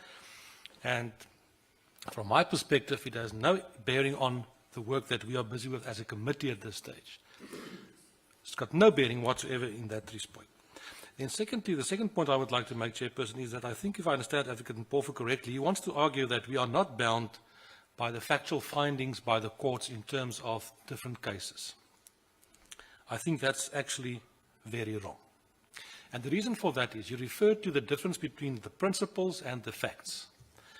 Correct. And that's why the Constitutional Court will not deal with the facts. It deals with the constitutional principles. And if there's a dispute on the legal or the factual facts, the Constitutional Court will not apply its mind, but there's other courts. There are high courts. There's the appellate division that will deal with that. I am not aware of any of those facts that are negative for the public protector, that the public protector disagrees with, that have not been appealed against to the highest level of the court who finally makes a finding. Now, if we expect this body to now act as the court of Parliament, it's not going to happen. The evidence leaders this morning very clearly stated, this is not a court of law, it's not a quasi-judicial body, it's not a criminal procedure, but we are bound to take note of those judgments. Those are the factual judgments in terms of certain factual findings. And what we will do is not make a final determination or decision that the public protector should be removed. We will make recommendations to Parliament, who needs in terms of the Constitution to take that kind of decision. Last point, Chairperson. Mr. Advocate Mpofu made a lot of points with regard to the letter of the Speaker, and that is an interpretation. There are, on a quite regular basis, communications going on between the three branches of government. It's normal practice. It's normal practice that Parliament informs the office of the President of certain things that happen in Parliament, and the Presidency informs us of certain things, and the judiciary may also be involved. So I understand from a certain interpretation that this is something strange, this unheard of letter was sent. I think I disagree with that. Thank you, Chairperson. Thank you, Honourable Melder. That's just one point, Chairperson. Just one point. That's precisely why I'm arguing that let's get a legal opinion on this issue. Because this committee is mentioned in section 1943A. That is the interpretation we want. What is the role of this committee vis-a-vis the suspension or the letter written by the Speaker? Please. Thank you, Honorable Olomise. You raised that issue up front in the morning, and I'm still going to, as I summarize, get to that. There are two questions from Honorable Milham and Gondwe that I would like Advocate Mpofu to respond to, and then I will come in. Before that. Yes? It's Honorable Malema. Yes, go ahead. I just want to put it on record that I support what General Holomisa said. Okay. Thank you, Honorable Malema. Honorable Ngola, before I go to Advocate. Thank you, Chair. I just want to put it on record that I don't support what Honorable Holomisa was saying. Section 194.3A is very simple and straightforward. It does not need an expert. It's just English, simple English. Grade 12 English. Thank you. Thank you, Honorable Ngola. I did say I'll summarize the issue at the end from the chair. Advocate Mpofu on the specific questions raised by Honorable Milham as well as Gondwe. Yes. If you allow me, Chair, just to, can I quickly start with Honorable Mulder's points very quickly, just to put him at ease here. As far as Honorable Ngola is concerned, he reminds me there's an English judge who said that the road to law is strewn with, it was a case about Audi, why we need Audi Alteram Partem, is strewn with cases that look straightforward until they were debated. Yeah. But so there's no such thing as the interpretation of a constitutional provision is a very serious matter. As I say, even more than a normal legislation. Because remember, a constitution cannot just be changed willy-nilly. So that's why I said to you in the morning, when the founders, ask yourself when you go home at night, when the founders of the Constitution said of a committee for the removal, what did they mean? And is this a committee for removal? If the answer is yes, then you are right, it's simple. If the answer is no, this is not a committee for removal, but to find the veracity, then I'm afraid it's very complicated. But you'll answer that question for yourself. We have covered that ground Yes, in the morning. we have. No, I just wanted to clarify that it might be simple for him, but at least not for us as students of the Constitution. Yes, Honorable Mulder, I agree. It's a normal practice. It's like saying that I'm saying that the Chief Justice must not greet the President or whatever. I'm sure they write to each other all the time. The question is, in each particular instance, is it a lawful interaction or not? You can't say, no, because it happened last week, therefore they must do anything. And I think that that's really the point that gets missed, and it's linked to your first point. Believe me, if anything I've said here today gives you the impression that I'm saying that the President doesn't have the power to suspend, then I will apologize. The President is the ordained suspending authority in the Constitution. There's no doubt about that. We are asking you a different question, whether in this instance did he exercise that power lawfully? Because if he exercised it prematurely, it's what is called ultra vires. The court, if the court says, Honorable Mulder, you may suspend Mpofu, but you must do it on a Tuesday. That's what the Constitution says. If, sorry, I'm sorry, Chair. So if you do it on a Thursday, it does not mean you don't have that power, but you have done it ultra vires. You have breached the Constitution because the Constitution says you must do it on a Tuesday and you do it on a Thursday. But I'm not questioning your authority so let that be clear. The President is the suspending authority. He has just exceeded his powers, as we say lawyers, because the Constitution tells you you can only do it after the start of the proceedings for the removal. Not on any day that you want, when it suits you, you just wake up and feel, let's suspend the public protector. It doesn't work like that. All right. So, Honorable Mayor Ham, okay, I promise you, I'm saying this, I won't say it again, yeah, because it sounds as if I'm being repetitive. The fairness, Honorable Mayor, of your duty to fairness to the public protector, it extends to the fact that she may or may not have been illegally suspended.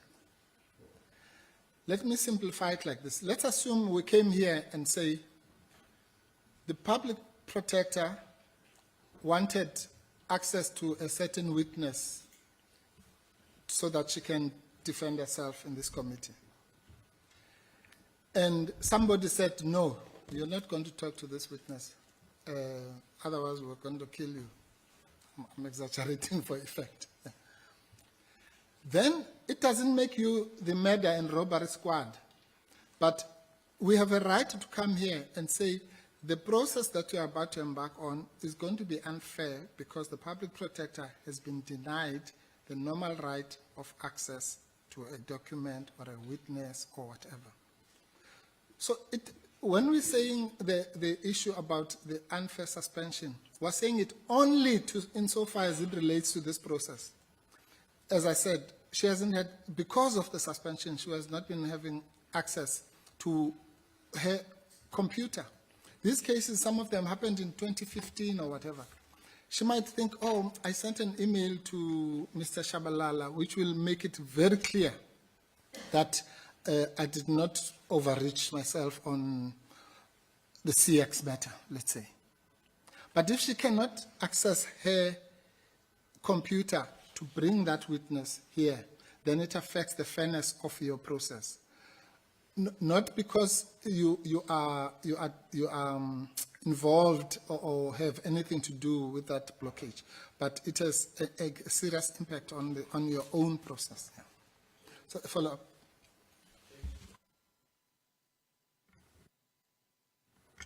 Were there specific incidents that you are referring to? And if so, did you make a request for specific information? No, Honorable, I'm sorry. No, it's just an example. Okay. I'm saying to you, it's a bigger point than specific information or whatever. I'm saying the mere fact of the, let me put it like this. Why is Advocate Mkhwebane suspended? Why? Why? Why?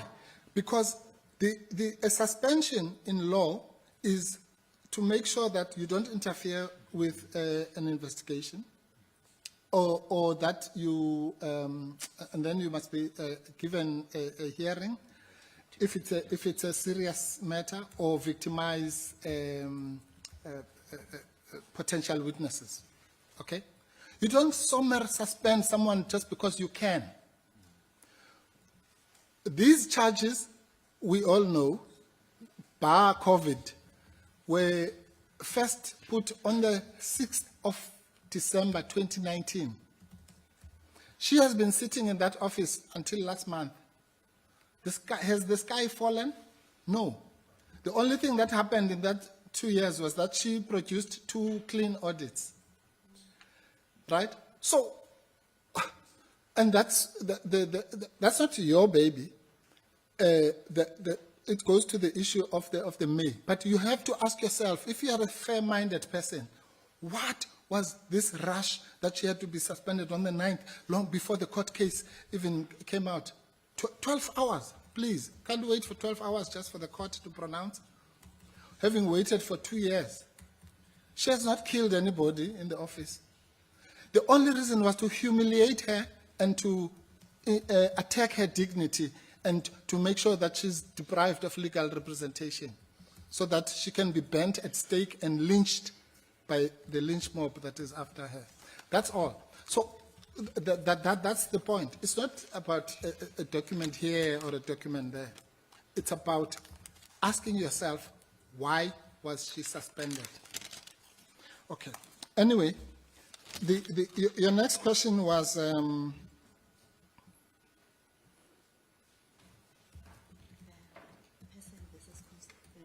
yes, okay, yes. Person versus institution. Again, Honorable Member, if I'm saying, I don't want to be obtuse about these things. These are serious matters. When I say this, I'm not saying by any means, that's why I referred Honorable Mulder to Section 5. I know that it's like the president. There's something called the presidency. Okay? That's the office. And then there's the president, the person. Similarly, you'll see there's an affidavit which we submitted last week about this whole thing about the legal representation. And we say there's something called PPSA, right? Public Protector South Africa.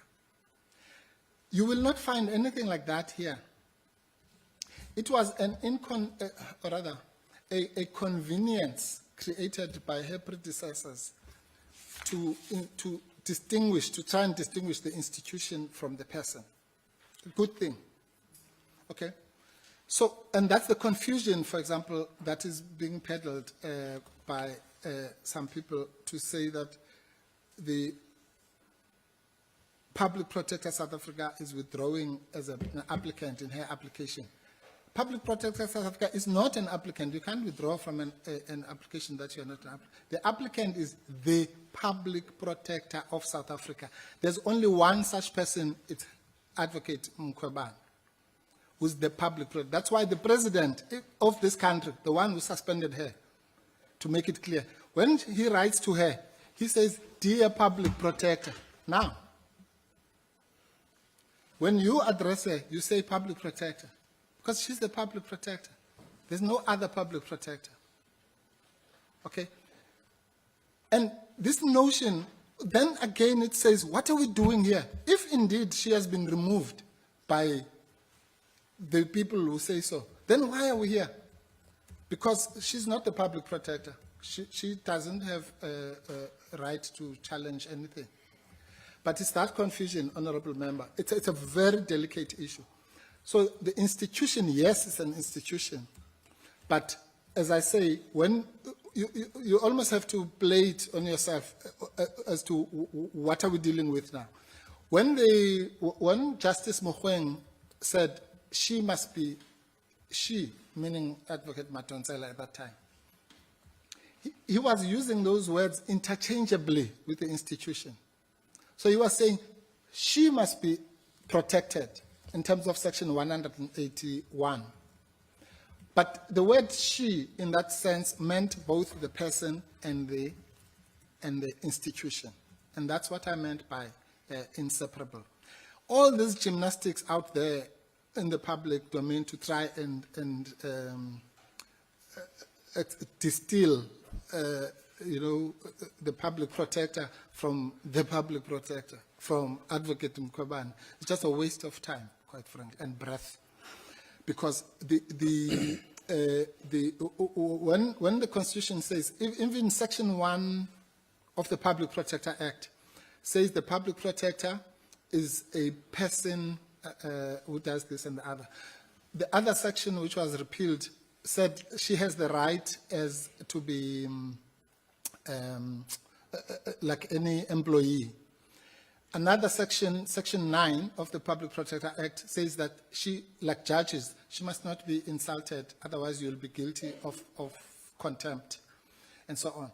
Now, it doesn't mean, that section doesn't mean you must not come and say, I'm insulting the office of the Public Protector. No, you must not insult the person, just like a judge or a Chief Justice. It is an office, but there's also a person.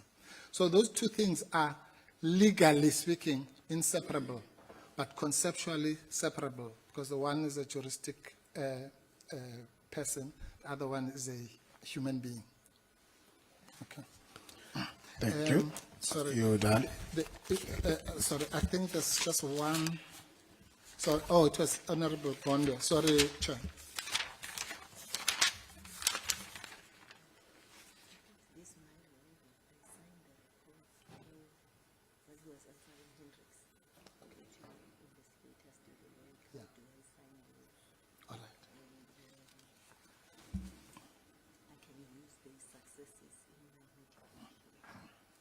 Okay, yes.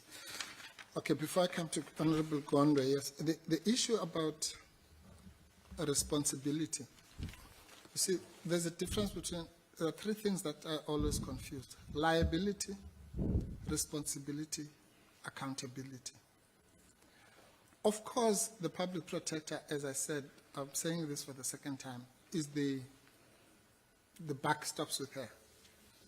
Just as the president, the buck stops with him because he is the president. But you cannot really say that you're going to impeach the president because a certain minister robbed a bank. Okay? Which probably happens. Yes, yeah. No, because it's a crime that everyone accepts to be a crime. But, you see, having said that, that point, I can make it against myself as well. You can maybe impeach a president for not firing the bank robber. Now, those are two different things. You accept that the buck stops with that person. But you're not going to find them guilty. That's the point that Honorable Hendricks was trying to make. You can't then hold them for something that somebody else did down there, who reports to them admittedly, until you can create that link. So if you say, for example, as I said earlier, I'm an investigator, I was investigating his malfeasance, and I found that he did this extension. I gave it to the public protector. Public protector said, no, that gentleman is my friend. I'm going to... Then you can say, well, even though it was done by the investigator, she is responsible. We must distinguish between those different issues. I think, Honorable Gondwe, I've also answered your issue about the person versus institution, but your second question was about,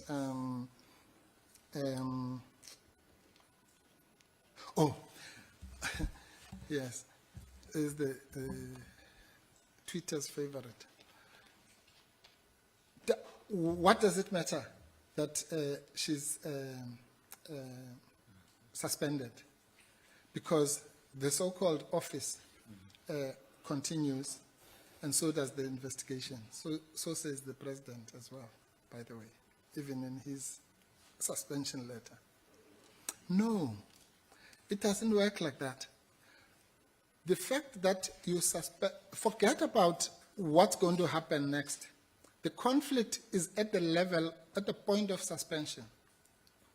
Can you suspend a person who is investigating you? Okay? Now, it doesn't mean you are a bad person. Maybe the person deserves the suspension. It's not about maybe the person has killed 1 million people, so they must be suspended. Fine. But are you, as the person who is being investigated by this person, supposed to be the suspending authority? The president of South Africa, said in an affidavit, under oath, sworn to God, when we did the first case, that he is conflicted or potentially conflicted in relation to the Busasa matter. And therefore, if the Busasa matter had come, or rather, if 194.3a had come to be invoked while the Busasa matter was in place, he was going to delegate that to another member of the cabinet. I hope I'm not misquoting him. In terms of Section 90 of the Constitution, the Section 90 of the Constitution says whenever the president is unable to perform his duties, he must delegate to the following hierarchy: the deputy president, a minister appointed by him, the speaker, and so on and so on. Section 90, bracket 1. Okay, so that's what he was going to do. Now, for a person who, and he said, I hope you'll wrap up. I'm sorry, I am. We did cover this ground in the morning. No. Please. The honorable member, I think, raised an important aspect of it. Thank you, Chair, if you indulge me. What I'm saying is that the president, having accepted that, he said in those papers, correctly, it's what you call as lawyers, confession and avoidance. Yeah. He said, by doing this, by that delegation, I'm not accepting that I'm conflicted. In fact, which is good. But I'm saying, in terms of Section 96(2)b, the integrity of the office of the president would disallow me from suspending her. That was in respect of one investigation. Now we have 6. Okay? So you can't say whether someone else, in fact, it might even be worse for the president. If I was the deputy public protector, he probably would have preferred to have Advocate Mkhwebane. Maybe I was going to do Thank you, worse Advocate. than that. Yeah. But that's not the question. The point I'm making is that firstly, people differ. People differ.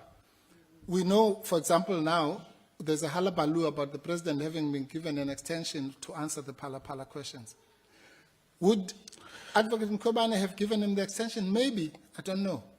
But you can't for sure say Yeah. that she would have given the extension Advocate for the Mpofu? same amount of time, Thank for you. example. It doesn't. Thank you, Life Advocate doesn't Mpofu. work like that. I have no intentions to break your flow, but I think it's, Well, you've broken it anyway. The Thank you. ground is well covered.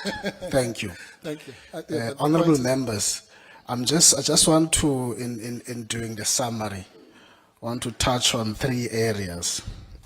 The first is what I call the factual journey of this committee. In case we don't all remember, this committee is established on the 20th of July 2021. That's when I get elected as a chair of this committee.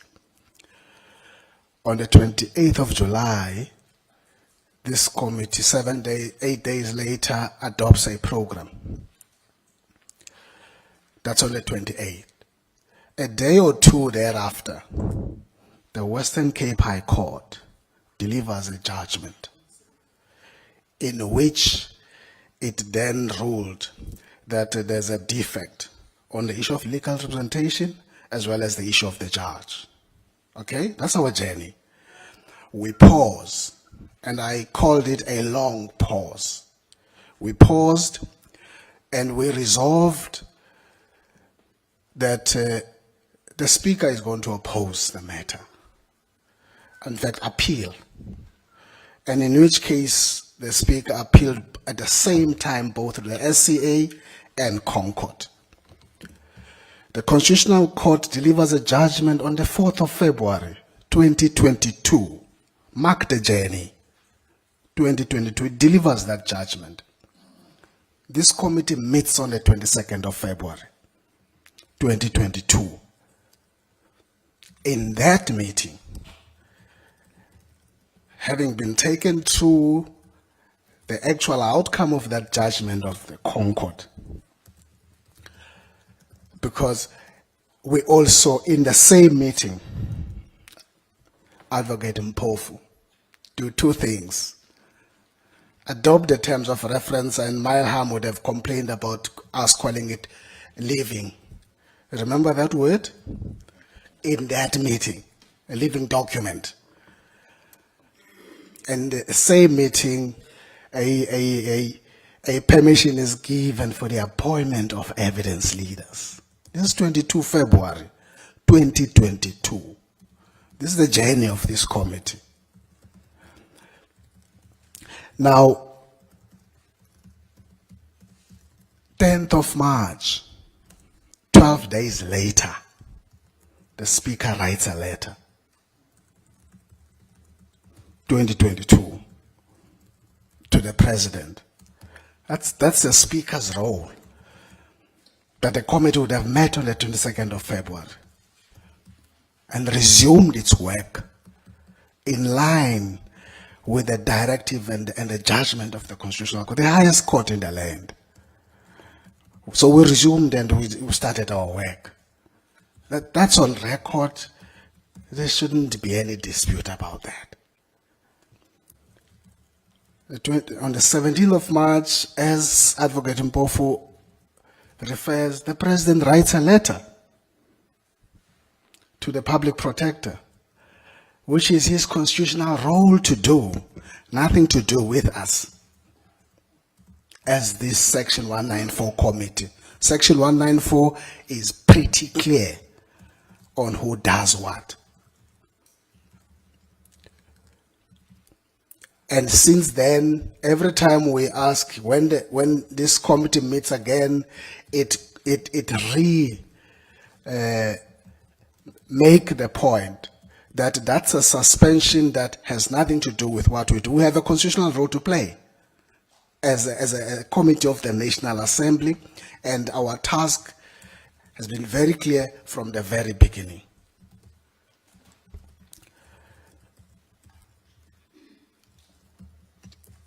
The meeting of the 29th of March dealt with quite a number of other issues. That's not where we appointed the evidence leaders. This is our record. So I want to leave that factual journey of this committee. It's a journey that we record in court everywhere else. While people can have different views about what they understand, those of us who've been here, and there's 36 of us from all 14 parties in this National Assembly who are part of this. And I happen to be the chair of that committee. So that's, I would want us not to make any of those. I think it is the right of the public protector, as we respected when she exercised a right in every way when she felt aggrieved and went to court. Because when the Western Cape High Court, a day later after we adopted on the 22nd of February, I mean on the 28th of July, when it delivered a judgment, we had no reason to question it, the timing of it. Why is it delivering its judgment a day after we've met? It's a judicial role. That's their date, that's their timeline, that's their space that they driving. So that's the first point I thought I must make and indicate here, colleagues. And that all of that we do instructed, directed in line with Section 194. Because we exist in terms of that constitutional clause. Nothing else, otherwise would have been called an ad hoc committee. We're not an ad hoc committee. We're a Section 194 for very definite reasons. That's why we are this committee. The second point, colleagues, I want to make, it's in relation to the issue of the directives. In my input when I started here, I said, and I repeat, that I reminded members here that in our last meeting of this committee, I asked for draft directives to be prepared to govern the appearance of persons before the committee. That was done in the committee meeting. And I reported back that has been done. And that I am aware, have been informed, that the Public Protector legal team wishes to address us on this issue, which they did, thankfully to Advocate Dalimbouf, because he did say, we are here, in fact started by saying they agree in principle with the directives. Obviously there are certain areas that they want to register for, so that we're not able, before we issue them, we need to listen to that. They have done that in this meeting, in our presence here.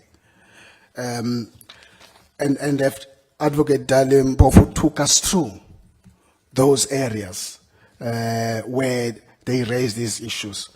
And I would have said in the morning, after that, we would perhaps overnight and first thing tomorrow to respond and say this is the response to the issues you've raised in terms of the directives, and therefore there's no confusion there. When Tempingosi sent directives to all of you as draft, he did indicate that they remain draft because we wanted you to have an opportunity in this meeting to listen to what is being raised, and that has been done. So I think it's important to make that. I must indicate, therefore, Advocate Mpofu, that we've listened to the specific issues that you have raised with interest and caution, with respect, and we would be able in the morning to indicate in relation to the issues that you have raised about where we're going with these kind of directives. So because that was placed on the record, that was raised, we can't avoid that. And so, therefore, colleagues, in terms of the next point, because we're here today, the agenda was clear that today was going to be about opening statements and opening remarks. And the day was set out from 10 o'clock to 5 o'clock. We're still within that time when this was set. There was a reason. Others did not understand about, why are you keeping us until 5? I won't mention names, but they did say that. Now you know why. Because part of the fairness and rationality I spoke about at the beginning is that we're going to rush no one. We're going to listen to everybody. Even if I think that the issue that this person is raising is immaterial, because it is about being fair. It is about being rational and traveling along on this particular issue. I've noted when Advocate Mpofu indicated that they are here but under protest, and he did say openly, we will share with you what we're protesting about. Fairly he did in terms of these issues in the directive. On matters, because the directives are in the purview of this committee. That's our product. But matters beyond there's no, I would have given plenty of time for exchanges, to listen to that. But at the end, as I indicated earlier on, and Advocate Mpofu and many members here reflected on that we are not a suspending body. In our meetings, and I want to repeat the point, in our meetings, we would have reiterated the matter that we see the issue of the suspension. It's triggered by our work as part of Section 194. We are not the delegated body to do that. Members, as I explained that, that's the discretion of the president. In terms of, as we have been saying here, Section 1943, subsection A. That's his discretion. Ours, as I indicated, is today, tomorrow, and the days to come is marking a new phase of the actual hearing of witnesses. Tomorrow, from 10 o'clock, we will be hearing from the expert witness that you're looking forward to engage. And I can see you've done your homework on the issue that you want to engage with. At 10 o'clock, here to deal with those. Overnight, we have work to do in relation to some of the issues. We also acknowledge, as you even gave us dates about that, very important, that there's still Part B to be attended to by the Western Cape High Court. We'll respect that. That's the 26th, towards the end of 25 and 26 of July. That's a process that, again, we can't interfere with. And that process will not interfere with our work. We're doing our work. And so, colleagues, I would want us, having said all of that, to thank you for your participation and your patience today, and declare that the meeting stands adjourned until 10 o'clock tomorrow. I thank you.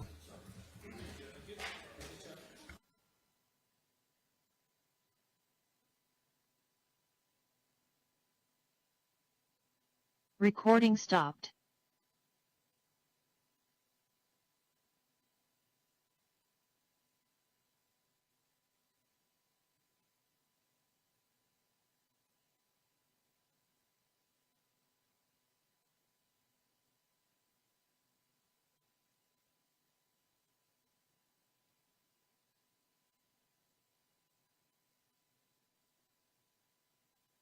Hi, members who will be transported to their various villages can for now have coffee, tea.